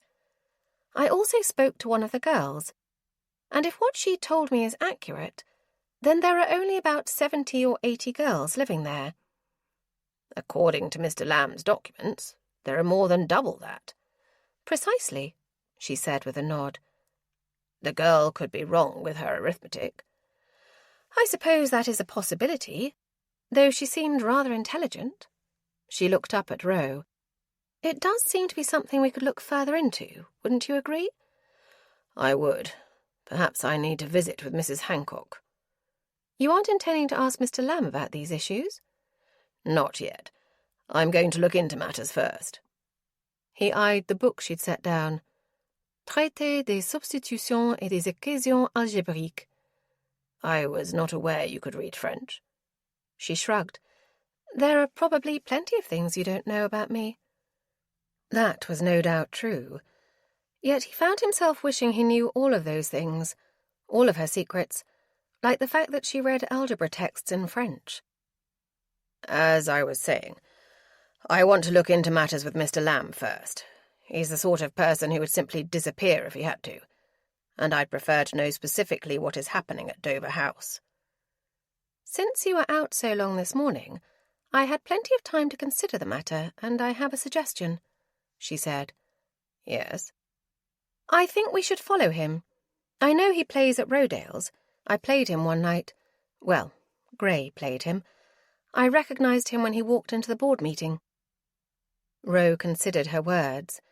He had not realised Nigel Lamb was a gambler. What kind of player is he? As I recall, he's not overly competent. He's also not talkative the way some of the other players are, especially Finlay. That man never stops gossiping. He's worse than a woman. I don't remember anyone being overly verbose at your table except for Cabot goading me. She chuckled. You scared the devil out of them. They all stopped talking when you sat down. Moments before you arrived at the table, Finlay was regaling us with an affair between a housekeeper and an earl. Most fascinating. I am sorry I missed that, Roe said. It was one thing to meet Mr. Lamb at Dover House, but Caroline had observed him at a card table. It was the ultimate reveal of a person's character. Back to Mr. Lamb. So he was not a skilled player, but what are your other impressions? I do not trust him. He seems, I don't know, desperate, agitated. Perhaps it's that twitchy attribute you mentioned, she said with a grin. You think I should follow him around to see what he's doing? She shook her head. No, I think we should follow him. She inhaled slowly. And I'd suggest you allow me to play him again. As Gray. Absolutely not. Roe held up his hand. No, it's far too dangerous. He shook his head. It's truly not that dangerous. I'm certain Boomer would accompany me again. He is a burly fellow, much larger than the slight Mr. Lamb. He can keep me protected. And you playing him?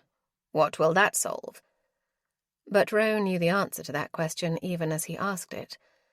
There was much they could glean about a person sitting across from them with cards in their hands.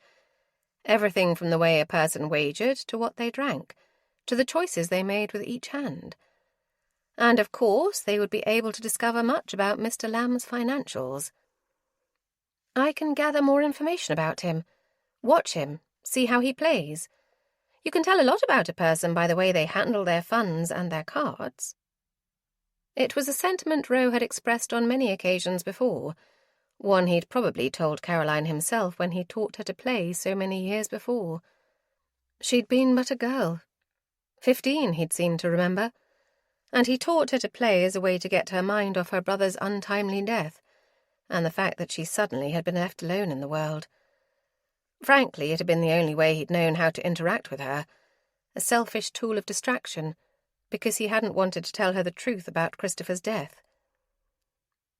You can tell Justin. Let him know I'll be there in disguise, and he can pull me out if there's any indication of a problem, she said. I will be safe, Roe. She was wearing him down. He hated that. But she had a point. He couldn't very well play the man himself. The Duke's presence in the back room had caused enough trouble the first time he'd done it to play Caroline, and it would rattle Mr. Lamb enough that any observations would be inaccurate. Caroline was really in the best position to do it. Roe exhaled slowly, and Caroline's smile lit up the room. I promise to be careful. 1 night, Caroline. That's all.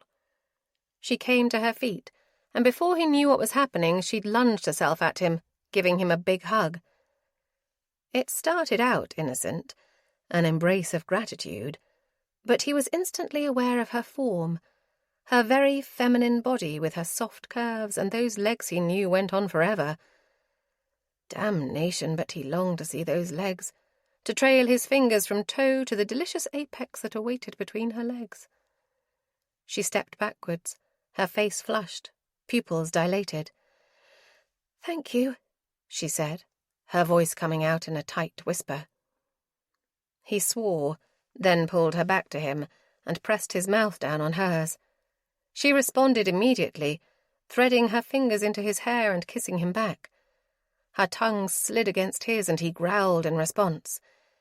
It was becoming obvious that he had no defenses against her, and he didn't want any. She arched against him, pouring into the kiss the full range of her emotions. She met him touch for touch. Her hands were greedy as they explored his chest, and he cursed the fact that he still wore clothes. He grabbed her bottom and pressed her to him. She released a soft whimper in response, and he nearly lost control. Her touch, her desire, stirred his hunger like nothing else ever had. He wanted her, in that moment, in a way he'd never wanted another woman. And he knew with alarming clarity that he'd never want another woman the way he wanted Caroline. It was that thought that stilled his hands and gave him the strength to step away from her. He tried to think of something soothing to say, something that would explain his actions. But there were no words. He was a selfish ass. Be ready tonight. For Rodale's. And then he left the room. Chapter 9. Caroline sat across from Roe in the carriage dressed as Mr. Grey, the boy who loved cards. It was unnerving to find her so damned attractive even when she dressed as a man, but there was a reason why women did not wear trousers. The pants cupped her curves, her rounded hips and delicious bottom.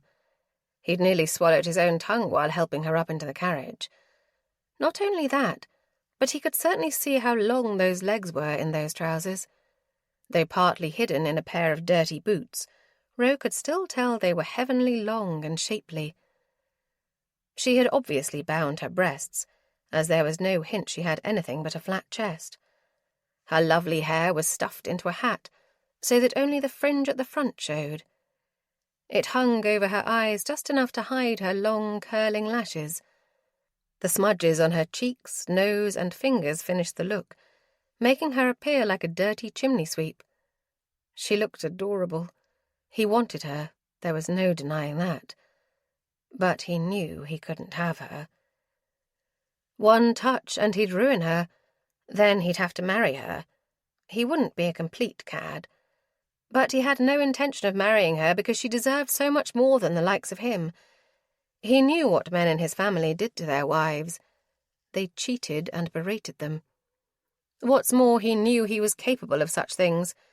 He'd given things a try with Penelope, and damned if he hadn't begun the same road his father had taken before him. Roe had been tempted, had ended up with another woman in his arms.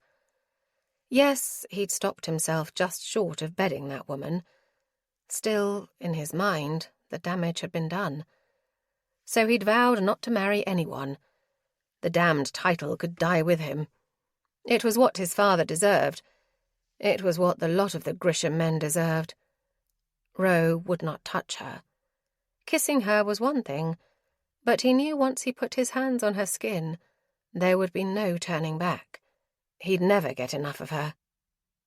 "This is not going to work," he muttered, more to himself than to her. Her head snapped up to look at him. She'd been inspecting her fingernails. "Why ever not?" "You look like a damned chit," he said, his words coming out in a growl. "Only because you know that is what I am," she said with a shake of her head. "You didn't know it the first few times you saw me. There's no reason to believe he'll come to the same conclusion. I believe it was you who told me once that people see what they want to see. Mr. Lamb won't be expecting a woman across the table tonight, and he'll see me as a man. You can tell by your damned arse that you're a woman. Men don't have arses like that. Her cheeks reddened. I feel as if I should apologize, but that seems ridiculous. I shall be sitting, so I think it's safe to say no one will be looking at my arse. And that, he pointed at her, men don't bloody well blush. Of course they do. Men are ruddy and they can be shy just as women can be. I don't like it, Rose said. He crossed his arms over his chest and frowned at her. Yes, you've made that abundantly clear. But even you can't suggest a better way to gather information on Mr. Lamb. She smoothed her hands down her pants legs. Besides, you might not like it, but after tonight, perhaps we'll have a better idea of what Mr. Lamb is all about. Consider that. He nodded, but remained uncertain. If something happens to you... Nothing will happen. An interruption he was grateful for, because he'd been about to say something he would have regretted, something that would show Caroline he cared for her far more than he ever let on. Boomer is meeting us there. All will be well. So you keep telling me. You know I could have donned a disguise just as easily, he said. She let out a laugh. That would never work. You are a duke. You walk like a duke, talk like a duke, look like a duke. His brows rose. Is that so? It is. But you disguising yourself as a man, that's believable. More believable than you trying to pretend to be a commoner. The carriage stopped outside of Rodale's. Any last words of advice? Watch him carefully, but don't speak to him. Now that he's met you as Caroline, it will be more difficult to change your voice. I can manage that. He grabbed her hand as she reached for the carriage door. And win, Caroline. Win every hand. She leaned in and kissed him smack on the mouth. I can do that too. And then she stepped out of the carriage. Caroline eyed her cards, then looked at the other men at the table. She was fortunate Mr. Lamb was already seated and playing by the time she arrived, so joining his table had been simple. He was losing. She couldn't help but notice that the stack of coin in front of him had dwindled considerably since she'd taken a seat. Of course, she also noticed that Mr. Lamb was not a smart player. He often made very wrong choices with his hands, seeking another hand and soaring over the necessary 21 sum. He wore very different clothing here than when she'd seen him at the orphanage. He was less tidy, with no tie at his throat, and his shirt appeared old and worn, whereas during the board meeting he'd worn a smart jacket and matching trousers. "Gray, where have you been hiding yourself of late?" Cabot asked. "Playing in the main room now?" She gave him a slight smile. Just been busy. Finley was in last night and told us all about the housekeeper next door, the one who'd had the affair. She got sacked, Cabot said. Indeed. Caroline had been curious about what had happened in that scenario, and she missed the men here. They felt, in some ways, like her comrades. She eyed the rest of them, checked their hands. At the moment, Mr. Lamb had a 9 showing, and he'd already asked for 1 card. She winced when he asked for another, then saw his face fall when the dealer dropped an 8 in front of him. Nevertheless, he reached into his pockets and pulled out another pouch of money, a seemingly endless supply, surprising when it seemed he couldn't win any hand. Caroline won her hand. She knew from watching Mr. Lamb that he was on edge. He moved his hands so much that she would have thought he was cheating, except for the fact that he rarely won a hand. Considering his lack of skill and endless run of bad luck, Caroline was certain the man was up to something. No one could play that poorly that often unless they had endless funds of money, but that would prove nothing to the authorities. Caroline climbed back into the carriage to find Roe lounging against the back bench, his legs stretched out in front of him, a glass of brandy held in one hand. He held it up to her as she took a seat across from him. "What did you discover? Is Mr. Lamb up to something evil and nefarious?" The carriage lurched forward, rolling down the dark London street toward Rose's townhome. "Yes, as a matter of fact, I believe he is," she said. She withdrew the hat from her head and began pulling at the pins binding the mass of hair to her scalp. "My memory of him from before was spot on. He loses. Every hand. No one who is that bad a player can continue playing again and again unless he has a large sum to play with. We know that Mr. Lamb does not, correct?" "Yes. I had my solicitor's firm look into Lamb's private financials, and they indicated the man's coffers were slim at best," Rose said. "There's no way he's paying for all of his playing time." "Precisely. He's getting the money from somewhere. I asked around to some other players to see if Mr. Lamb had been in regularly, and he had. Same story again and again. He plays for hours, he loses nearly every hand, yet he comes back at least 3 times a week," Caroline said. "There are certain people out there who will loan people money with exorbitant interest. But that would only make sense if we'd seen him show some sign of skill or luck." "None of either, I'm afraid," she said. "Does he have any family?" "Not that I know of. Perhaps we need to speak to the other board members about the monies given to the orphanage," Rose said. "If he's the only one seeing the financials, then he can do with them what he chooses." "Yes, but how to prove it?" Caroline asked. "There are ways, but it will take time, and we'll likely have to set a trap, or two." Roe took a long sip of his brandy. "You're certain he didn't recognize you?" "No, but he did speak to me tonight more than he had the other times we've been at the same table." "Did he talk to everyone?" "More or less. He was uncharacteristically chatty this evening." It had bothered her, but Mr. Lamb already made her feel unsettled, so it was probably just his character. Still, she should use caution when it came to him. "We should also consider that there are other ways he could be funding his habit, other than theft and high-interest loans." "What other ways?" "He could have a wealthy benefactor," Rose shrugged. "A widow who gifts him for pleasuring her." Caroline opened her mouth, then shook her head. "That is a vile thought." "You do not have to imagine such a thing. But it does happen." "With men? I thought mistresses were just for men." "It's far more common for a woman to be a mistress. Men in general don't want to have to rely on women for creature comforts, but it's probably more common than you'd think." "Interesting." She couldn't imagine a life like that, for a man or a woman. To be paid off for your physical favours was no better than prostitution, regardless if the payments were given in jewellery boxes rather than coins. "What if we speak to the other board members and find out what their impressions of Mr. Lamb are? That could be helpful," Caroline said. "Inquire as to what they know about how the funding is spent." "You and my mother could visit the ladies, except Lady Fairfax. I shall handle her." Caroline knew they had history. He claimed it was a relationship from his past, but perhaps he intended to rekindle things with the beauty. She knew Belinda was interested in such a thing. She'd heard as much from the woman's mouth the other day. But she hadn't heard Rose's response. "I'll also pay a visit to the other men." "Very well.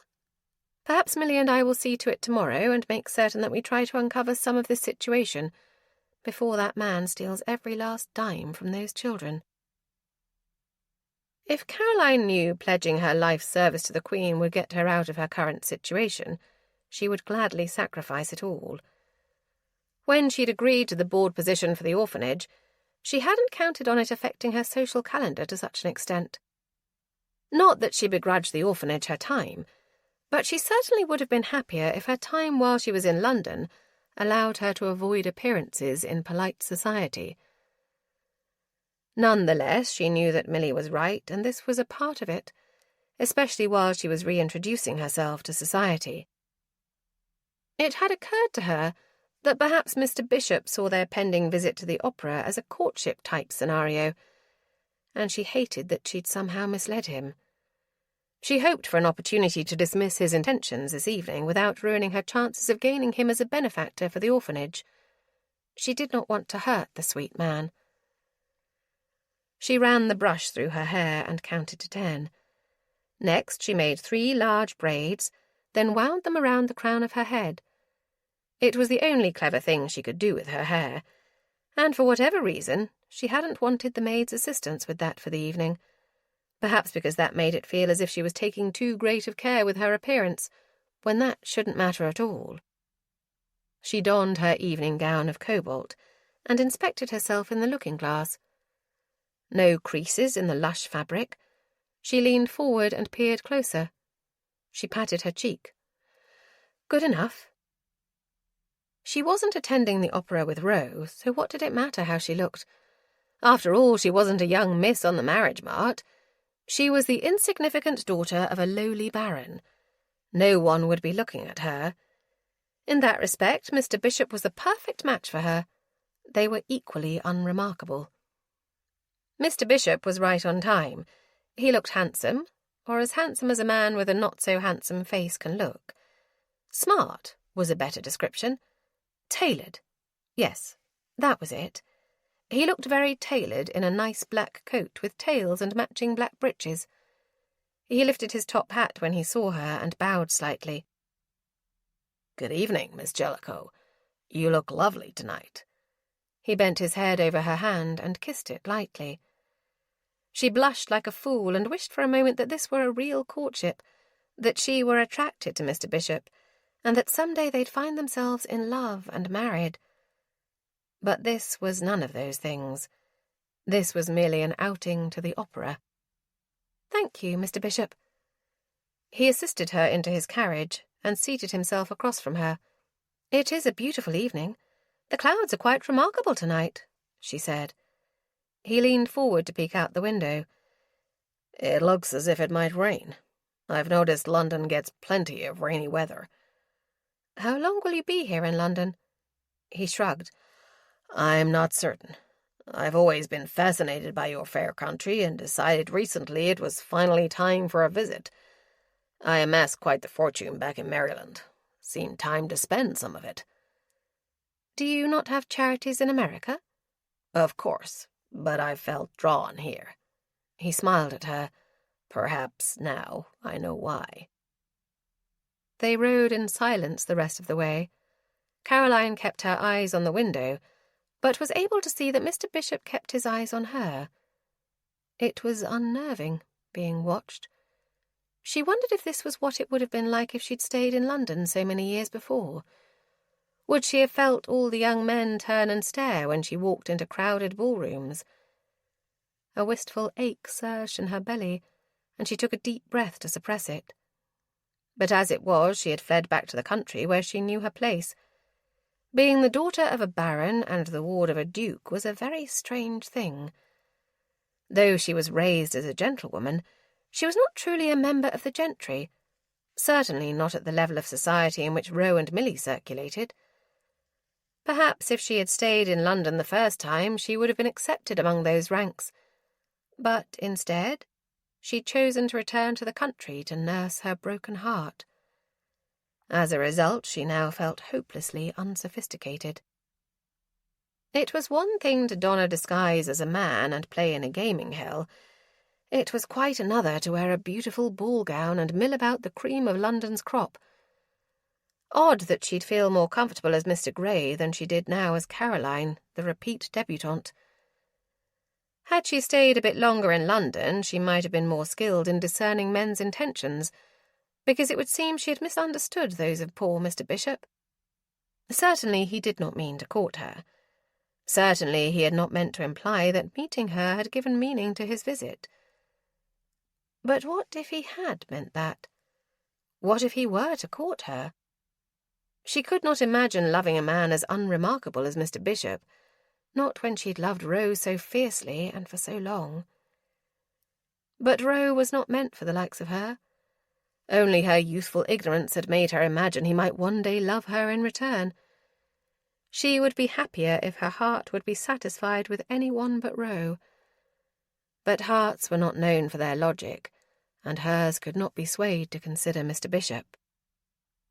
The opera house positively buzzed with people, Men and women milled about in the entryway, and all Caroline could think of was finding their seats. Thankfully, Mr. Bishop felt the same as he quickly led them through the bustling crowd and into the theatre. Finally, in their seats, Caroline held the theatre glasses up to her face and looked about the room. It was not her first venture to the opera, but it had been many years since she'd been here, and she found she had new eyes to appreciate her surroundings. The red velvet seats matched the curtains flanking the stage. The opera began, and the longer they sat there, the more uncomfortable Caroline became. The singing was spectacular, but Mr. Bishop leaned closer and closer to her with every song. It was enough for her to cry off for the evening during the intermission. Once they returned to the carriage, Caroline rubbed her temples and frowned. If her horrid acting did not give her a headache, her nerves would. "I am so sorry you are not feeling well." Mr. Bishop's features were etched with concern. "Do you get headaches often?" "It is I who should be sorry, Mr. Bishop." She had already overused the headache excuse. "No, I'm not generally one to get headaches, so perhaps I'm coming down with something. I have ruined your evening, and I do apologize." He shook his head. "Nonsense. It serves me right, ignoring you the way I did. I should never have let my old friend monopolize my time that way. It was rude and unmanly of me. You deserve much better behavior and attention." Had she been a woman to be wooed by sweet words, that last earful would have sent her into swoons. Truth was, though, she'd been relieved when he discovered someone he knew sitting near them. She smiled. "I suppose we could spend the ride home apologizing for the poor turn of events this evening took." He chuckled. "You are a remarkable woman, Miss Jellicoe, and I must admit, I am quite taken with you." Icy fingers trailed up Caroline's spine. A suitor? Who would have thought? She tried to calm her nerves. Perhaps she should consider the scenario. If she did not marry, she would restore her family's home and live in it. Alone. Forever alone. Still, the thought of saddling herself in a relationship she did not want left a sour taste in her mouth. "I am quite flattered, but I must confess that I am not so worthy of your praise." He opened his mouth to disagree, but she silenced him with a raise of her hand. "Hear me out. I find you a most charming and delightful man, and enjoy your company. It is always a pleasure to find one with whom you can have such enlightened conversations. But I must warn you that I am not looking for a husband. I am too busy to take on the duties of a wife." She considered him a minute, taking in his long face and kind eyes. There were few people in London with kind eyes. She would hate to lose the opportunity to befriend him. "I realize you are not proposing. You could simply find my intellectual mind stimulating and would like to start a reading organization with me. And if that is the case, then please ignore all that I have said." She took a breath and sat back into the carriage seat. He smiled and reached across to pat her hand. "As much as my pride would love to claim I was only interested in you for a reading group, I am afraid that would be a lie. I do think it is a little premature to make any definite decisions, though." The carriage rocked to a stop. She was home and had accomplished her goal. Mr. Bishop was such a gracious fellow. She did not feel as horrible as she had anticipated. He assisted her out of the carriage. He leaned down and kissed her cheek. "I realize that is bold, and perhaps ungentlemanly of me, but I'm an American, and I don't know any better." He gave her a crooked grin that made her almost want to rethink her decision about him. Caroline sighed and let her shoulders slump. Now she understood why young girls slept so often. Courting turned out to be more exhausting than she had considered. Roe knew going to Belinda presented its own risk. She'd made it abundantly clear she was willing and ready to be his mistress again if he only said the word. They'd had a good time when they'd been together, but it had been meaningless in the end. There was nothing between them besides carnal pleasures, and he'd grown bored with her.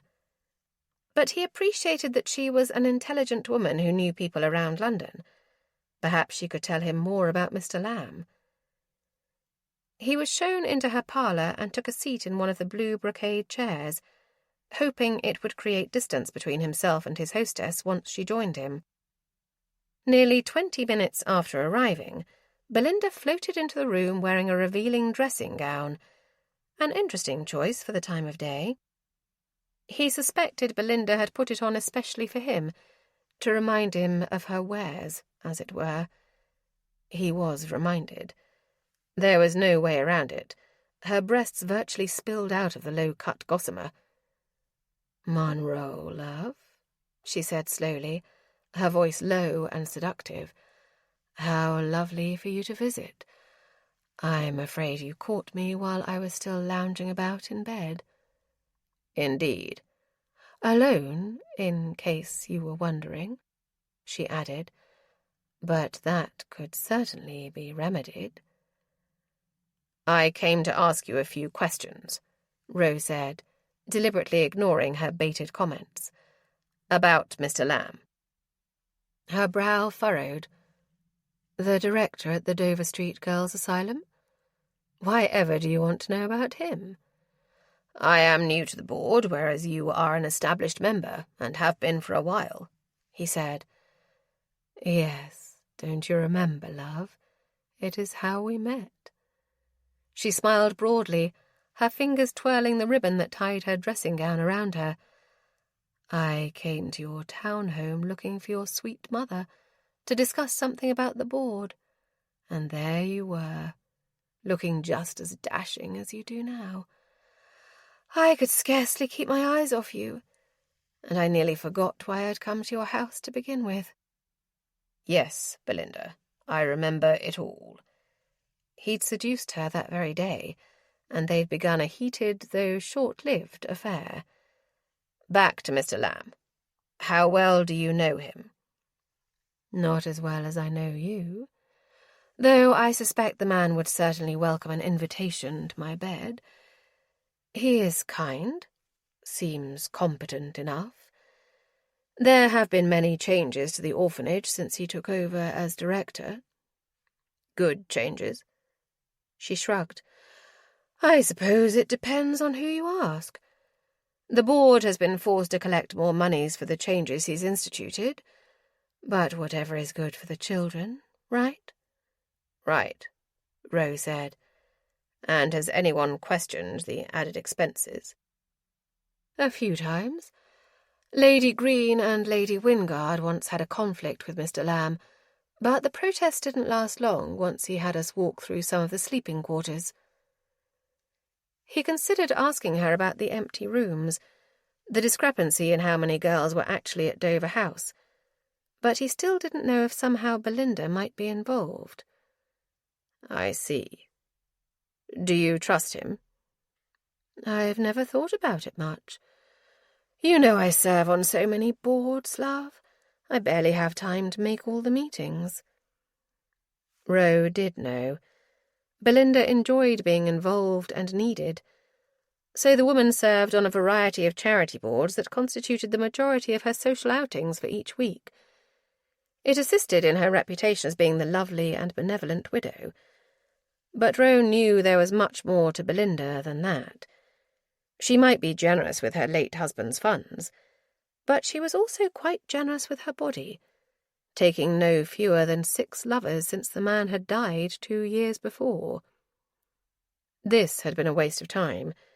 Ro came to his feet. "Thank you for your help." "Leaving so soon?" She walked over to him, ran her palms up his torso, then dipped a finger into the crook behind his cravat. "Ro, love, stay with me. Let's have one more time together. I'll remind you how delicious it is between us." With one swift movement she pulled the ribbon and her dressing gown gaped open, then slid off her shoulders. She wore nothing underneath. Her voluptuous curves were tempting. She was a beautiful woman, but he didn't want her. He found his tastes ran a bit differently these days. He grabbed her by the wrist when she made a move to unfasten his trousers. "Belinda, we are not having another affair. I told you. I am done." She sucked in her breath. "I see." Her voice was tight and brittle. "I came here to make those inquiries.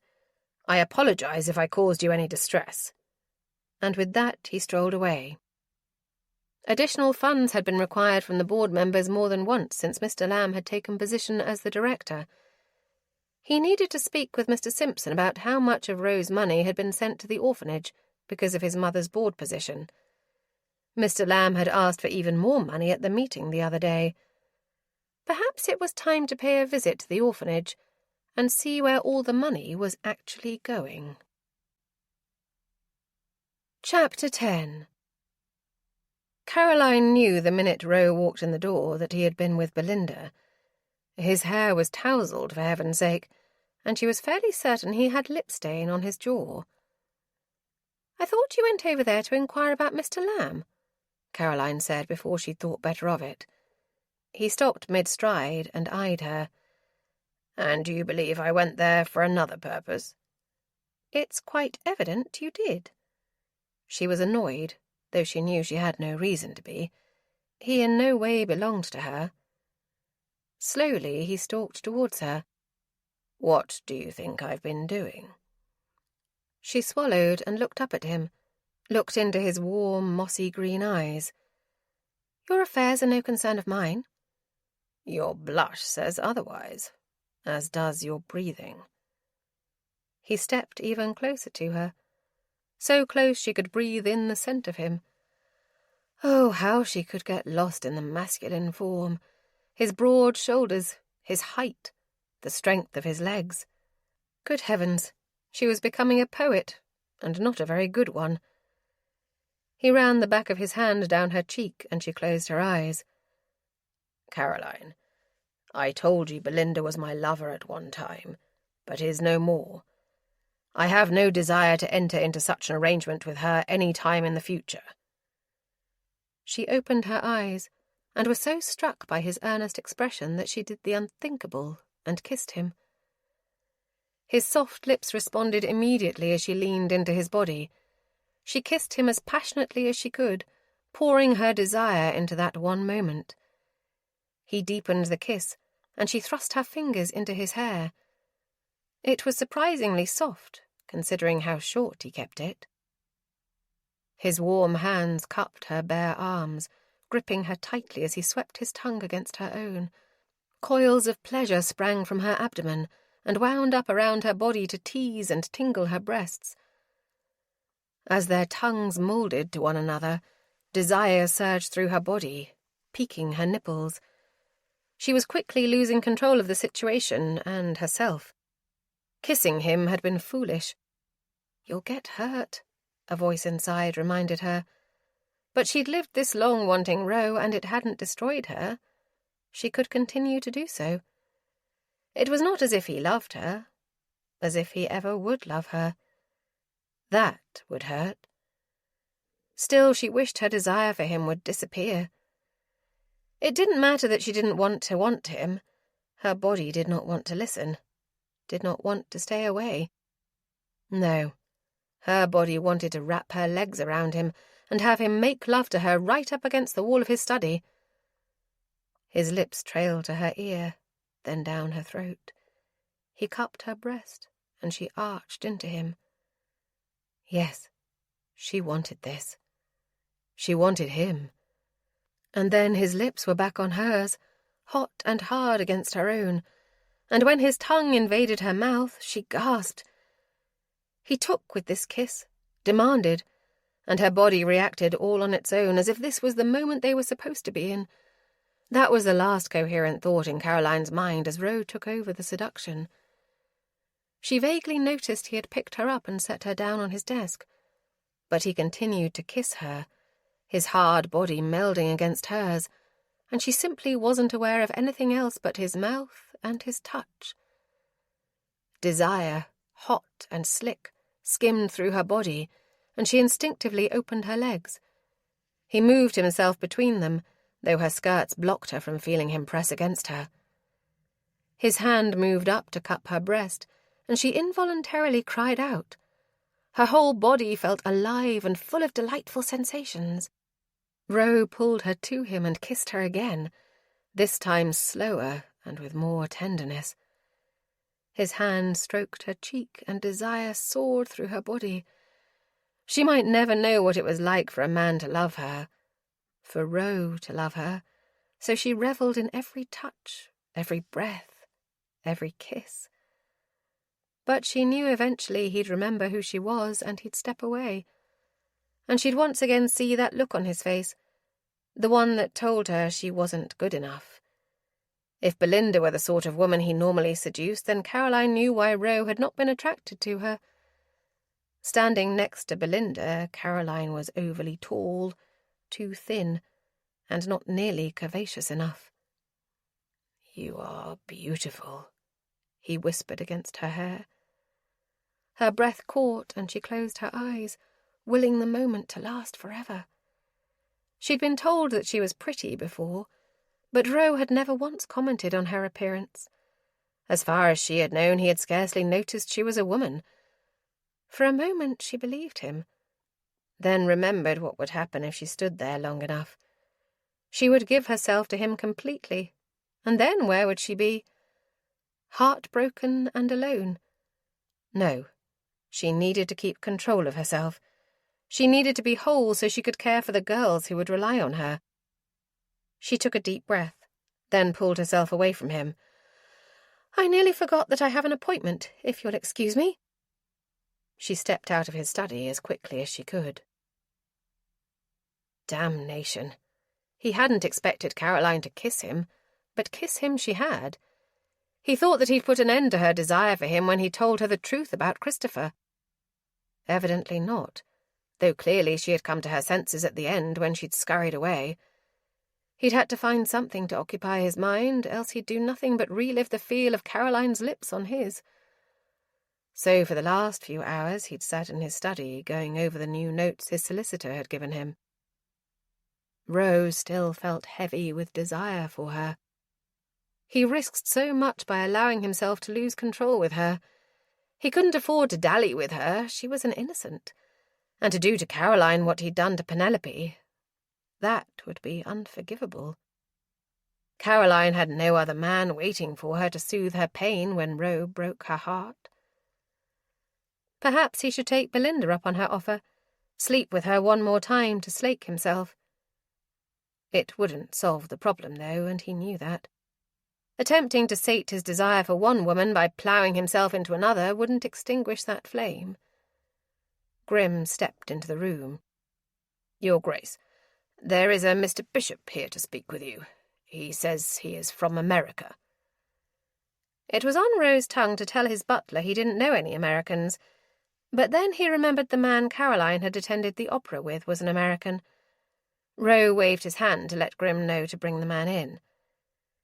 In he came with his striped trousers and coloured shirt, looking very much the dandy. "Now, how is it that I'm supposed to address you?" the man asked. "Formality would dictate you call me Your Grace, but there is no need for that here. You may call me Ro." Ro pointed to the chair opposite his desk. He also moved the notes he'd been reading out of the way. "Now then, Mr. Bishop, what is it that I can do for you?" "Am I to understand that you are Miss Jellicoe's legal guardian?" Bishop asked. "That is correct." "Then I should like to let you know that I have intentions toward Miss Jellicoe." Bishop fidgeted with his fingers, then wiped his hands on his trousers. Ro raised one eyebrow. Perhaps he should not have given the man leave to use his given name. Perhaps he should have insisted on the formality. "Intentions?" "Courtship. I need your permission, I believe." "Indeed you do." It had been Ro's damned idea to put her out in society for this very reason. But a bloody American! No doubt he intended to take her right back to his country and leave her there. "So you will grant it to me?" "Grant you what?" Ro asked, feigning ignorance. "Why, permission to pursue Caroline, romantically. I should like for her to marry me. She is precisely the sort of woman I've been looking for." There was no mention of anything specific about Caroline herself. "Has she expressed an interest in your courting her?" "No, but that shouldn't matter. I thought that was one of the finer things about English marriages. The men settle things, and the women go along with what they are told," Bishop said. "Not at all the way things are handled in America, where a lady's whim can ruin a perfectly good match." Roe nearly laughed. He supposed he didn't have much to worry about as far as Caroline agreeing to any kind of relationship with this man. "I believe you have the wrong perception of English women, and Caroline in particular. So you will not give me permission?" He would not give this man permission to do anything with Caroline. Not that she would need it, since she was independent enough to do what she wanted where Mr. Bishop was concerned. "I think this conversation is over." Roe retrieved his notes and went back to looking at them. "Good day to you, Mr. Bishop." Roe waited until Wade Bishop left his townhome before making his way to Caroline's family's home. He knew this was where she had likely gone, and he'd wanted to give her time. But he also knew she needed assistance with this project, though she would never ask for help. Might as well barge in and see if he couldn't convince her to take it nonetheless. He let himself in the front door and walked through the entryway corridor, looking in each room as he did, but she was nowhere to be found. He made his way up the stairs, carefully avoiding the broken steps. What the devil had her tenant done in this house? There was more disrepair as he continued his search. Eventually he found her in a small bedchamber that overlooked the park across the street. She stood at that window looking out wistfully, one hand at her throat, the other on the glass. How had he not noticed before how beautiful she was? He'd known she was a handsome woman. After all, he'd been tempted by her offer so many years before. Now, though, there was something more. He longed to go to her, wrap her in his arms and soothe whatever made her so very sad. "Caroline," he said softly. She started, turned swiftly to face him, and swiped at the tears on her cheeks. "What are you doing here?" "I figured this is where you'd be." He stepped over to her, looked out the window. "What the hell happened to this house?" She sniffed. "Dogs." Then she released a tight chuckle. "Mrs. Murdoch collected stray dogs and, well, they weren't very well behaved." "I'll say." She fell silent for a while, and he allowed her the quiet. "This was my room," she said. "I always loved to sit here and watch the people walk in the park. In the springtime, the lilacs bloom, and it's breathtaking." He knew he should say something, do something to comfort her, but he was afraid to touch her. What she needed right now was an embrace to ease the sadness. But their kiss earlier had lit the flame of desire, and he was afraid any consolatory affection he offered her would be ruined because he'd want more. With Caroline, he'd always want more.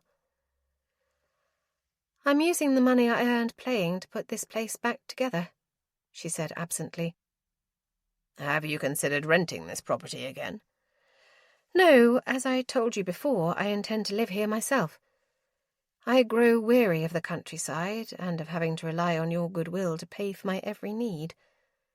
She looked up at him, her warm brown eyes so full of determination.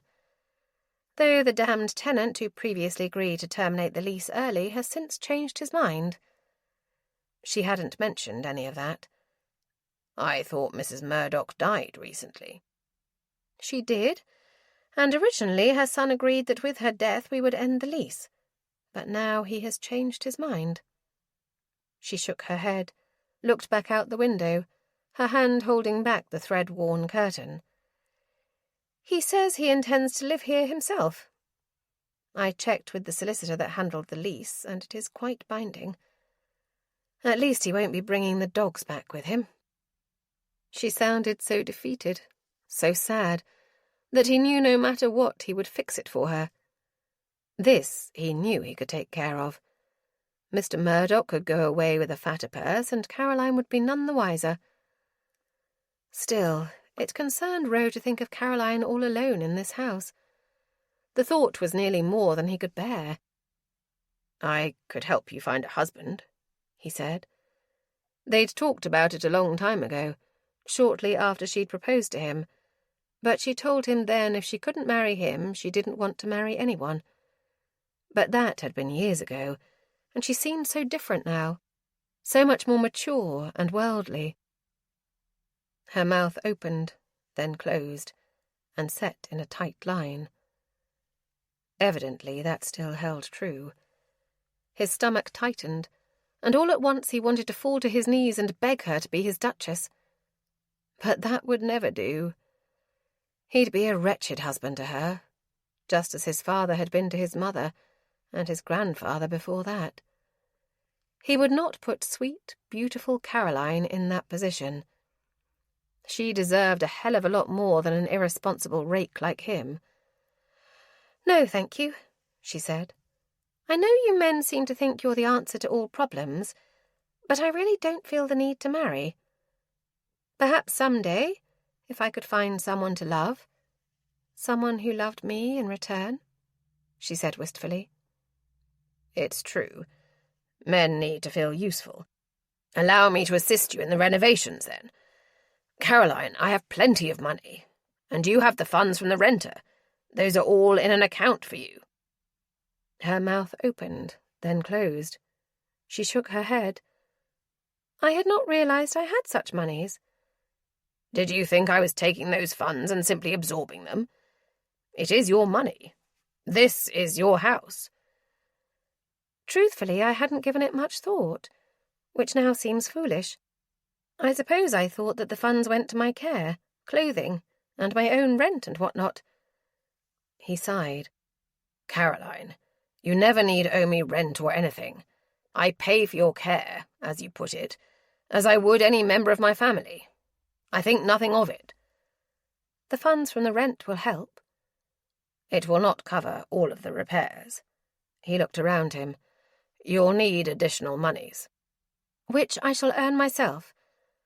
But I could actually use some assistance hiring an appropriate person to manage the workload around here." She smiled softly. "The list of architects is overwhelming at best. And to be honest, I wouldn't know a fair price for the labour that's needed." "Consider it done. I know the architects Justin used for his country estate. The man and his son are hard workers, and they will give you a more than fair price." And if they didn't, he'd cover the remainder. Again he fought the urge to reach up and touch her, to wind the curl that played at her ear around his finger. Caroline and Roe left her town home together. Roe had instructed the driver to take them to the orphanage. When they arrived, they were led inside the main corridor. Mrs. Hancock, the housekeeper and general caretaker of the girls, met them inside. "Oh, I'm sorry, Your Grace. I'm afraid Mr. Lamb is not in at the moment. I suspect he'll return within an hour or two. Shall I give him a message?" Roe shook his head. "No, we've actually come to see you." The woman blushed despite her advanced age. "Me? For heaven's sake, why?" "You know more about this orphanage than anyone. It seems fitting that if we need a tour of the grounds, you're the best person to ask," Roe said. Caroline had to give him credit. When he wanted to, Roe knew how to be a complete charmer. The woman wiped her hands on her apron and smiled broadly. "Yes, Your Grace, I would be honoured to show you and your—" She levelled a gaze at Caroline and then said, "Ah, Miss Jellicoe, I nearly didn't recognise you." Mrs. Hancock walked them forward. "Here on this floor we have the dining hall and some classrooms where the girls learn the basics of service. Most of them will go on to become scullery maids, with a few that will make it all the way to ladies' maids." She'd been fortunate, Caroline realised with crushing clarity. Had her brother not made Roe her ward before he died, she would have ended up in a place such as this one. She looked at him as he surveyed the rooms around them. Her heart swelled and she tried to swallow it. Desiring him was one thing, but she could not afford to get her heart involved. Roe was not a hero. He'd told her as much. "I should like to see their sleeping chambers," Roe said. "I was told that new bedding was purchased not too long ago." Mrs. Hancock's brow furrowed in confusion, and then she quickly nodded. "If that is what Mr. Lamb told you, then it is certainly true. I am merely the housekeeper." She walked off and headed toward the stairs. "The sleeping quarters are up here, Your Grace." They followed her up the stairs, which creaked and moaned under their ascent. The rail was missing on the opposite side of the staircase, and a few of the steps had holes in the wood.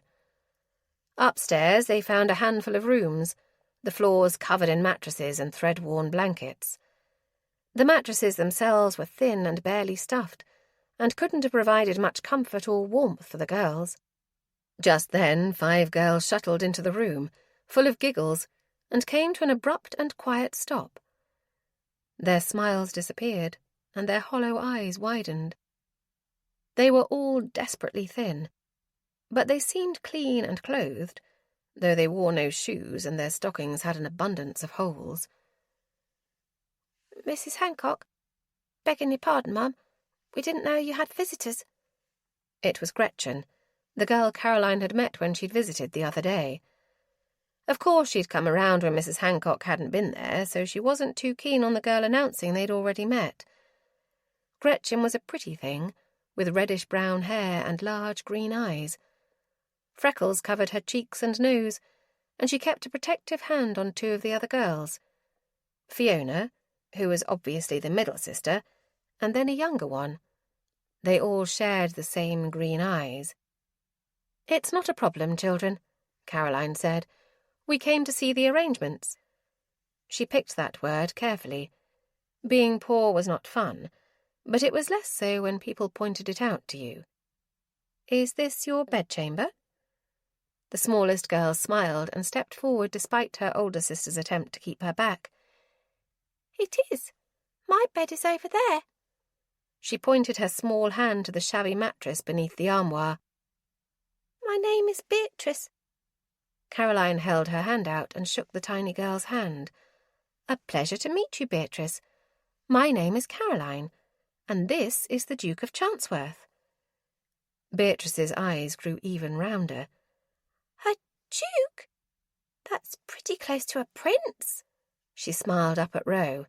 Roe laughed. "I am not even close to being a prince." "That's quite enough, girls. There's no need to bother our guests," Mrs. Hancock said. "It's not a bother," Caroline said. The best way to learn about the conditions around here was to ask the children, but she knew that wouldn't happen while Mrs. Hancock was around. "Shall we see the rest?" Mrs. Hancock offered. "I believe we've seen enough," Roe said. "Thank you for your time, Mrs. Hancock. Girls?" He grinned at the children. 2 of the girls giggled and looked down at the floor. Beatrice smiled. "Nice to meet you too, Your Royal Highness." "Beatrice, please," Gretchen said. She managed to grab her sister, and then ushered the rest of them out of the room. Chapter 11. The next morning, Caroline had barely finished her breakfast when Grim informed her Mr. Bishop was waiting for her in the front parlour. She made her way over to the room and found him standing by the window. "Is there something I can help you with, Mr. Bishop?" "I have come to see if you would join me riding in the park. It is a lovely day, and I should think riding with you would make it all the brighter." Caroline felt heat creep into her cheeks.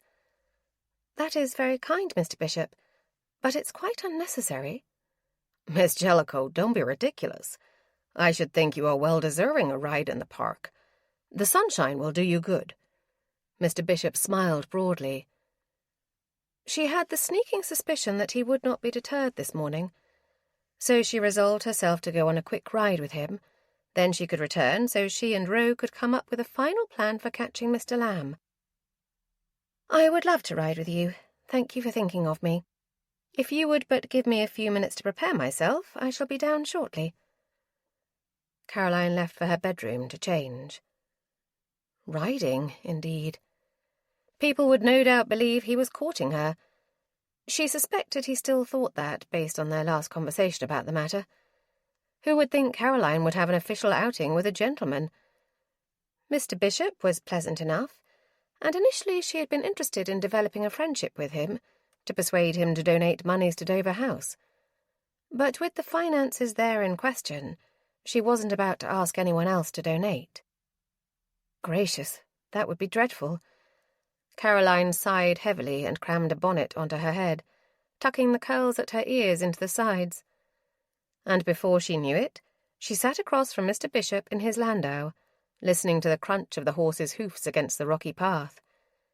They passed other carriages and riders, most of whom nodded to Mr. Bishop. A few spoke, and a few others stared blatantly at them. Mr. Bishop talked the entire time they rode through the park. The man seemed quite enamoured with the sound of his own voice. Finally, he called for the carriage to stop by a pond, and jumped down. He came around to retrieve her. "I thought we could walk here and watch the ducks," he said. It seemed harmless enough, so she agreed. She knew she should probably tell him about the goings-on at the Dover Street Girls' Asylum, but she didn't want to frighten him away. Still, the thought of having to endure other such encounters simply to secure him as a benefactor made her want to give up straight away. Walk back home. Well, back to Rowe's town home, that is. They walked quietly all the way to the pond's edge.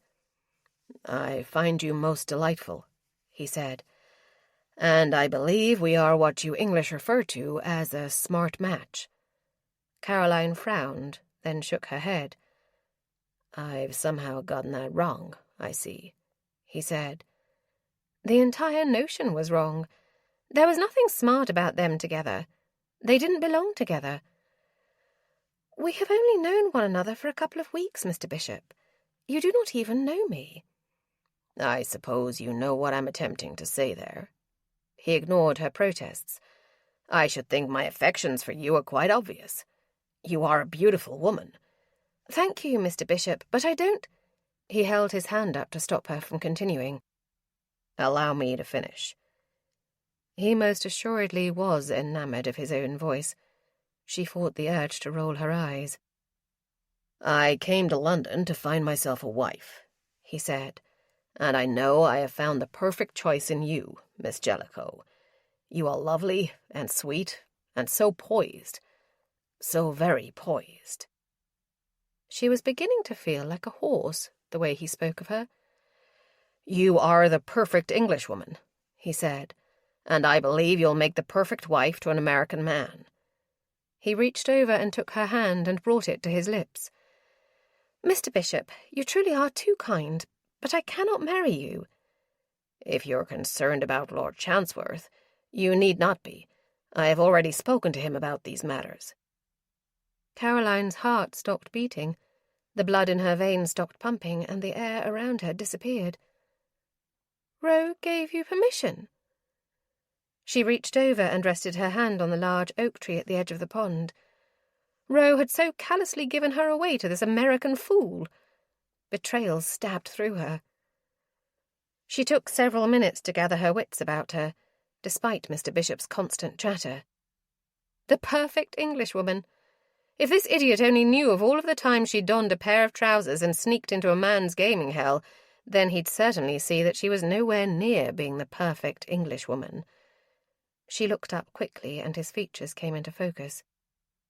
"Mr. Bishop, before we are to wed, I believe there are a few things about me that you must know." He smiled, quiet for once. "I have a penchant for gambling."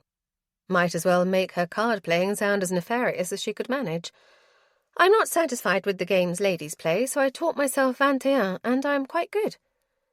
"A little healthy competition never hurt anyone," he said. "I'm so relieved to hear you say that. Not all men would be so forward-thinking, allowing their wives to don a disguise, dress as a man, and sneak into gaming hells to play. But you, Mr. Bishop, are an American, and obviously at the forefront of modern thinkers. I should be honoured to be your wife," she said, and nearly choked on the words. "Now tell me, what sort of gaming hells do they have in America?" He held his hand up, closed his eyes, and shook his head. Are you suggesting that you have disguised yourself as a boy and gone into gambling houses and played? Dressed as a man? Oh, yes, many times. She smiled and winked at him. The disguise must be quite good, because no one has ever realized the truth of the matter. Is this something all Englishwomen do? I thought you were a creature of high upstanding moral character. Heavens, no! I would be quite shamed if people discovered my activities. But you, with your forward-thinking and contemporary attitude— He shook his head. No. I am not forward-thinking. I came here to England to find a wife who wouldn't talk back to me. Not like all the mouthy girls back in America who speak every opinion that lands in their brain. I thought if I came here and found a nice Englishwoman and brought her home, then New York society would have to accept me. And I'd know I had the best wife of them all because she would do as I say and be so pretty on my arm. The man was utterly deluded. Certainly the sort of woman he spoke of didn't exist. But even as the thought crossed her mind, she knew it wasn't true. If he wanted a woman like that, he could assuredly find one here in London. I cannot marry you, Miss Jellicoe. You are simply not the woman I thought you were. Caroline's plans didn't always go accordingly, but this one had worked perfectly. She schooled her features to attempt to appear disappointed. Yes, well, that is certainly understandable. Now, if you don't mind, I should prefer to return home. Mr. Bishop didn't say a word the entire ride back to Rowe's townhome. Rowe sat in his study looking at the Times. He couldn't say he was actually reading it, but it did lay open-faced on his desk and his eyes were trained on the words. But nothing really translated from the newspaper to his mind. His thoughts were elsewhere. He had only played at Rodale's once this week, but more alarming still was the fact that he didn't actually miss it. Cards had been the very centre of his social calendar for many years, and yet he'd found himself otherwise engaged as of late. The butler stepped inside the study after a brief scratch at the door. Your Grace, there is a Mr. Nigel Lamb here to see you. Shall I tell him you are busy? Grimm's eyes glanced at the desk, then back up at Rowe. You do appear quite preoccupied. No, send him in. I should like to hear what the man has to say. More than likely the man came for more funds. Or perhaps Mrs. Hancock had told Mr. Lamb of Rowe and Caroline's visit yesterday, and he'd come to explain himself. Rowe doubted that, though. Whatever Nigel Lamb's scheme was, Rowe would wager the man wasn't too eager to give it up. Mr. Lamb had been pilfering money from Dover House for quite some time. Rowe had had his solicitor look into other vendors associated with the orphanage, and had discovered more discrepancies. But the man had been careful, because nothing Rowe had found offered any conclusive proof to wrong management of the funds. A moment later, the man in question was introduced into Rowe's study. Rowe didn't bother standing. He motioned to the seats in front of his desk. Mr. Lamb, to what do I owe this visit? Nigel stepped forward and bowed. Your Grace, thank you for seeing me on such short notice. He scurried over to the seat and perched himself atop one, clutching his parcel to him. He reminded Rowe of a very small and nervous mouse, one caught in a cat's path, perhaps. I was told you and Miss Jellicoe stopped by the orphanage yesterday. Is there something you needed? Rowe could swear the man's nose actually twitched. We came by to tour the grounds.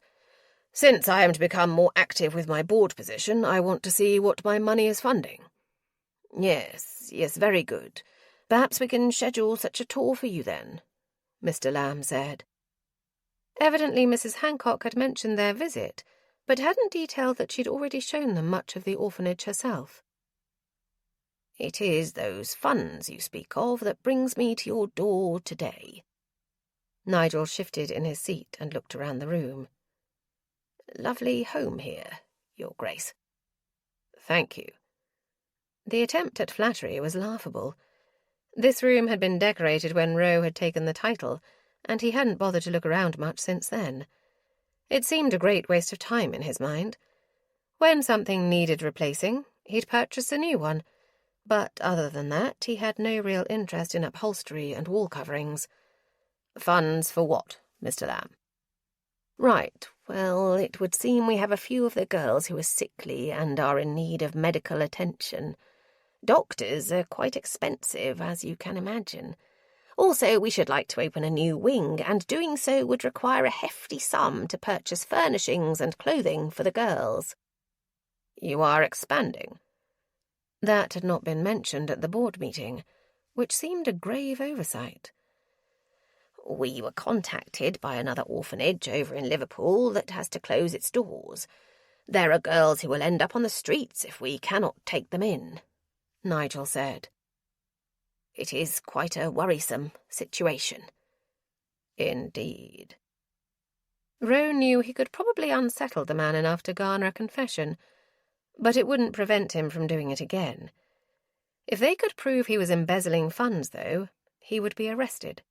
So Roe would bide his time until they had discovered precisely what Lamb was up to. And why was this expansion not brought before the board? We only just received notice about it 2 days ago. I intend to visit the other board members as well. He sniffed, clutched his bag closer to him. How very convenient for him to have received such a request. Roe would most assuredly have to investigate this other orphanage in Liverpool. Those poor girls. I can only imagine how terrified they must be, thinking they will be turned out onto the streets, Nigel said. Yes, well, we can't have that now, can we? Nigel Lamb smiled and sat straighter in his chair. Oh, I knew I could count on you, my Grace. You are most generous. The first thing you need to do is write up the proposal for how much all of those areas of improvement will cost, and I shall meet with my solicitor and have the funds made available. All of them? He asked, eyes wide. I have more than enough, and I can always win more if I need it. Then Roe paused. Do you play? Nigel blanched. I beg your pardon? Cards. I'm quite gifted, you see. I could likely earn what you need in a night. No more than 2. I've never been much of a player, Nigel said with a shake of his head. According to Caroline, that was a true statement. Mr. Lamb enjoyed gambling, but he was not a skilled player. Very well, Mr. Lamb, Rose said, coming to his feet.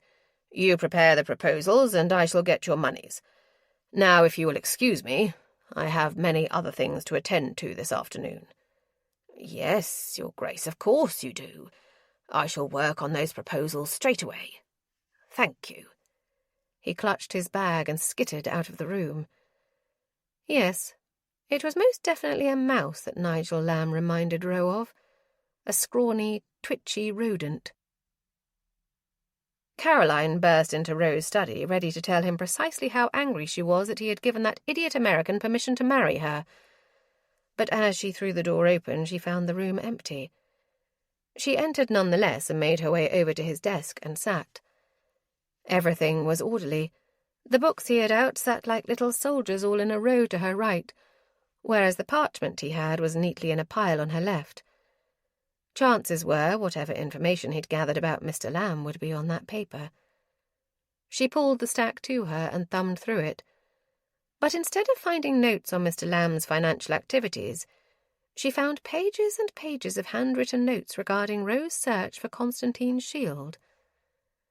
She knew very little about the antiquity, other than that had been the reason Roe and Christopher had taken that fated trip to Persia.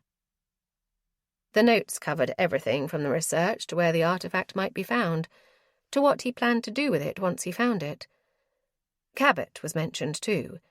Roe had obviously done extensive research on the man and had selected him carefully because of his many successful excursions in the area in question.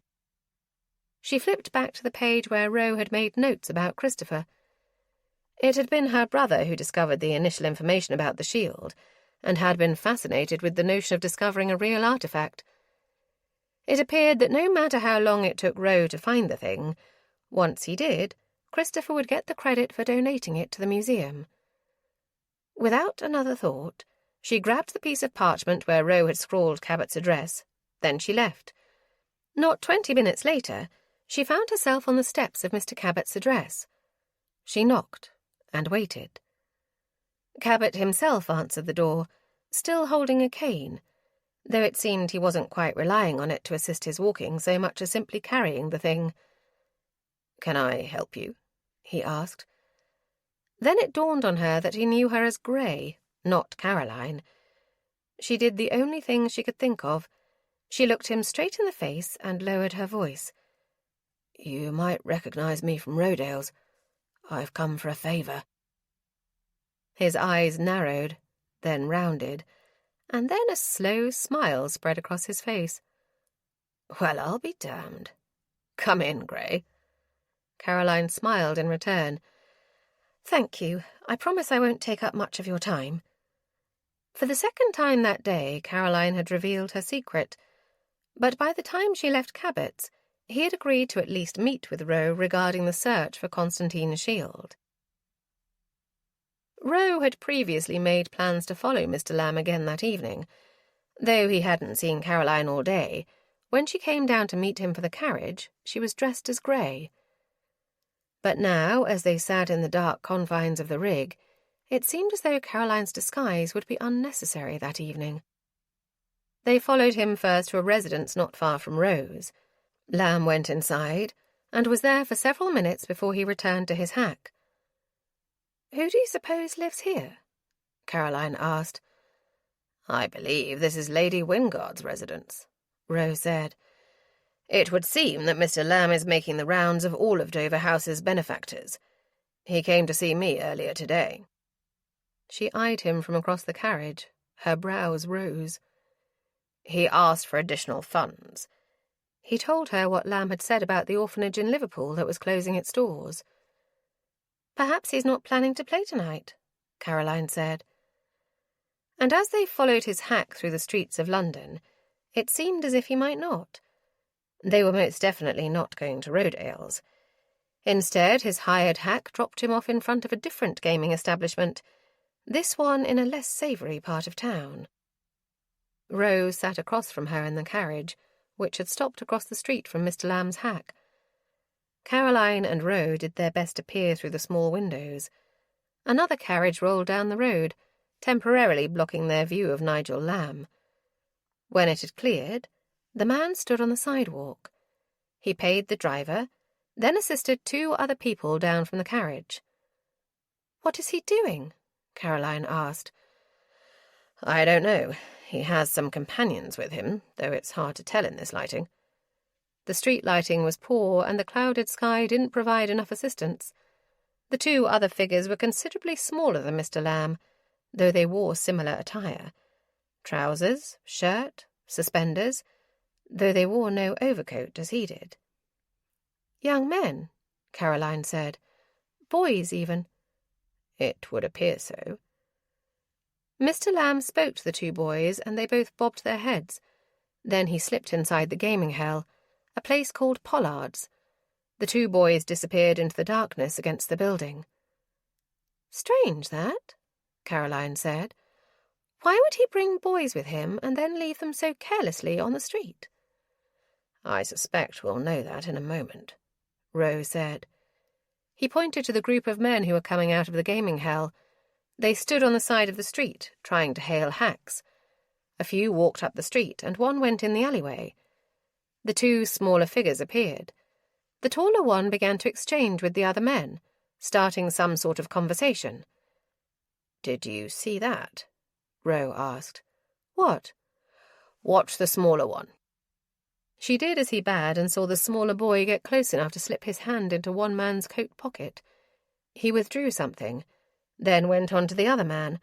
All the while the taller boy regaled the fellows with some tale that had them laughing uproariously.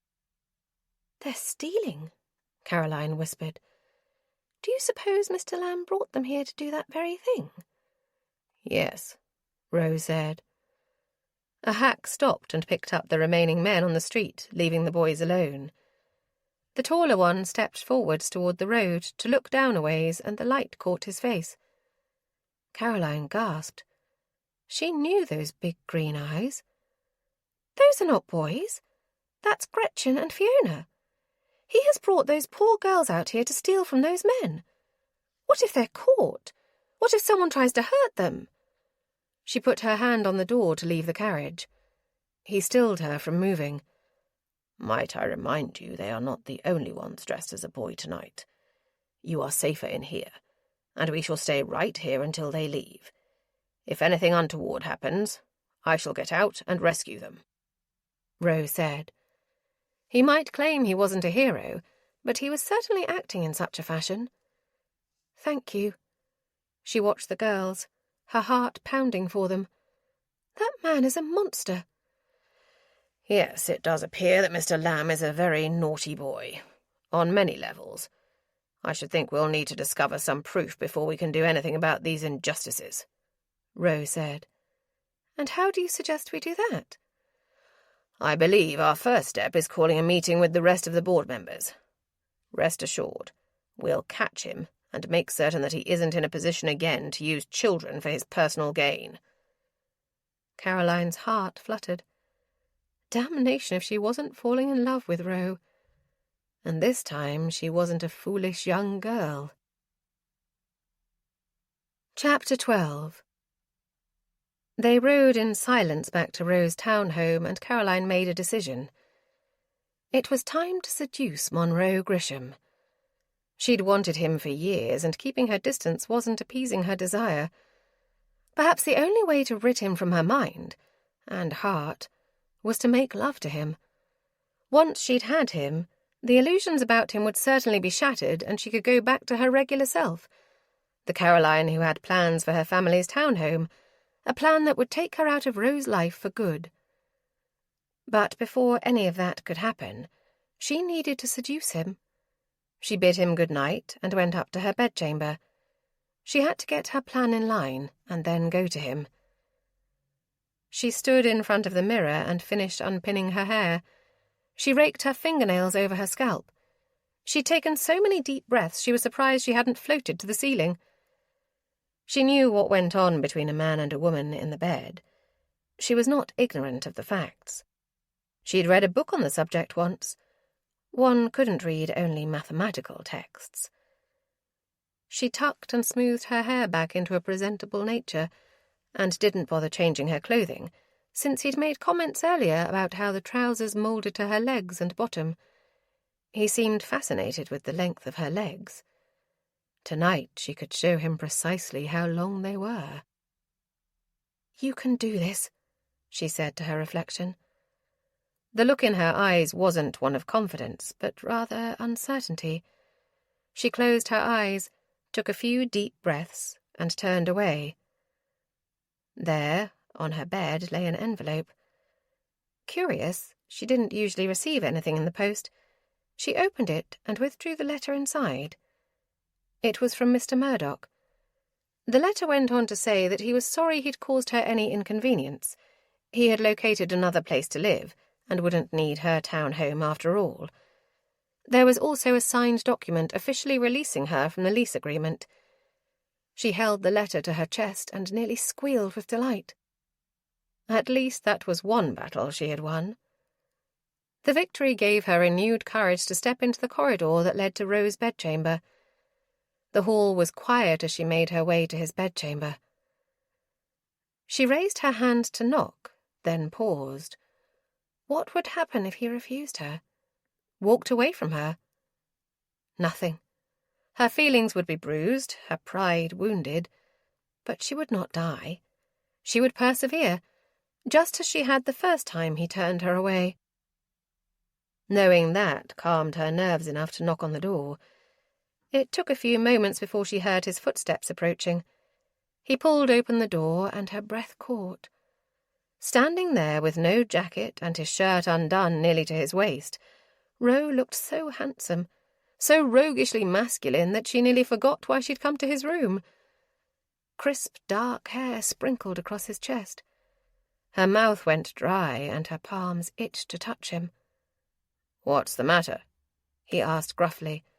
"Nothing is the matter. I only wanted to... That is, I thought we might talk for a while." "Have you more thoughts about Mr. Lamb?" he asked, still standing in the doorway. "Well, no, not exactly. Though I most assuredly think he is the vilest of men. Making those poor girls do such things. It's unforgivable." His eyes narrowed. "Indeed.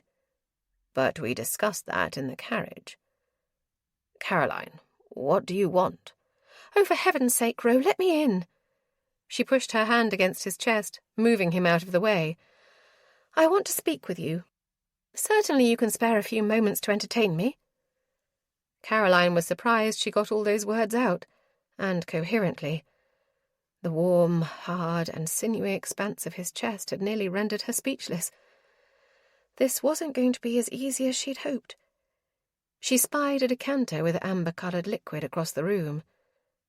"Might we have a drink?" Perhaps that would ease her nerves some. "I was not aware you'd started imbibing." His tone was casual, perhaps a little amused, which boded well for her.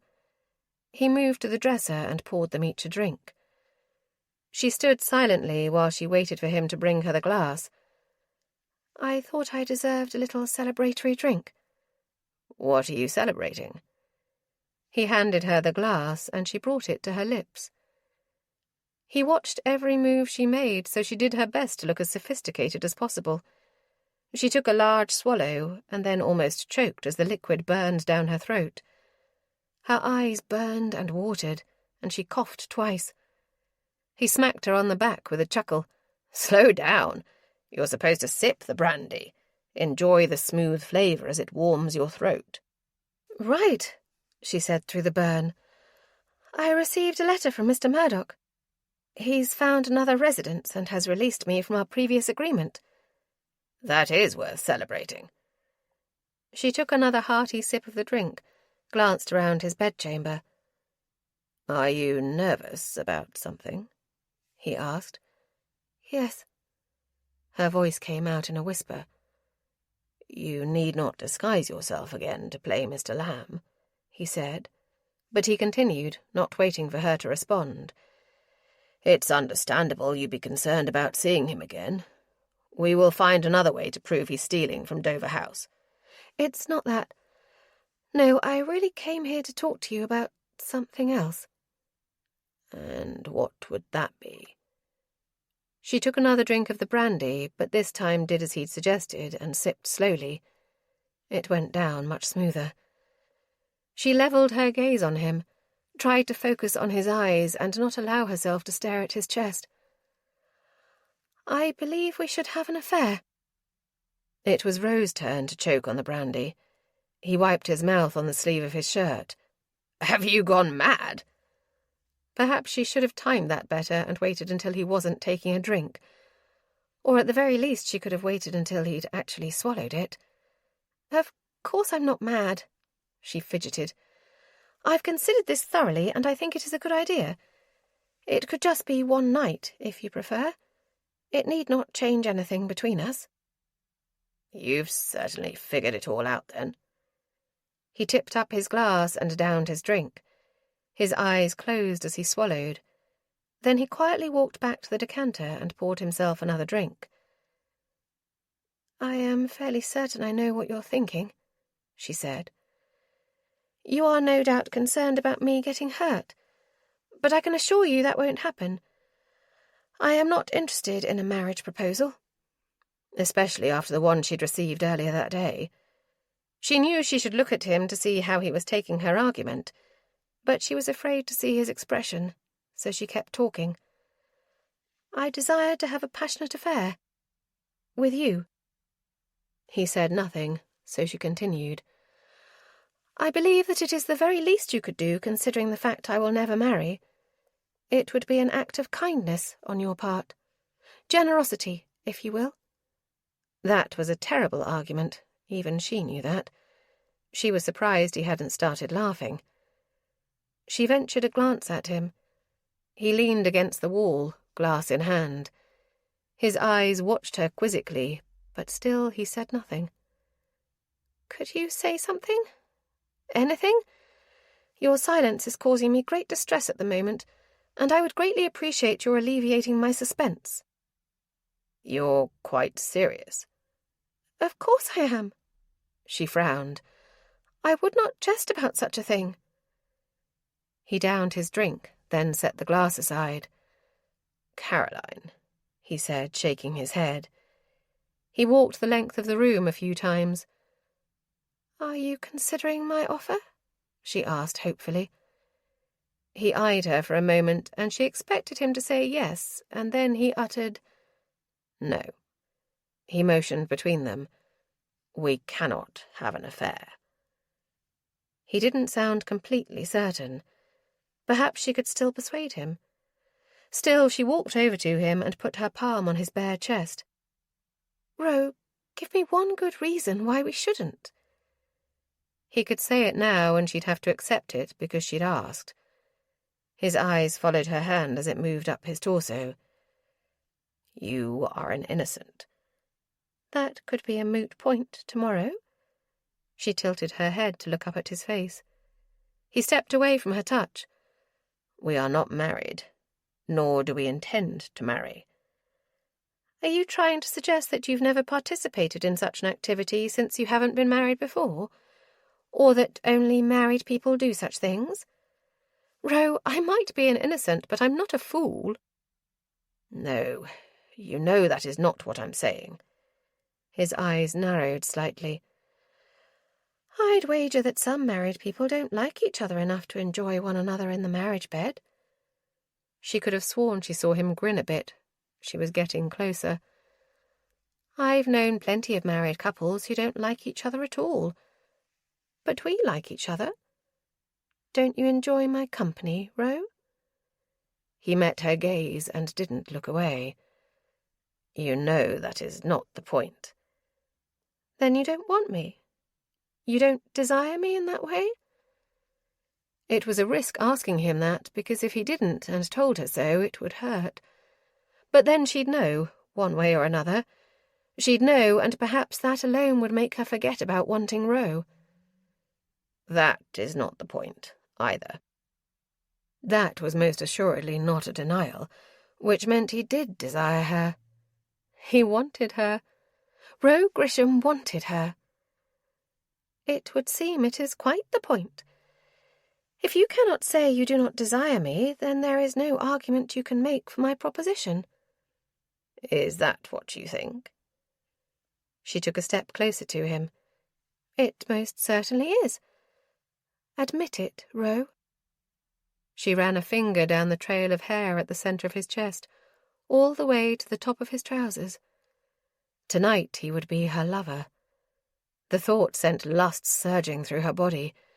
She had worn the trousers in here, thinking they would tantalize him, yet now she regretted not donning a dress, since her breasts were bound beneath a strip of linen, and they strained to be free, to be touched. Admit that you want me, she said. He didn't answer. Instead, he clutched her to him and slanted his mouth across hers in a passionate kiss. His tongue swept through her mouth. She buried her hands in his hair and pressed her breasts against his chest. He released a low moan, almost a growl, and his hands gripped her buttocks as he pulled her to him. He did like the trousers. She would have smiled, but she was kissing him back for all that she was worth.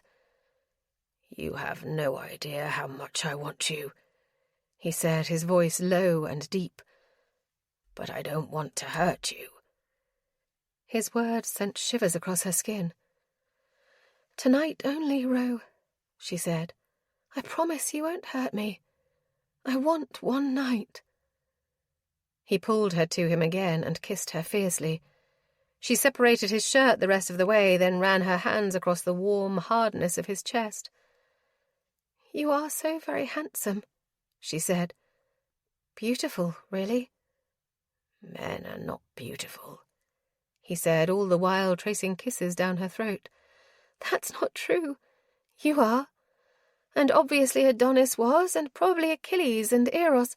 Caroline, stop talking. He kissed her to occupy her mouth, and she forgot she even knew how to speak. She continued running her hands across his chest. His mouth created scandalous sensations throughout her body. She felt bold and brazen and wonderful. He made her feel that way. So she tossed all propriety and caution aside and did exactly what she wanted. She took his hand and led them over to the bed. With deft hands she removed his shirt, tugging it out of the back of his trousers and tossing it to the chair in the corner. She leaned in and kissed his chest, lightly at first and then more boldly, opening her mouth and nibbling at him. His breathing stopped. She moved slightly, kissing her way across his torso. He closed his eyes and his mouth fell open, though he made no sound. She ran her hand down his chest to the thin line of hair that disappeared into his trousers, but Ro grabbed her hand and stopped her from further exploring. "Where did you learn to be such a seductress?" he asked. She shook her head. "I want to touch you, for you to touch me." She didn't have to ask again. He ripped her shirt open, buttons sprayed across the room.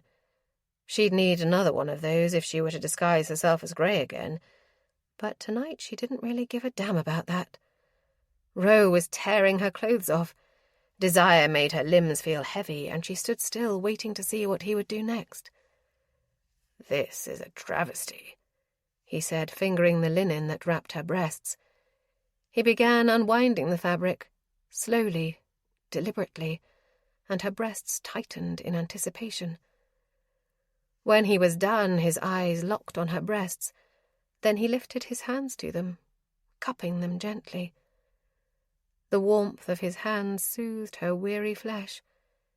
He bent and pressed a tender kiss to the swell of her right breast. She wanted more, ached for more, but he moved away from her momentarily from her chest and worked on the fastenings of her trousers. This would be a night she'd never forget. The pants slid down her legs, leaving her in nothing but her drawers as she'd removed her stockings and boots before coming to his room. She wanted to cover herself from him, hide her narrow hips and small breasts, but he sucked in his breath as he removed the last piece of clothing. "You're exquisite," he said. "And those legs, you had no idea how long I've wondered about those legs." Just like that, all her embarrassment melted away. Instead of hiding her body, she wanted to open out her arms and parade herself around the room. He thought her exquisite. He picked up her nude body and gently placed her on the bed. The velvet coverlet beneath her was soft and luxurious against her bare flesh. Ro crawled in next to her and gave her a searing kiss.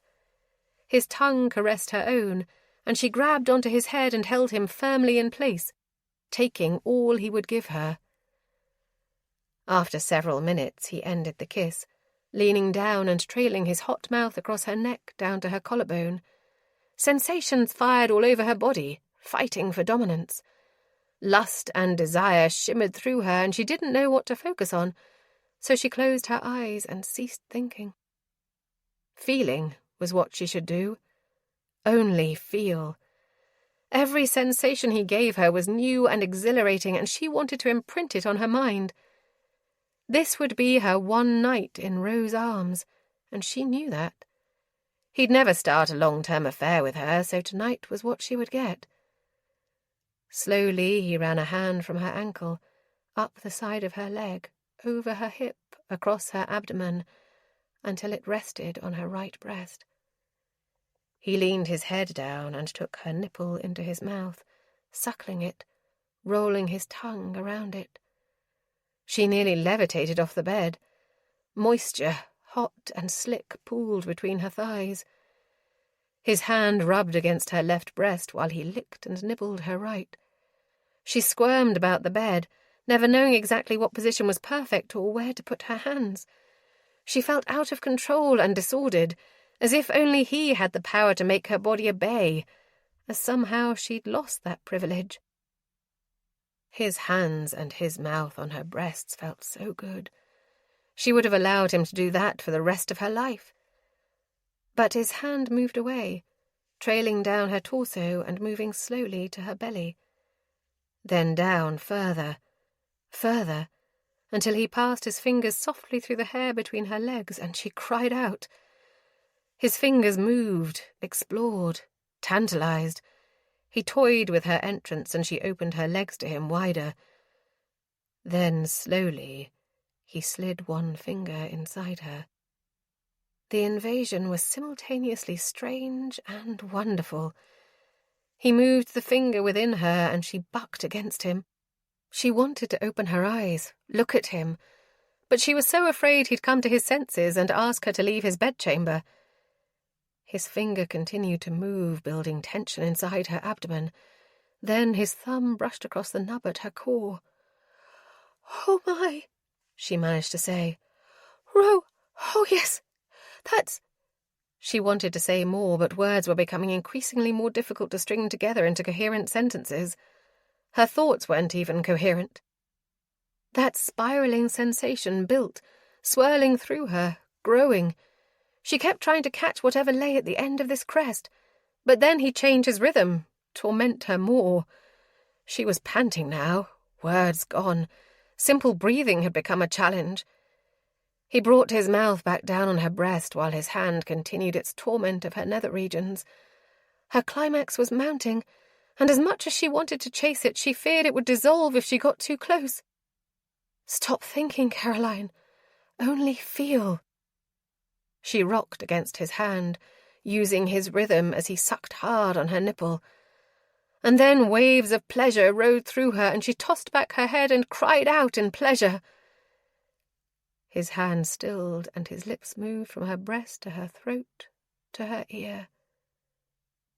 "You are the most beautiful woman I've ever seen," he murmured. She managed to open her eyes and meet his green gaze. "Thank you." Chapter 13. They lay there quietly for several moments, and the weight of what he'd done crashed down upon him. Sweet, innocent Caroline. She'd claimed she wouldn't get hurt, that she would be fine, but he questioned that. And damnation, if he hurt her, he'd never be able to live with himself. Ro crawled out of the bed and moved away from Caroline, putting as much distance between them as he could. He swore, then walked away. "This should not have happened," he said, unable to look at her. He knew his words would sting, but rather hurt her now than after he took her virtue away. His bed creaked, and he knew she'd sat up. "That wasn't even a full consummation, Ro. How can you—" "You obviously didn't listen when I told you what happened with your brother." He turned to face her, and she sat wide-eyed in his bed, blanket clutched to her, covering most of her body. Her hair tousled, her lips looking very kissed and loved. She looked beautiful. "I didn't find anything you told me about Christopher's death to be so terrible. I don't blame you." If she didn't blame him, it was only because she still saw him through the eyes of that 18-year-old she'd been. The girl who had thought him a hero for taking her in and teaching her to play poker. The things he'd done for her were so small compared to the damage he'd caused in her life. Why couldn't she see that?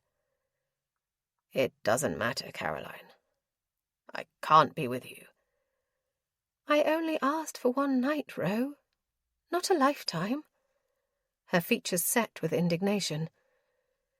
She was right, of course. She hadn't asked for anything but a night of passion. One he could give her. Damned, but he wanted her enough. She shifted her gaze away, and a lock of hair tumbled into her eyes. "But perhaps you can't muster the desire even for that," she muttered.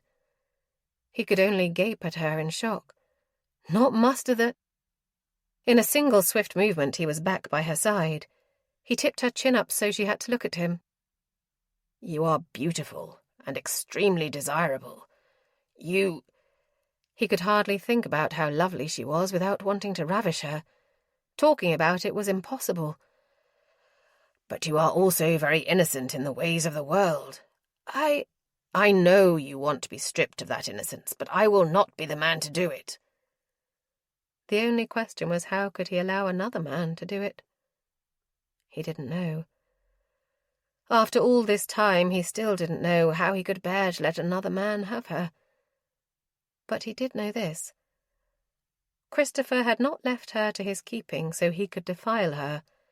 He would want better for his sister, and she deserved better. How can you not blame me? I'm the reason he died, Caroline. She shook her head, a frown furrowing her brow. Ro, it grieves me so that you have blamed yourself for this for so long. Christopher was never the healthiest of persons. He had fevers often growing up. You both fell ill on that trip. It is no one's fault that Christopher died. He succumbed to a disease that has claimed plenty of other lives.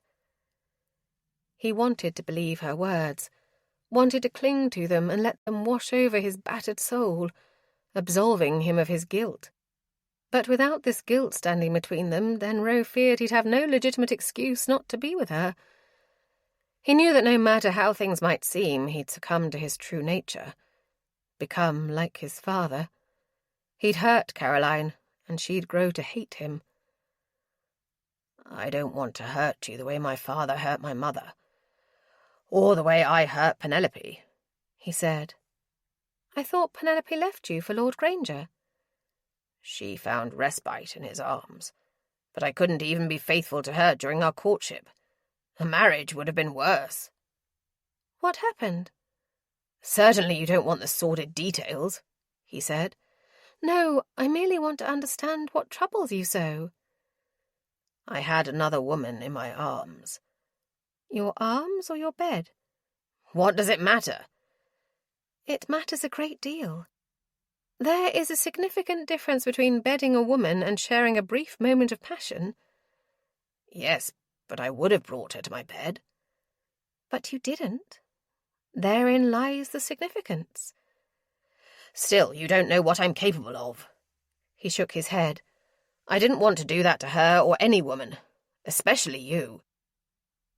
She said nothing in response, and he knew she was no doubt repulsed by his admission. It was for the best. I'm going to leave now. When I return, please be in your own bedchamber. With that, he stepped into his dressing room and quickly changed.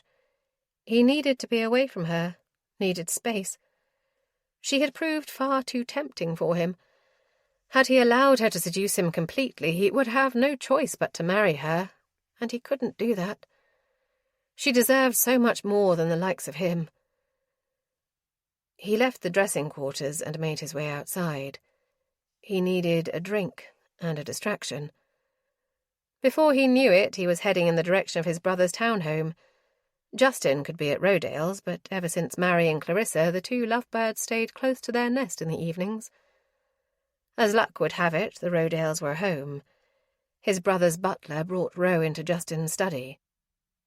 Ro immediately found his brother's good scotch and poured himself a glass. He downed it in one gulp and ignored the fire that burned its way down his throat and watered his eyes. He cleared his throat and poured himself another. It was then that Justin stepped inside. "This is a surprise," he said. "I've missed you," Ro said, holding his glass up in a mock toast. "Yes, that I can tell by the sardonic tone in your voice. Sit." Justin sat by the fireplace and motioned for his brother to accompany him there. "What is troubling you, dear brother?" "How can you tell?" "It's the only time you drink scotch." Ro eyed the glass and then looked up at Justin. "I loathe being so bloody obvious." "I won't tell anyone." Justin grinned. "Caroline is in town," Ro said. He still kept his gaze on the amber-coloured liquid in the glass. "Yes, you mentioned that, though it seems to be troubling you." Justin leaned back in his chair. "I take it you are not pleased with her being in London?" "She is—" what was she exactly?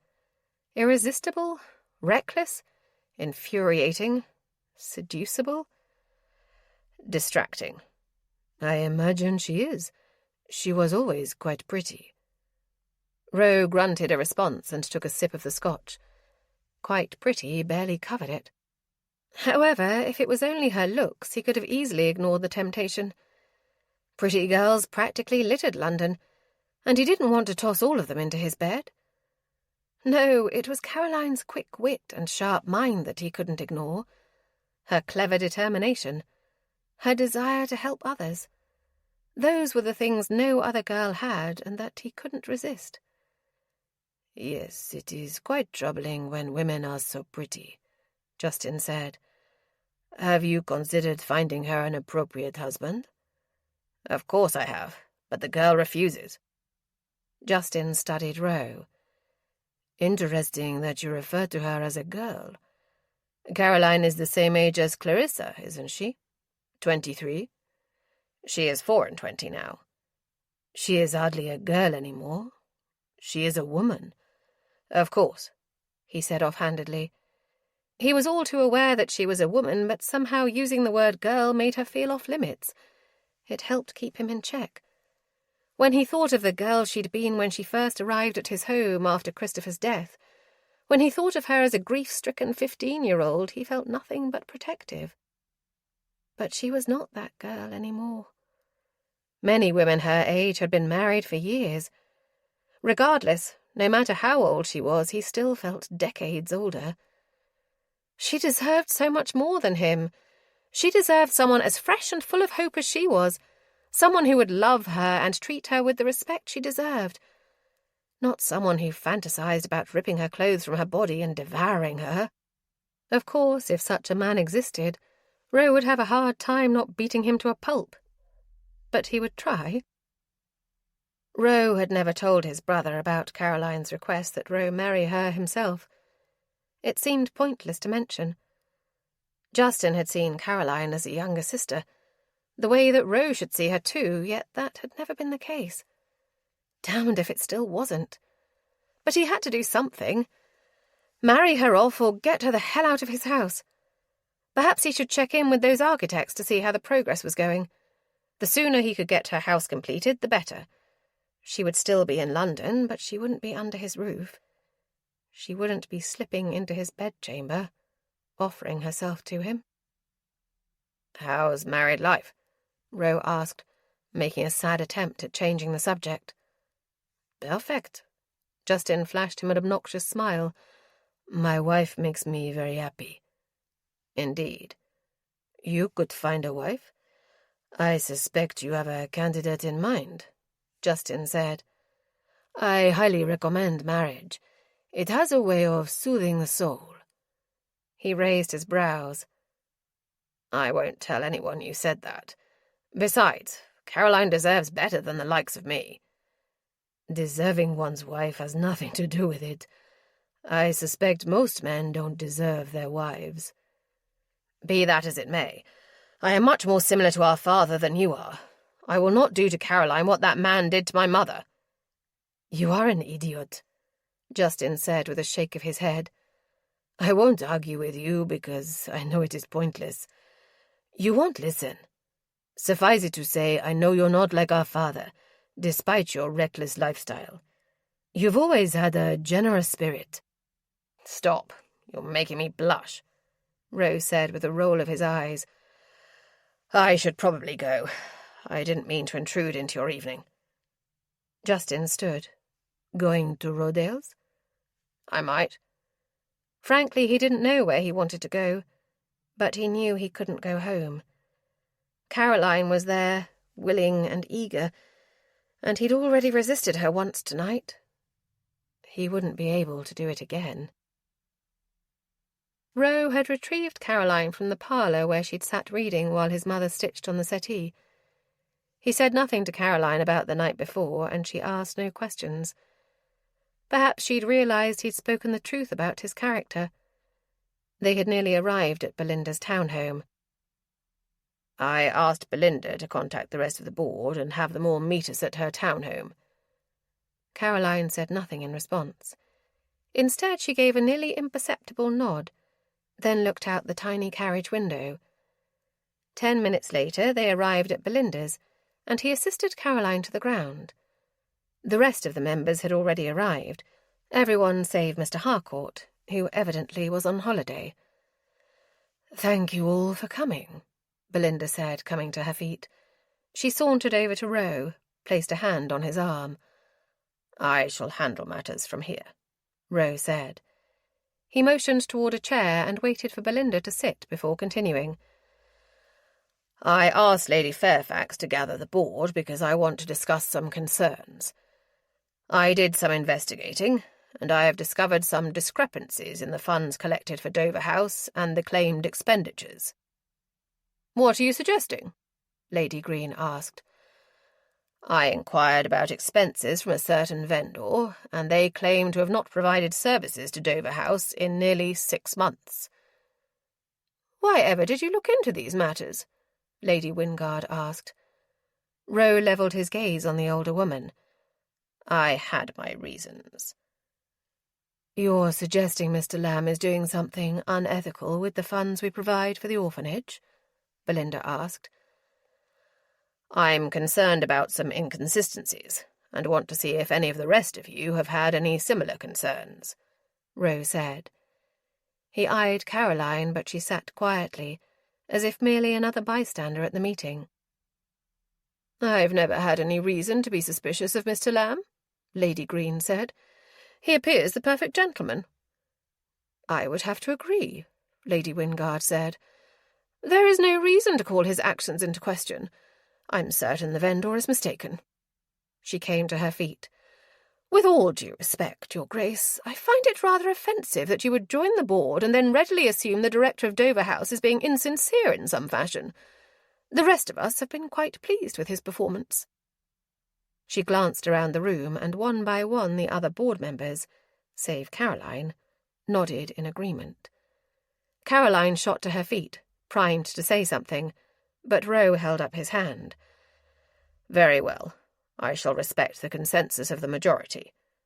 Miss Jellicoe, shall we?" She shook her head to protest, but Roe grabbed her arm and led her out of the room. "Nothing we say will convince them. We need to find proof." Caroline sat in the study, shuffling the cards again and again. It was safe to say she was restless and in a bit of a foul mood. Not only had Roe left her abruptly the night before, but after their meeting with the board members, he'd left again. He had yet to say anything about the time she'd spent in his bed. She still had no notion of what the hell had happened, other than he had some misguided attempt to protect her. Millie sat on the settee, embroidering. She had known Caroline long enough to know that silence was sometimes needed, so Millie hadn't inquired as to what troubled her. "Millie?" The woman looked up from her needlework. "Yes, what is it, dear?" Caroline frowned. "Roe mentioned something, and I wondered if perhaps you knew what he might be referring to." "I suppose that all depends. My son is quite mysterious at times, but I certainly might be able to shed some light on the situation for you." She set aside her needle and thread and folded her hands in her lap. "Now then, what is troubling you?" She wanted to ask more about Penelope, but that seemed a breach of his privacy. Asking about Christopher was acceptable, though, since he was her brother. "Rose somehow believes himself to blame for my brother's death." She took a deep breath and waited for Millie to speak. "Ah, yes, I do know something about this. When he returned from that trip, he was so very sick. Rose's father had hired a team of doctors to tend to his every need. It was the only decent thing that man ever did. Roe was so weak, so frail and thin, he didn't even look like himself. His fever ran high, and he was in and out of consciousness. But every lucid moment he had, he begged his father to return and save Christopher." Millie paused there and seemed to be collecting her thoughts. Caroline could just picture Roe begging his father. She'd only met the Duke a handful of times, but by all accounts he had been a most formidable man. The servants still gossiped about his vile moods and evil temperament, and Millie herself had occasionally made a comment about her deceased husband. But surely Roe blamed his father, and not himself. Then Millie sighed and continued. When the news came that your brother had died, I thought we'd lose Roe as well. Then he found out he was assigned your legal guardian. Somehow that gave him the strength to fight the disease." Caroline realized tears rolled down her cheeks. Not just for the loss of her brother, whom she'd simply adored, but for the fact that Roe had punished himself for so long for such a thing. He couldn't control his father, and what the man did. Roe had been too weak himself to fight. Christopher had always been on the sickly side, and there was no guarantee that the intensive care that Roe had received would have cured Christopher. Before she could respond to Millie or ask any further questions, Roe stepped into the room. "Caroline," he said with a nod. "Mother." "Monroe," Millie said, not missing a beat. She picked up her embroidery again. "How are you this fine day?" He frowned at her, but then ultimately gave her a smile. "All is well, Mother. Caroline, a word, if you will." Caroline set down the cards. "Don't leave on my account," Millie said. "This is not a secret," Roe said. "I have given Mr. Lamb a large sum of money. Much to my chagrin, I believe you will need to return to Rodale's this evening." Caroline's heart thundered. "Yes, of course. Did you discover anything else in your inquiries?" "I did. My solicitor got back to me on that other orphanage, and it would seem that there is one in Liverpool closing, but it is only because they are moving to a larger facility there. None of the children are being displaced." Caroline frowned. "How did he not think you would look into such matters, when he asked for such a huge amount of money?" "Evidently no one has ever followed up on his claims before. They take him at his word and hand over the banknotes." "Luckily the two of you are so suspicious," Millie said, never looking up from her embroidery. "You make quite the team." "Yes, well, suspicion will get us only so far, especially if we want to convince the rest of the board members. We need proof he is gambling with the orphanage's money, proof that neither of us can get if we approach him as ourselves. Caroline, I wanted to make certain you were interested in donning Gray's disguise once more to play cards with Mr. Lamb," Rose said, ignoring his mother. Then he paused. "I will make certain you have a new shirt to wear." Caroline knew she blushed, since she felt the heat pooling in her cheeks, but she ignored it. "Yes, I will play him. Are you so certain he'll go to Rodale's and not a different hell?" "I am. I had Justin send out invitations to a tournament tonight. He's been personally requested. He won't be able to resist that," Rose said. "And the money I gave him, I had it marked so we'd know if he was using those funds for the game or not. It isn't a perfect plan, as we know he also visited Lady Wingard, so he could be using her monies. But it could provide some additional evidence." "Perfect," Caroline said. "Very well. I shall be ready to leave around 10:15. "I shall meet you in the entryway," Caroline said.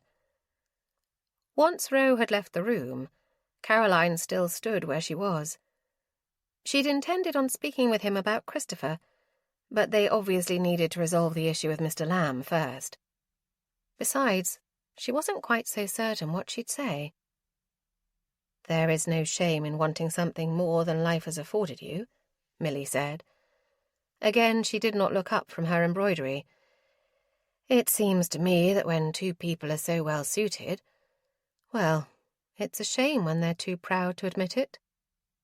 Caroline opened her mouth, but no words came out. Millie looked up at her. "But how did you—" Millie smiled. "I'm old, dear, not blind. I know desire when I see it." "Yes, well, it is one-sided, I can assure you," she said. There was no use in denying her feelings for Roe. His mother, of course, would understand Caroline's draw to him. She loved him too. Unfortunately, it was not pride keeping them apart. There were times, many times, when Caroline had wished she had been too proud to declare her love for Roe. But instead she'd blurted it out time and again. She had thrown herself at his feet not once, but several times, and each time he'd rejected her. No, If pride was the problem between them, it was her lack of pride, not an overabundance of it. "It is not pride that keeps him away, I assure you," Caroline said with chagrin. "It is disinterest." "Don't be so certain of that. I've seen the way he looks at you." "He's made it perfectly clear that he does not want a life with me." "Yes, well, sometimes men don't know what's best for them." She went back to her embroidery. "Perhaps he needs a little push in that direction." Caroline waited for Milly to say something else, but she sat silent, pulling her needle through the fabric. "Meaning?" "Seduction, dear. Sometimes a girl must take matters into her own hands." Chapter 14. Roe couldn't very well go and play in the back room with Caroline. They'd risk Mr. Lamb getting suspicious. So he did the very best thing next to himself observing. He asked Justin to spend some time monitoring the game. And since they'd set up a tournament, it wouldn't appear odd for Justin to stand watch. They'd been in there for over an hour now, and Roe grew restless. He sat in the carriage outside, waiting for Caroline to finish. He'd given her the exact sum of money he'd loaned Mr. Lamb, and then suggested she try to win it all back. He knew she could do it. She was an excellent player, but damnation he wished he were in there with her. Sending her in on her own grated against every protective instinct he had. Never mind that he was sitting right outside the whole time. Never mind that she was in Rodale's, the safest gaming hell in London. Never mind that Justin himself was standing over her. It still irked Roe that he couldn't watch over her himself. Mr. Lamb was no fool. He was quite skilled at scamming and manipulating people out of money, and persuading them to believe whatever lies he fed them. Boomer, his aunt's manservant, had been unable to accompany her tonight, so Roe had felt it was necessary to have someone in there to keep an eye on her. Someone who knew who she was.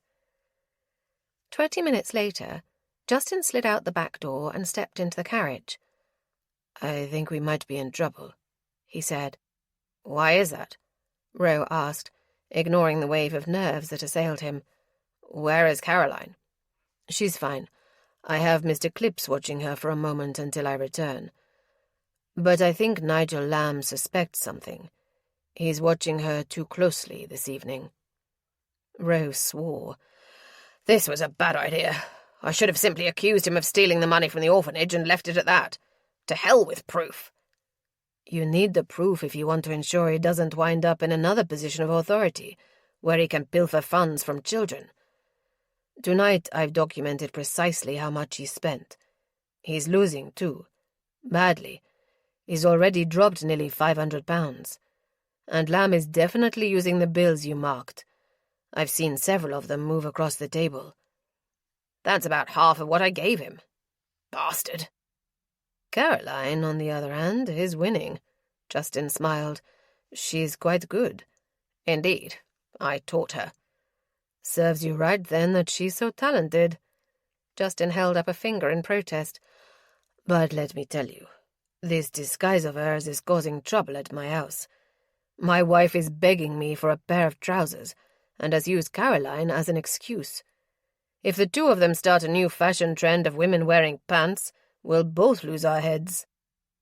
Roe tried to laugh, but the truth was he was so damned worried about Caroline he couldn't muster up the humour. "So you believe this will be enough to prove he took the money?" he asked. "The documents I can give you, plus the monies you gave him, your solicitor will have the record of that, correct?" "Yes, I'm waiting on the final report from my solicitor regarding Lamb's personal finances. At first glance, it seems he doesn't have enough money, but they found a second account at a different banking institution. Once I can prove that he doesn't have that kind of money to gamble with, it will give the investigators enough evidence to look into matters further," Roe said. "Good. Go get Caroline. I want her out of there before that bastard figures out her secret." Justin nodded. "I shall have her out to you in a moment." He disappeared back into Rodale's. The minutes that followed seemed to crawl by. It was as if he could hear each second tick off. Finally, Caroline slipped inside the carriage. That was too risky, Rose said. Justin said he thinks we'll have enough evidence to bring it to the police, she said with a grin. Yes, but he also said that he thought Mr. Lamb was getting suspicious of you. Did you notice? She shrugged. The carriage pulled away and headed back in the direction of his townhome. He seemed a little focused on me tonight. Perhaps he likes boys. This is no time to jest, Caroline. I need to ensure your safety. Well, I'm safe. And I won nearly everything he lost.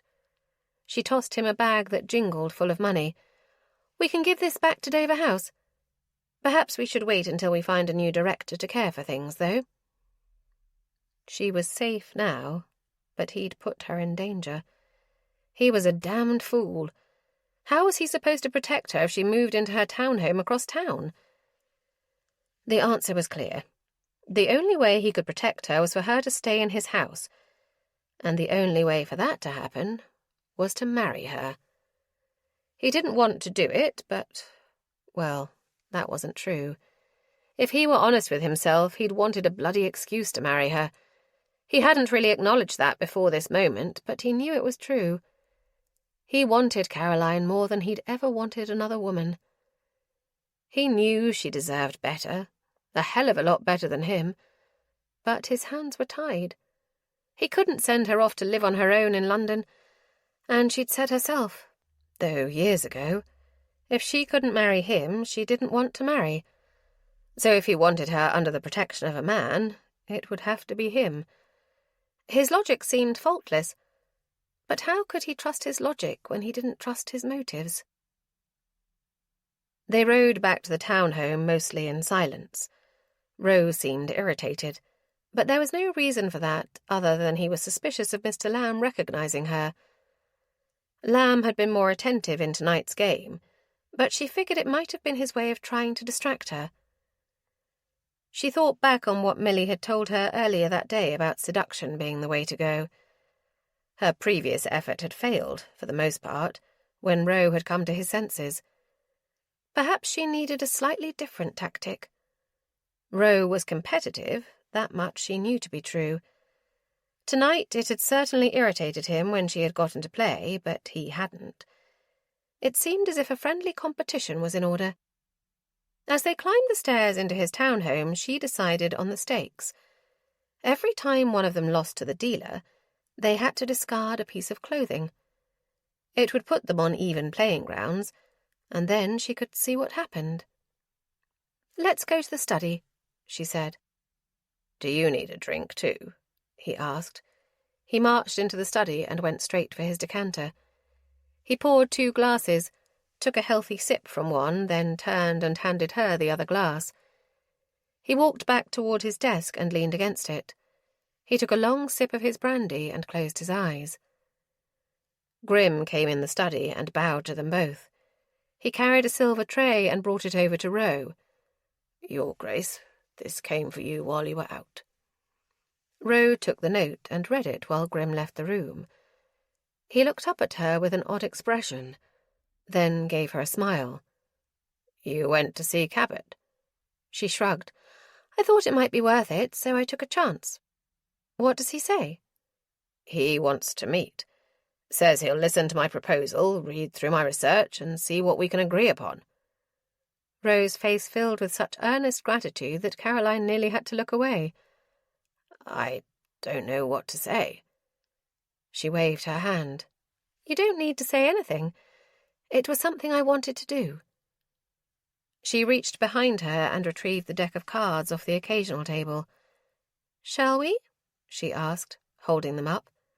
"For money?" "No. Let us think of different odds." She didn't want him to think she'd been planning this the whole way home. She took a seat at the table and shuffled the cards. "Favours?" she suggested, then countered, "No, there is nothing which I could do for you." He removed his greatcoat and came to sit across from her. "That's it." She gestured toward his coat. "We play for clothes." "I beg your pardon?" "When we lose, we must remove a piece of clothing," she said. She took a sip of her drink and tried to control her breathing. It could make things quite interesting. Caroline, how could you suggest such a thing? She shrugged innocently. Whatever do you mean? You know perfectly well a game such as that would be scandalous. She arched an eyebrow. More scandalous than a woman dressing as a boy to play cards in a gaming hell? Really, Ro, I feel you and I are far past the point of scandal. Very well, then. It's not acceptable, either. Why would you suggest such a thing? She couldn't very well tell him she was trying once again to seduce him. She had to dig deep for an excuse. Perhaps I want the distraction. Tonight was more stressful than I thought it would be. She was surprised as she said the words that she wasn't lying. There was a tremble in her voice that she hadn't planned on. Caroline? Of course, playing at Rodale's was exciting, but it was nerve-wracking too. She looked up at Ro to see he was watching her carefully. Please, I don't want to go to my room and be alone straight away. He studied her for a moment in silence, but when he smiled roguishly, she knew she'd won him over, even though he said, I am not certain that is a good idea. Are you afraid, then? It's understandable. I am quite good. She gave him a sympathetic smile. Probably wouldn't look so good for me to be fully clothed and you to be sitting here completely disrobed. He laughed. Is that how you think things will go? All right, I shall take your odds. 1 piece of clothing for every loss against the dealer. And we rotate the deck. Fair enough, she said with a nod. You think you might want to reconsider that coat now? He smiled. Nice try, but I'm fully intending to win here. Suit yourself. I'm looking forward to embarrassing you. We shall see what happens. Deal the cards, Caroline. He took another slow sip of his drink. At least the exchange so far had seemed to lighten his mood some. She wasn't used to Ro being quite so serious. It was unlike him, as he tended to be jovial most of the time. She dealt the first hand. She lost, going over with her total of 26. Ro raised one eyebrow. She took off her boots and tossed them behind her. This could be a most interesting evening. This might not bode well for you, Ro said as he passed her the cards so she could deal. I'd wager it's worth the risk. She dealt the cards and tried to keep her breathing under control. One thing she hadn't counted on in this scenario was being able to focus on the game as the clothes began to fall. He glanced at his cards, but nothing on his face changed. He knew how to control his emotions, his reactions, to protect his hand. It was one of the first skills he taught her, and she'd found the skill was useful in other areas of life as well, especially when dealing with people that one was not particularly fond of. You've always been good at that, she said. What? Schooling your features, so that your opponent cannot tell if your hand is good or not. You do the same. Your face is indiscernible as well. I should probably thank you for teaching me that. It is a skill that has come in handy a time or two outside of the game, she said. His brows rose. Indeed. Wilbur Riggins. The Riggins live in the cottage down from Chancworth Hall, Rose said. Precisely. Their son. He's been sweet on me for years. Proposed on more than one occasion. Hiding my true feelings was a skill I was quite grateful for in those instances. I never wanted to offend him.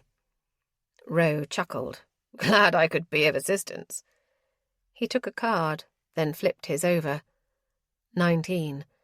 She smiled broadly as she turned her hand over. 20. I win. Your turn to take something off. He loosened the cravat at his throat and slipped that off. I hate those bloody things. Why wear them, then? I am a gentleman. It is what we do. We wear cravats and eat at our clubs and spend our lives lazing about enjoying our money. It was Ro's typical tone, his sardonic words that spoke of indulgence. But there was something more there. Something deeper and more honest. You don't have to live that way. Certainly there are other gentlemen who do other things with their lives. She tried desperately to ignore the swatch of chest showing now that his shirt was unbuttoned. Ah, but they are mere barons and viscounts. Mere barons. Like her father had been. Even Roe himself knew there was a difference between them. But she shook it off. Not lofty dukes. He smiled at her, gesturing toward her with his glass. Precisely. He took the cards from her. You could do wonderful things with your money. There are so many areas that need changing here in London. Are you suggesting I could become the benevolent Duke? It is a thought. Could be more entertaining than the alternative. I know it's not at all something your father would do, or other dukes for that matter. Interesting. A philanthropic noble. I could get used to such a notion. They played several more hands in silence, taking turns passing the deal back and forth. Unfortunately, after Roe lost his shirt, she lost count of the cards. She lost 3 hands in a row, and in doing so lost her stockings and then her trousers. So she sat in her undergarments and the overly long shirt. As she'd peeled off the trousers, Roe's eyes had darkened as he watched her. If he knew she was seducing him, he never said anything. Perhaps he thought he could resist her. Perhaps he could resist her.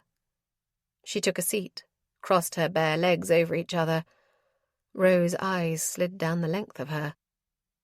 I do love those legs, he said absently.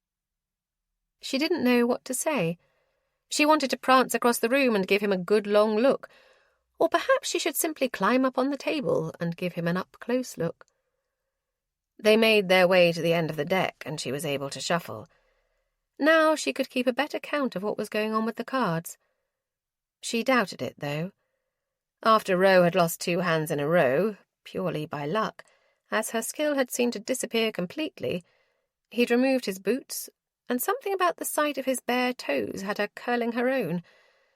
Damnation, but he was so attractive. She wanted nothing more than to go and straddle him across his chair. Her cheeks flamed at the thought. His eyebrow rose. Do I want to know what you were just thinking about? She released a slow breath. Probably not. I think I might need to suspend the game for a moment. She set the cards down and picked up her glass, padded her way across the room to refill her drink. She took a sip, then turned to face him. Do you want some? You have no idea. She was ridiculously seductive. He watched her saunter back to the table, padding over in her bare feet, her long, glorious legs, that linen shirt hanging down just past her bottom. Her bare bottom. He knew because she'd lost her drawers already. He never would have thought a woman could look that attractive in a man's shirt, but she did. She looked utterly irresistible. He'd intended to simply tell her about his plans once they returned tonight, but then she'd wanted to play, and her delicious idea about playing cards for clothes. He knew he should have refused, should have been stronger and done things the right way. But hell, a man could take only so much. If he was going to marry her, he might as well let her seduce him. He'd wanted her in his bed since the moment he first kissed her. Does it not concern you that I dallied with another woman while I was supposedly wooing Penelope for marriage? He asked abruptly. She sat back down. Not particularly. You weren't married yet. You weren't even engaged, so it doesn't seem like the gravest of sins. And you did not bed her, you merely, kissed her? Her words were like balm to his burning skin, providing just enough hope for him to grab onto. Perhaps she was right. Perhaps he wouldn't turn out like his father, though that certainly seemed unlikely. In any case, he needed to get his mind back on the cards before he admitted any of his other sins. You need a pause? I was just warming up, he said. Challenge flashed in her eyes. Intermission is over. She nodded toward the cards. Deal the hand." His lips quirked in a smile. She was fascinating. He couldn't deny that. Sweet, smart, and lovely Caroline, and she would be his. His want for her surged through his veins. He needed to keep his desire in check. She wanted to seduce him, and he would allow her to do so. He dealt the cards, then checked his own hand. He flipped both cards over to show her. "Perfect hand. Guess I win," he said with a grin. Her lips parted. Then she looked from his cards to his face. "I don't have much else to take off." "The shirt." He knew it would leave her in nothing but the linen binding her perfect breasts. Her pink tongue darted out to wet her lips, and his abdomen tightened in response. She took a deep breath and stood to her feet. With painfully slow precision, she undid each button. The shirt gaped first at her shoulder, then down to her flat stomach, and then it slid off her and fell in a heap on the floor. That scrap of linen hid her breasts from his view, but the rest of her was gloriously illuminated by the firelight behind her. "This might be my favorite way to play this game." She tilted her head. "I'm not certain it would go over well at Rodale's." She gave him a grin, but made no move to return to her seat. Instead, she stood before him, a goddess come to life. "Yes, and I have no desire to see those men without their trousers." "Oh, I don't know. Lord Drake seemed as if he might have a nice pair of legs," she said. "Come here," he said, holding his hand out to her. She walked to him, and her beautiful brown hair fell down her back in a cascade of silk. It framed her face, teased at her shoulder, and no doubt tickled the top of her bottom. She took his hand. "Take that off," he said, motioning to the linen covering her breasts. She did as he bade, slowly unwrapping the fabric. When it fell away, he could clearly see the indentions in her flesh from the tightly wrapped material. "This simply won't do," he said. He pulled her to him, and she straddled his lap. He smoothed a finger over the mark on her skin. "Promise me you'll never bind your breasts again. It is such a pity to hide such beauty." He leaned forward and kissed the mark. He followed it across the top of her breasts.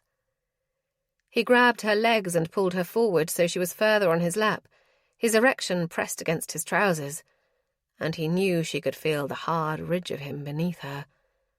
She moved against him, her eyes widening, her lips parting. She leaned forward and kissed him. He could turn away from her, hurt her once more, and prevent himself from hurting her again and again as his wife.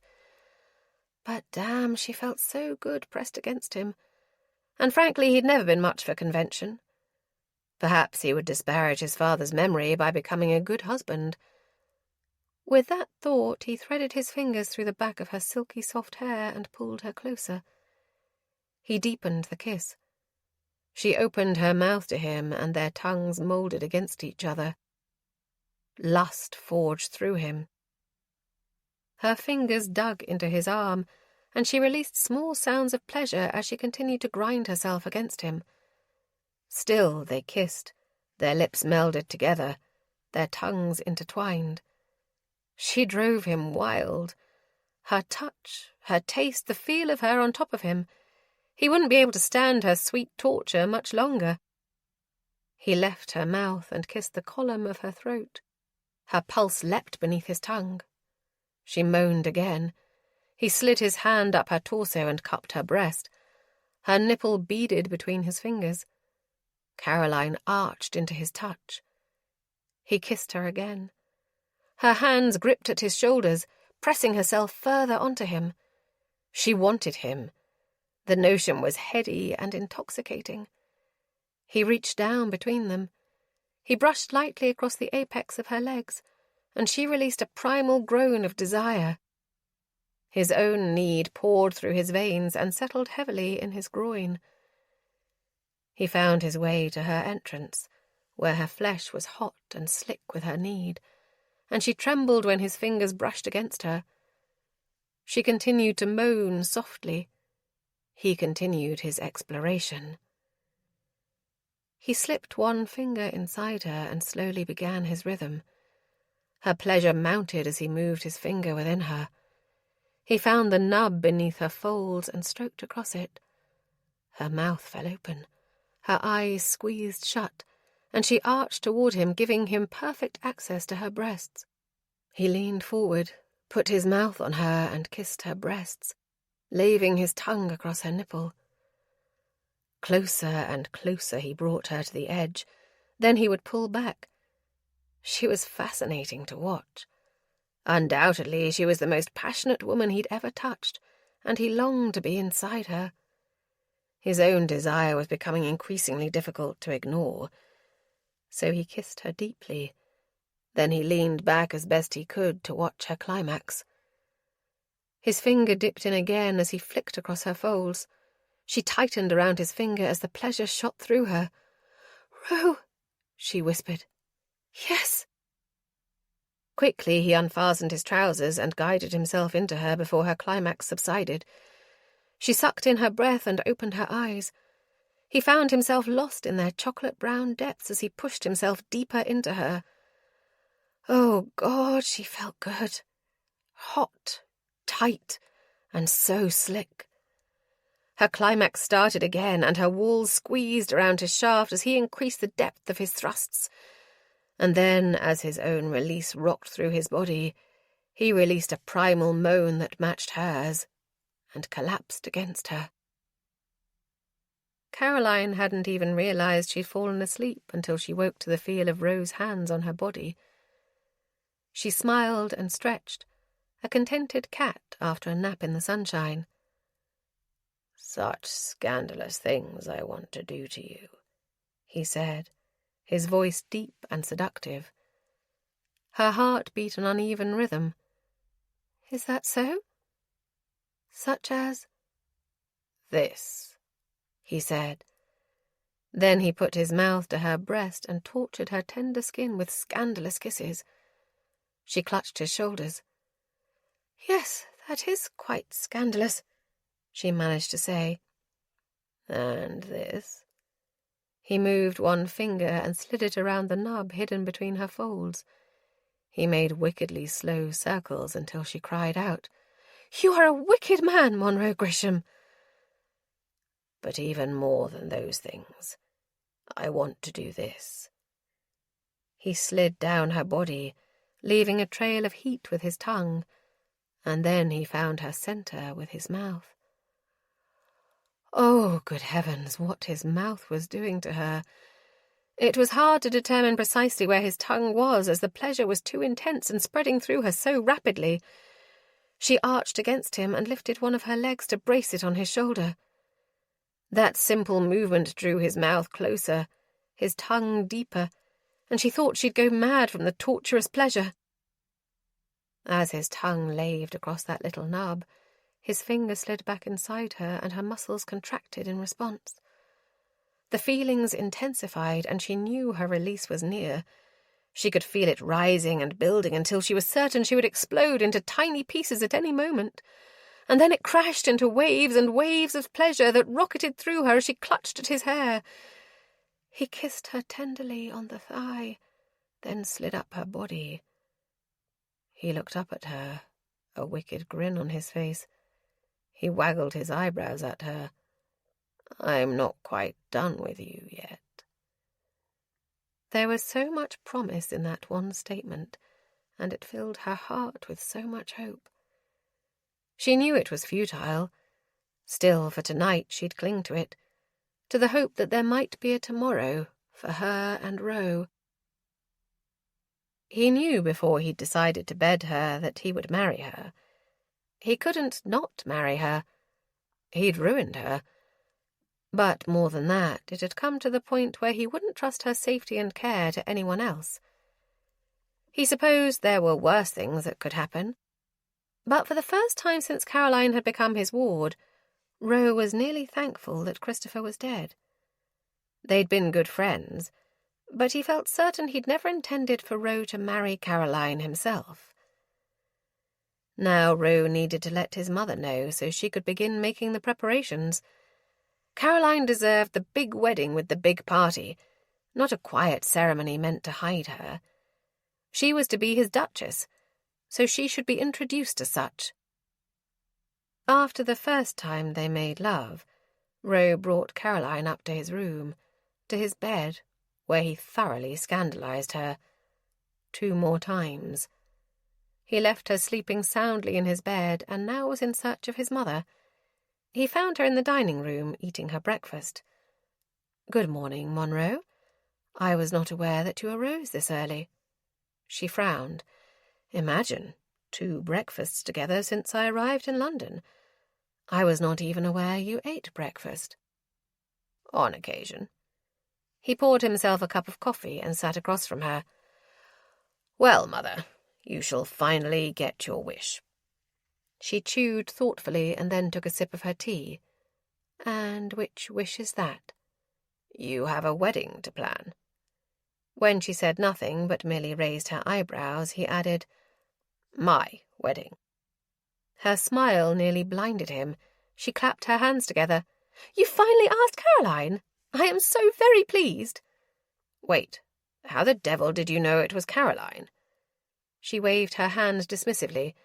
"Ro, you've had eyes for that girl for years. Hell, you even courted a girl who looked like Caroline." Penelope.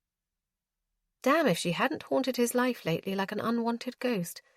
Had that been why he pursued her to begin with? Certainly he'd noticed the similarities between the women. They favoured one another. He recognised that. "I know she's been sweet on you. About time you 2 realised how you felt. A better match I haven't seen in years. This is just positively splendid." "Feelings have nothing to do with this. I've taken liberties with her." He took a deep breath. "I'd really prefer not to discuss the specifics with my mother, but suffice it to say, things have transpired that cannot be undone. A wedding is our only recourse." And he wanted to make certain he could protect her. Keeping her here with him was the only way to do so. "Is that how you proposed to her?" He sipped at his coffee. "I haven't asked her yet." She frowned. "Oh, for heaven's sake, Monroe. I should think I raised you better than that. I will not plan one single thing until you talk to Caroline herself." "Talk to Caroline about what?" His would-be bride stood in the doorway, looking fresh-faced and far more rested than he knew she was. She was beautiful. "Tell me what, Ro?" she repeated. He scowled at his mother, who blinked at him innocently. "We shall marry." Caroline's eyes narrowed. "I suppose you think I should be thrilled that you've demanded I marry you." "I thought it was what you wanted. To be my duchess." She rolled her eyes, looking exasperated. "Apparently what I want means nothing to you." "We have no choice, Caroline. I've ruined you. It is what must be done." "That's why my efforts last night." She eyed Millie, then swallowed. "That's why I succeeded last night. You'd already decided on this, hadn't you?" "Caroline, it matters not. It is done. Now there is no time for a proper courtship and wooing. Besides, certainly you realise that I would be dreadful at such things." "I'm not asking you to court me, Ro. And since when do you give a fig about the right thing to do?" She practically stomped her foot. "You revel in defiling your title and doing as little as possible. Seducing an innocent shouldn't be too far out of the expectations of the ton." Then she glanced at Millie, who sat at the table looking thoroughly entertained. "My apologies, Millie." "Don't mind me," his mother said. "Carry on. I'm merely here eating my breakfast." "Caroline," Rose said, "I made promises to Christopher to take care of you, and though I don't think he meant this particular scenario, I will not go back on that promise. We will marry, and you and Mother can plan everything." He looked at his mother again. "Spare no expense. Caroline deserves the very best wedding, since she's getting me as a husband." He stepped out of the room. Well, That had gone splendidly. Chapter 15. That was most assuredly the worst proposal I've ever heard, Milly said once Ro left the room. Indeed. It was the only thing Caroline could muster. She had longed to hear those words come from Ro. She'd had one imagining after another about how he would propose, how he'd get down on one knee and tell her that he'd finally come to his senses, realize that he couldn't live without her.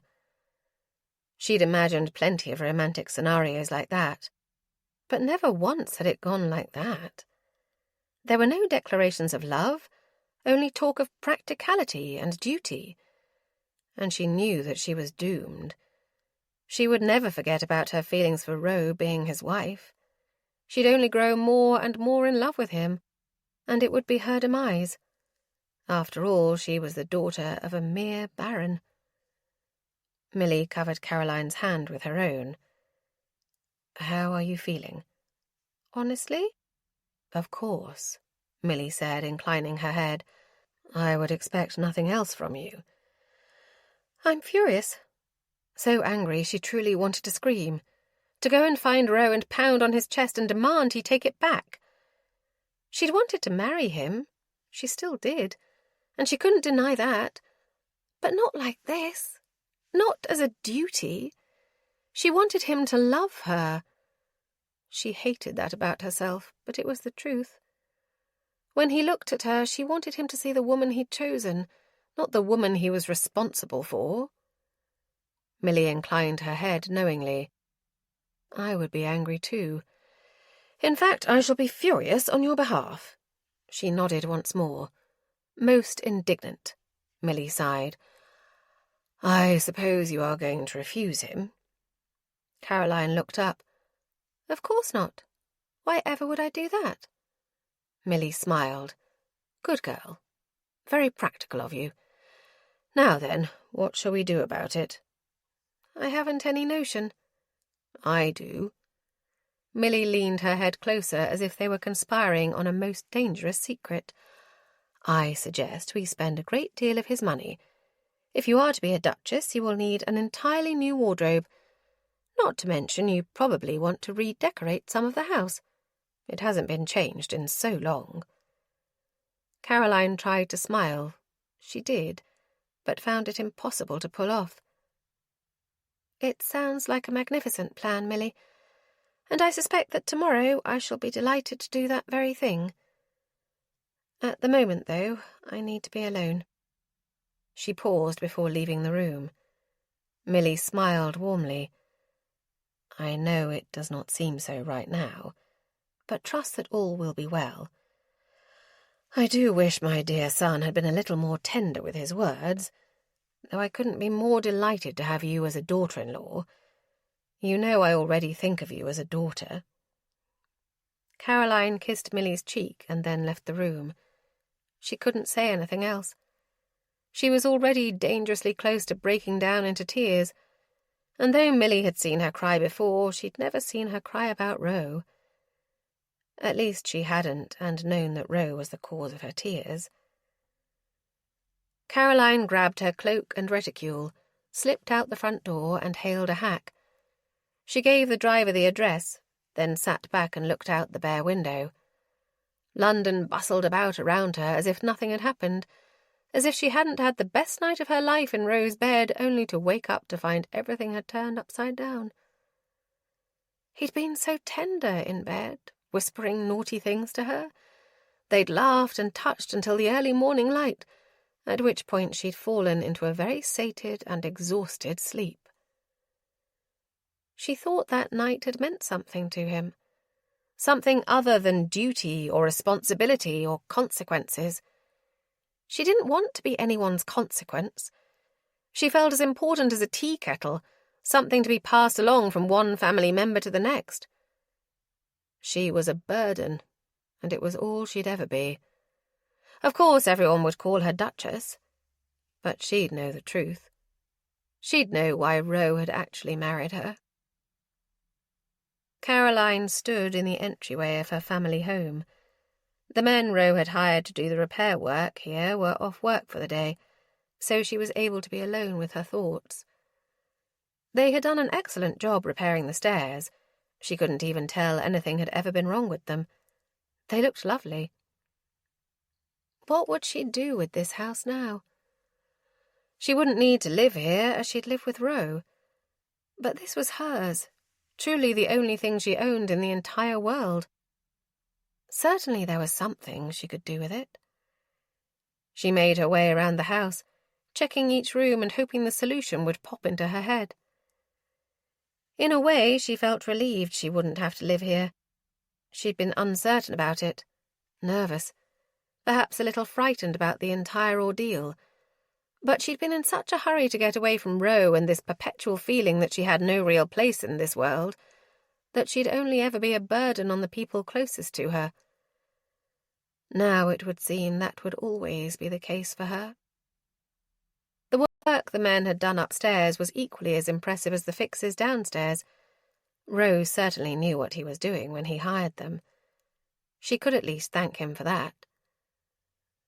A door slammed downstairs, and for a moment Caroline's blood ran cold. She shook off the feeling. She was distracted, and the noise startled her. Perhaps the men had returned to work today. She made her way down the staircase, and she could see from the shoes that 2 people stood in the entryway. As the bulkhead cleared, she saw that it was Mr. Lamb and one of the girls from Dover House. Upon closer inspection, she saw that it was Gretchen, and that Mr. Lamb held a pistol in his hand. It was pressed firmly against Gretchen's side. Tears rolled down her cheeks, but she made no sound. Caroline frowned and stepped off the last step. "Mr. Lamb, what the devil do you think you're doing? Remove that pistol from Gretchen this once." He smiled, showing his pointed teeth. "It's her own damned fault she's here. This was supposed to be you and me, alone. But somehow she was here when I arrived, and I knew she'd tell the authorities if she saw me leave here with you." "Gretchen, love, what are you doing here? How did you find me?" Caroline asked. Not that it mattered now, because she was here and Mr. Lamb had a gun. Fear surged in Caroline's throat, threatening to choke her, but she did her best to ignore it. Showing her own fear would only make things worse for Gretchen. "I followed him. I knew he was up to something and I wanted to see what it was. He's been making us steal, me and Fiona, and I don't know. I thought I'd find out where he was hiding all the money. If I could take some of it, then me and the girls could leave and get a house somewhere. But he came here. I didn't know it was your house." "It will all be well," Caroline said, looking straight into the girl's pretty green eyes. "Enough talking," Mr. Lamb said. "It is time for us all to go for a ride. Come along, ladies," he said, bitterness clinging to the last word. Caroline stood firm where she was. "I will not go anywhere with you." "Is that so? Get out to the carriage now, or I'll shoot this girl right here in your front entry." She stood there for a moment considering the situation. Instinct told her she could not let him have the upper hand, that she could let him take her and Gretchen away from here, but what could she do? She couldn't allow him to harm Gretchen, and she couldn't overpower him. She was half his size. How was it that she had no weapon? Of course she wasn't in the habit of carrying weapons with her, something she would obviously need to remedy. She walked to the front door. "I cannot imagine what you want with me. Am I to discover the rest of the board of directors tied up in this carriage of yours?" "No, just you. I only want you," he said. The sinister meaning of his words snaked chills through her body. Did he intend to ravish her? Certainly not while young Gretchen was with them. Good heavens, it would seem Caroline had gotten herself into more than a bit of trouble. She climbed into the carriage, and the girl followed behind her. "Sit over there," he said as he, too, climbed inside. He had them both sit across from him and aimed the gun at both of them, alternating who would get the barrel of the pistol. "Now then, Miss Jellicoe, or should I call you Mr. Grey?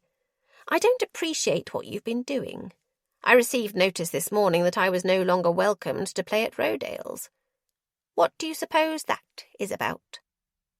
"I really couldn't say. I have no notion of what you're talking about." So Ro had been right. Lamb had recognized her. "Don't play daft with me, girl. I know you're not that stupid. What I want to know is how you became such a damned good player." She levelled her gaze to his watery eyes and suppressed a shudder. "I rely on skill, rather than luck." "Oh, touché." The carriage rumbled down the street, and she tried to reach for the curtain on the small window to catch a glimpse at where they were going. But he lifted the gun. "You'll see soon enough where we're going. I have something very important for you to do." He moved the gun back and forth. "Not certain yet what I will do with this one." What was he to have her do? Caroline reached over and grabbed Gretchen's hand and gave it a gentle squeeze. Whatever else happened, she would do everything she could to keep the girl safe. The carriage rolled to a stop, and Mr. Lamb opened the door and climbed out. "Come along, you two. We're here." Caroline climbed down the steps and found herself standing on Tilney Street. The row of brown brick townhomes stood in front of her, tall soldiers guarding the castle. Mr. Lamb poked the pistol into her back and pushed her forward. "This one," he said. "Number 234. Up those stairs." She did as he bade, Gretchen holding tightly to her hand.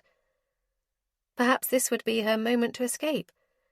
Surely he wouldn't want the residents of this house to know he'd taken hostages. Then Mr. Lamb stepped around them and slammed the big knocker into the door. It opened, and a small round man stood there, spectacles covering his eyes.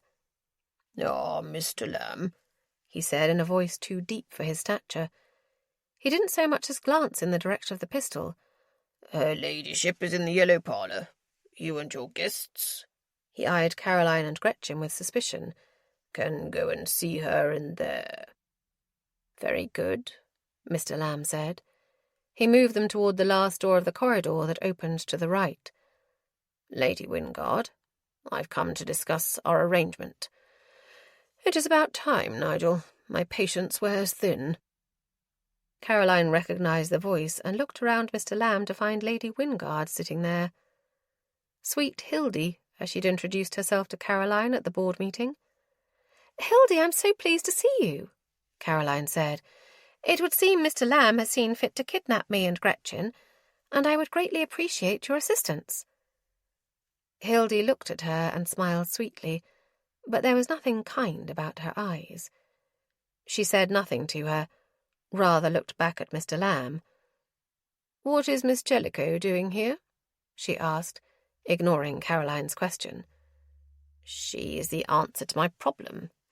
Mother, she is the best card player I've ever seen. She can beat anyone. I will earn the money I owe you back, plus more," he said with a grin. "I've told you on countless occasions never to call me that," Hildy snapped. "Yes, of course, Lady Wingard. My apologies." Caroline swung around to look at Mr. Lamb in shock. "She's your mother?" That was why Hildy had been so against them investigating him. She had been trying to protect her son. Hildy shrugged. "A youthful indiscretion. Our relation is not a well-known fact." She turned back to Nigel. "Even if she is that good, how many nights will she have to play to earn back that money? You are in so deep, Nigel." "One night. Tonight," Nigel said. "You kidnapped me. You must be mad if you think I'll play for you," Caroline said. Hildy patted her on the arm in a reassuring manner and smiled. "Now, dear, there's no point in throwing a temper tantrum." Then she looked at Nigel. "How do you suggest we do that?" "There is a high-stakes game later today at Pollard's," he said. "We buy her in, let her play, and then enjoy her winnings." "I will not play!" Hildy tilted her head thoughtfully to the side. "My dear, as women we do many things that are distasteful." She looked at Mr. Lamb, frowning. "But I'm afraid I must agree. She is a lady. You can't drag her into a gaming hell. They won't let her play." "She's been playing at Rodale's for months, dressed as a man. We'll dress her up and no one will be the wiser." "How very peculiar." Hildy smiled benignly. "Well, that does change things." Caroline's heart thundered in her chest. "And if I refuse?" Though she feared she already knew the answer to that question. "Then we'll kill Gretchen and her 2 sisters. That enough incentive for you?" Mr. Lamb asked. "If she's as good as you say, I won't want to let her go," Hildy said with a devious grin. "I could use a new source of steady income." "That's ridiculous. Monroe will find me," Caroline said. "He won't know where to look for you, my dear. No one in London knows of my relation to Mr. Lamb. That isn't even his real name," Hildy said. Caroline didn't argue. The woman was quite clearly mad, so there would be no point in discussing this any further. But Caroline knew Roe would find her. He'd have to. He'd proposed. Certainly that meant he cared somewhat for her. Hildy glanced at Caroline. "Are you good?" "I am." Caroline looked from one of them to the next. This conversation was absurd. How could they calmly discuss this?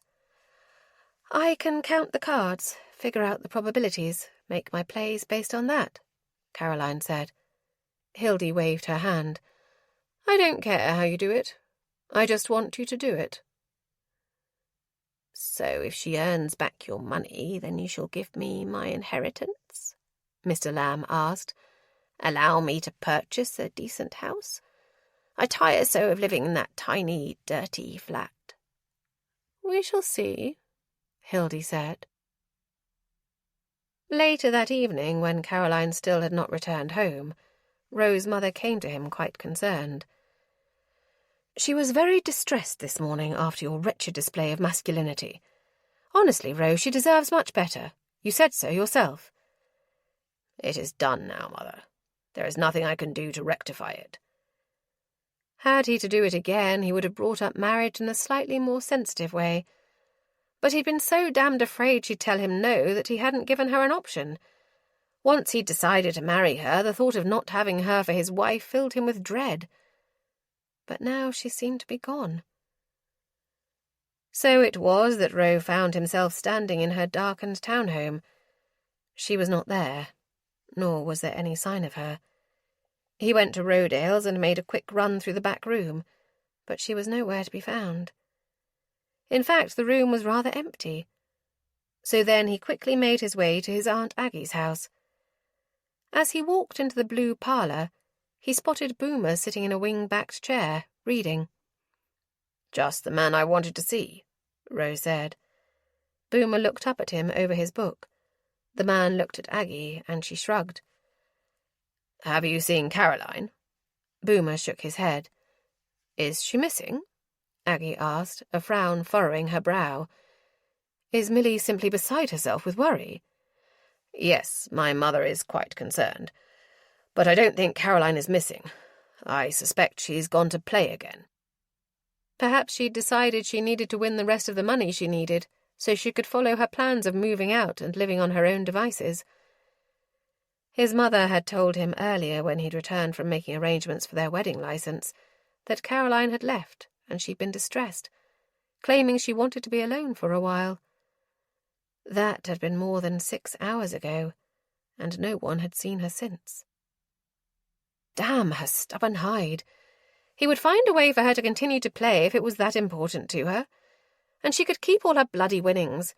He couldn't have her sneaking away, though. Then a sickening feeling hit him.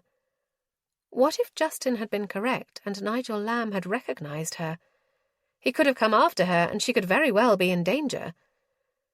"Do you know anyone else I can ask?" Roe asked. "Anyone else who might know where she is?" "Finlay," Boomer said. "The gossiping butler, right?" Roe asked. "Caroline told me about him. Where would I find him?" "He wouldn't be at Rodale's because he's working. Lord Bromley's townhome. Boomer came to his feet. I'm coming with you. The ride to Lord Bromley's seemed to last an eternity. He'd been prepared to find her at Rodale's. He'd been prepared to catch her in Grey's disguise, sitting there playing. He'd have been angry, but at least she would be safe. But it simply wasn't like Caroline to run away. Even when she'd left before, after her proposal to him, she'd told him she was going. If Lamb had her, though, there was no telling where she'd be. In all of his investigations of the man, Roe had been unable to locate a residential address for him. Roe made a quick stop-off at Dover House earlier in the day because he wanted to check in with Mrs. Hancock and let her know that Mr. Lamb was being investigated, and that she should report back to Roe any unusual goings-on. At the time, Roe hadn't known that Caroline was missing, but he knew she hadn't been there, nor had anyone seen Mr. Lamb. In fact, no one had seen Mr. Lamb since yesterday afternoon. Once the carriage stopped, Roe wasn't even certain his feet touched the steps that led up to Lord Bromley's townhome. Together, he and Boomer stood on the front stoop and waited for someone, hopefully Finlay, to respond to their knock. Finlay did open the door. Then his eyes rounded in surprise. May I help you? Do you know where Have you seen Grey, the boy who plays at Rodale sometime? Boomer interrupted him, saving Roe from revealing Caroline. He nodded to Boomer, silently thanking him. She might have gone off to play on her own, but she would never do so dressed as herself. She was brazen, but not a fool. I have not. Good player, that boy. He looked behind him, then stepped out onto the stoop with them and closed the door behind him. But I do have it on great authority that there is a high-stakes game going on tonight at Pollard's. Perhaps he went there and bought into that game. Too rich for me. The man continued to prattle on, but Roe had already walked away. She wouldn't be safe at Pollard's. No one was there to keep an eye on her. Not Boomer, not Justin. Roe only hoped he wouldn't be too late. He'd chastise her later for her questionable judgment. For now, he only wanted to make certain she was safe. Chapter 16. The difference between Pollard's and Rodale's was vast and unnerving. The clientele at Pollard's was rougher and more sinister-looking than the men she'd played before. They also appeared twice the size than that of her usual opponents. She was very aware, for the first time since she'd begun donning this disguise, that she was a woman trapped in a man's world, in a very physical way. She felt small and weak, and frankly terrified. She'd never felt in danger at Rodale's. This was quite different. Not only were the stakes much higher in this game, but the bets were double that of Rodale's. Her nerves were distracting her enough that she was not doing well with her count. She lost her current hand and heard Mr. Lamb clear his throat behind her. He sat on a stool, gun in his pocket. He'd assured her that if she did not cooperate, he'd kill her and return to Lady Wingard's to kill Gretchen and her sisters as well. But Caroline wasn't trying to lose. She was simply terrified. Not so much for herself. If he shot her, she'd die and it would be over with. But to know that he would kill those poor children. She could not abide that thought. She closed her eyes and took 3 deep breaths. It was time to focus on the cards, forget everything around her and see only the numbers. She opened her eyes and found it was the perfect time to do so, as it was time for a new deck. The dealer shuffled gracefully, and the men around her chatted, but no one spoke to her and she paid no attention to them. Her eyes were trained on the table, on the dealer's hands. The first hand went around and she and 2 other men beat the dealer. She relaxed a measure, but kept her eyes on the cards. She won her next hand, and the next. This was working. All she had to do was continue to win, give Lamb his money, and then she could return to Roe. At the moment, she didn't even give a damn that he didn't love her. She loved him, and she desperately wanted to tell him. There was a ruckus behind her. but she kept her eyes locked on the table, ignoring any would-be distractions. It would not do her any good to allow the goings-on around her to cause her to lose count. She was finally ahead. Then suddenly Mr. Lamb was behind her, close enough she could feel the warmth from his body. "Don't try anything," he whispered close to her ear. "I've got my gun on you." She looked up, planning to tell him he was not helping her focus on the game, but she saw Ro walk toward the table. He caught her gaze and she shook her head, trying to warn him away, but he was not to be deterred. He stopped, standing on the opposite side of the table from them. "A quick word with my cousin, and then we shall be out of your way," he said, motioning to Caroline. The other men at the table seemed uninterested, until Mr. Lamb raised the gun and settled it on her temple. "Your cousin is otherwise engaged," Mr. Lamb said. "Step away, Ro. This will all be over soon. I need only to finish the game," Caroline said. Ro stood to his full height and looked at the man behind her. His features were set in an anger so fierce he nearly didn't look like himself. "I'll kill you if you so much as touch her." Caroline tried to shake her head, but the cold metal of the gun prevented the movement. "Ro, it's not that simple. He has one of the girls, too. He says he'll kill her if I don't play. If I don't win." Caroline knew she was no longer disguising her voice, but it seemed a moot point now. No one would care that she was a female if her blood was spattered all over their cards. Ro's hands clenched into fists. "Where is the girl? Where is he keeping her?" Ro asked through his teeth. "Lady Wingard has her at her townhome. She's Lamb's mother." Two men came from the crowd and stepped toward them. They both gestured to Mr. Lamb. Evidently Lady Wingard had sent reinforcements, more than likely because she didn't trust Mr. Lamb and wanted to secure her investment. But no one told Caroline to be quiet, so she kept talking. "He owes her a large sum of money, and Ro, she's a nasty woman. I think utterly mad. Threatened to kill the girl herself if Lamb wasn't back with the money by tomorrow morning." She bumped up her chin, motioning to the other men that had stepped forward. Ro looked around and nodded. "Lamb, give her to me. Whatever amount of money you need, I'll give it to you." Mr. Lamb eyed Ro, then smiled. "I don't think I'll need that offer, but I won't say no just yet." He tapped the gun lightly on Caroline's head. "Caroline, I want you to reach forward and gather all the monies on the table."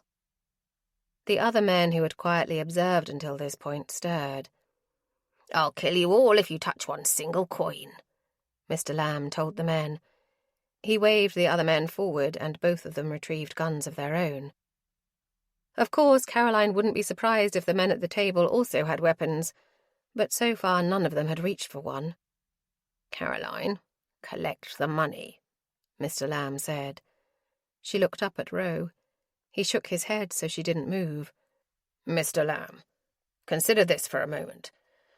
These men at the table are not likely to allow you to simply walk out of here with their money. Why don't you follow me to my townhome, and I'll issue you banknotes in whatever amount you deem appropriate?" "No." Mr. Lamb shook his head violently. "No, I struck a deal like that with Lady Wingard, and she will not let me out of her clutches. It's never over with you people. You think you deserve everything, and you're also bloody entitled to everything. No. We'll take this money. Now move, Caroline. Now, or I'll shoot you." Caroline ignored the tears in her eyes and reached for the money. She stretched forward to gather the money of the man across from her, and he clamped his hand down on hers with a heavy slam. "This is not my fight," he said in a low, gravelly voice, "and that is my coin." In a blur of movement, Ro charged at Mr. Lamb, and the two other men jumped the other men at the table. Fists flew and slammed into faces and stomachs. Then there was a shot. Pain shattered through her shoulder, and she screamed. Ro ran toward her, catching her before her head fell to the hard floor. "Caroline!" She saw his lips form her name, but the sounds in the room blended together. Cold surged through her body, and she shivered against the chill. "I love you," she tried to say, but she wasn't sure if the words came out. She wasn't even sure if her lips moved. And then everything went black. How could she be gone? Roe looked up to see Mr. Lamb standing there, horror etched on his face. He stood and grabbed the man by the shirt. "What have you done?" he roared at him. Then he hit him so hard the man crumpled to the floor. Roe wanted to kill him, knew he could with his bare hands. But that would solve nothing, and it certainly wouldn't bring Caroline back. He'd failed her. Failed every damn person he'd ever loved. The realization that he did, in fact, love Caroline hit him hard, nearly knocking him to his knees. Why couldn't he have seen it sooner? Realized it this morning when he demanded she marry him? Had he proposed with words of love, she likely wouldn't have left the house alone, and then that bastard Nigel Lamb wouldn't have gotten his hands on her. The man lay in a heap on the floor. Roe took a deep breath and knelt once again by Caroline. He smoothed his hand over her hair and gritted his teeth. "Oh, Caroline, what have I done?" "Roe?" Her voice came out in a harsh whisper. Her eyes opened and stared up at him. He pulled her up, gathering her to him. She winced in pain. "I'm sorry, love. We'll get you out of here. Get you a doctor." With that, he scooped her up in his arms and stood cradling her against his body. He stepped over Mr. Lamb's body and headed for the door. "Roe, wait. What about Mr. Lamb? Is he dead?" she asked, glancing at the man on the floor. "No, he's not dead. I just hit him really hard. He'll have a hell of a headache when he wakes up." He looked down at the man and resisted the urge to go back and kick him. "I'll send the police to collect what's left of him." "You can't leave him here with these men. He tried to rob them. I doubt they're going to stand by and wait for the police to show up." "Yes, precisely." And then they left. Roe didn't remember much of the carriage ride back to his house. He'd sent Boomer in a separate rig to retrieve the doctor. Once they arrived home, Roe carried Caroline directly to his bedchamber. He placed her gently on the bed and retrieved some brandy for her. He urged her to drink several sips while they waited for the doctor. "I said everything all wrong this morning," he said. She frowned. "What are you talking about?" "Can we pretend this morning didn't happen? That I didn't demand you marry me?" Her eyes widened. "You're calling off the wedding?" He put a finger to her lips. "Shh. Let me talk for once. What I should have said this morning was that I've been an idiot. That I love you madly, and I can't believe I ever considered marrying you off to someone else. I want you to be mine, only and forever mine. I can't promise I'll be a good husband, but I will do everything in my power to endeavour to do just that.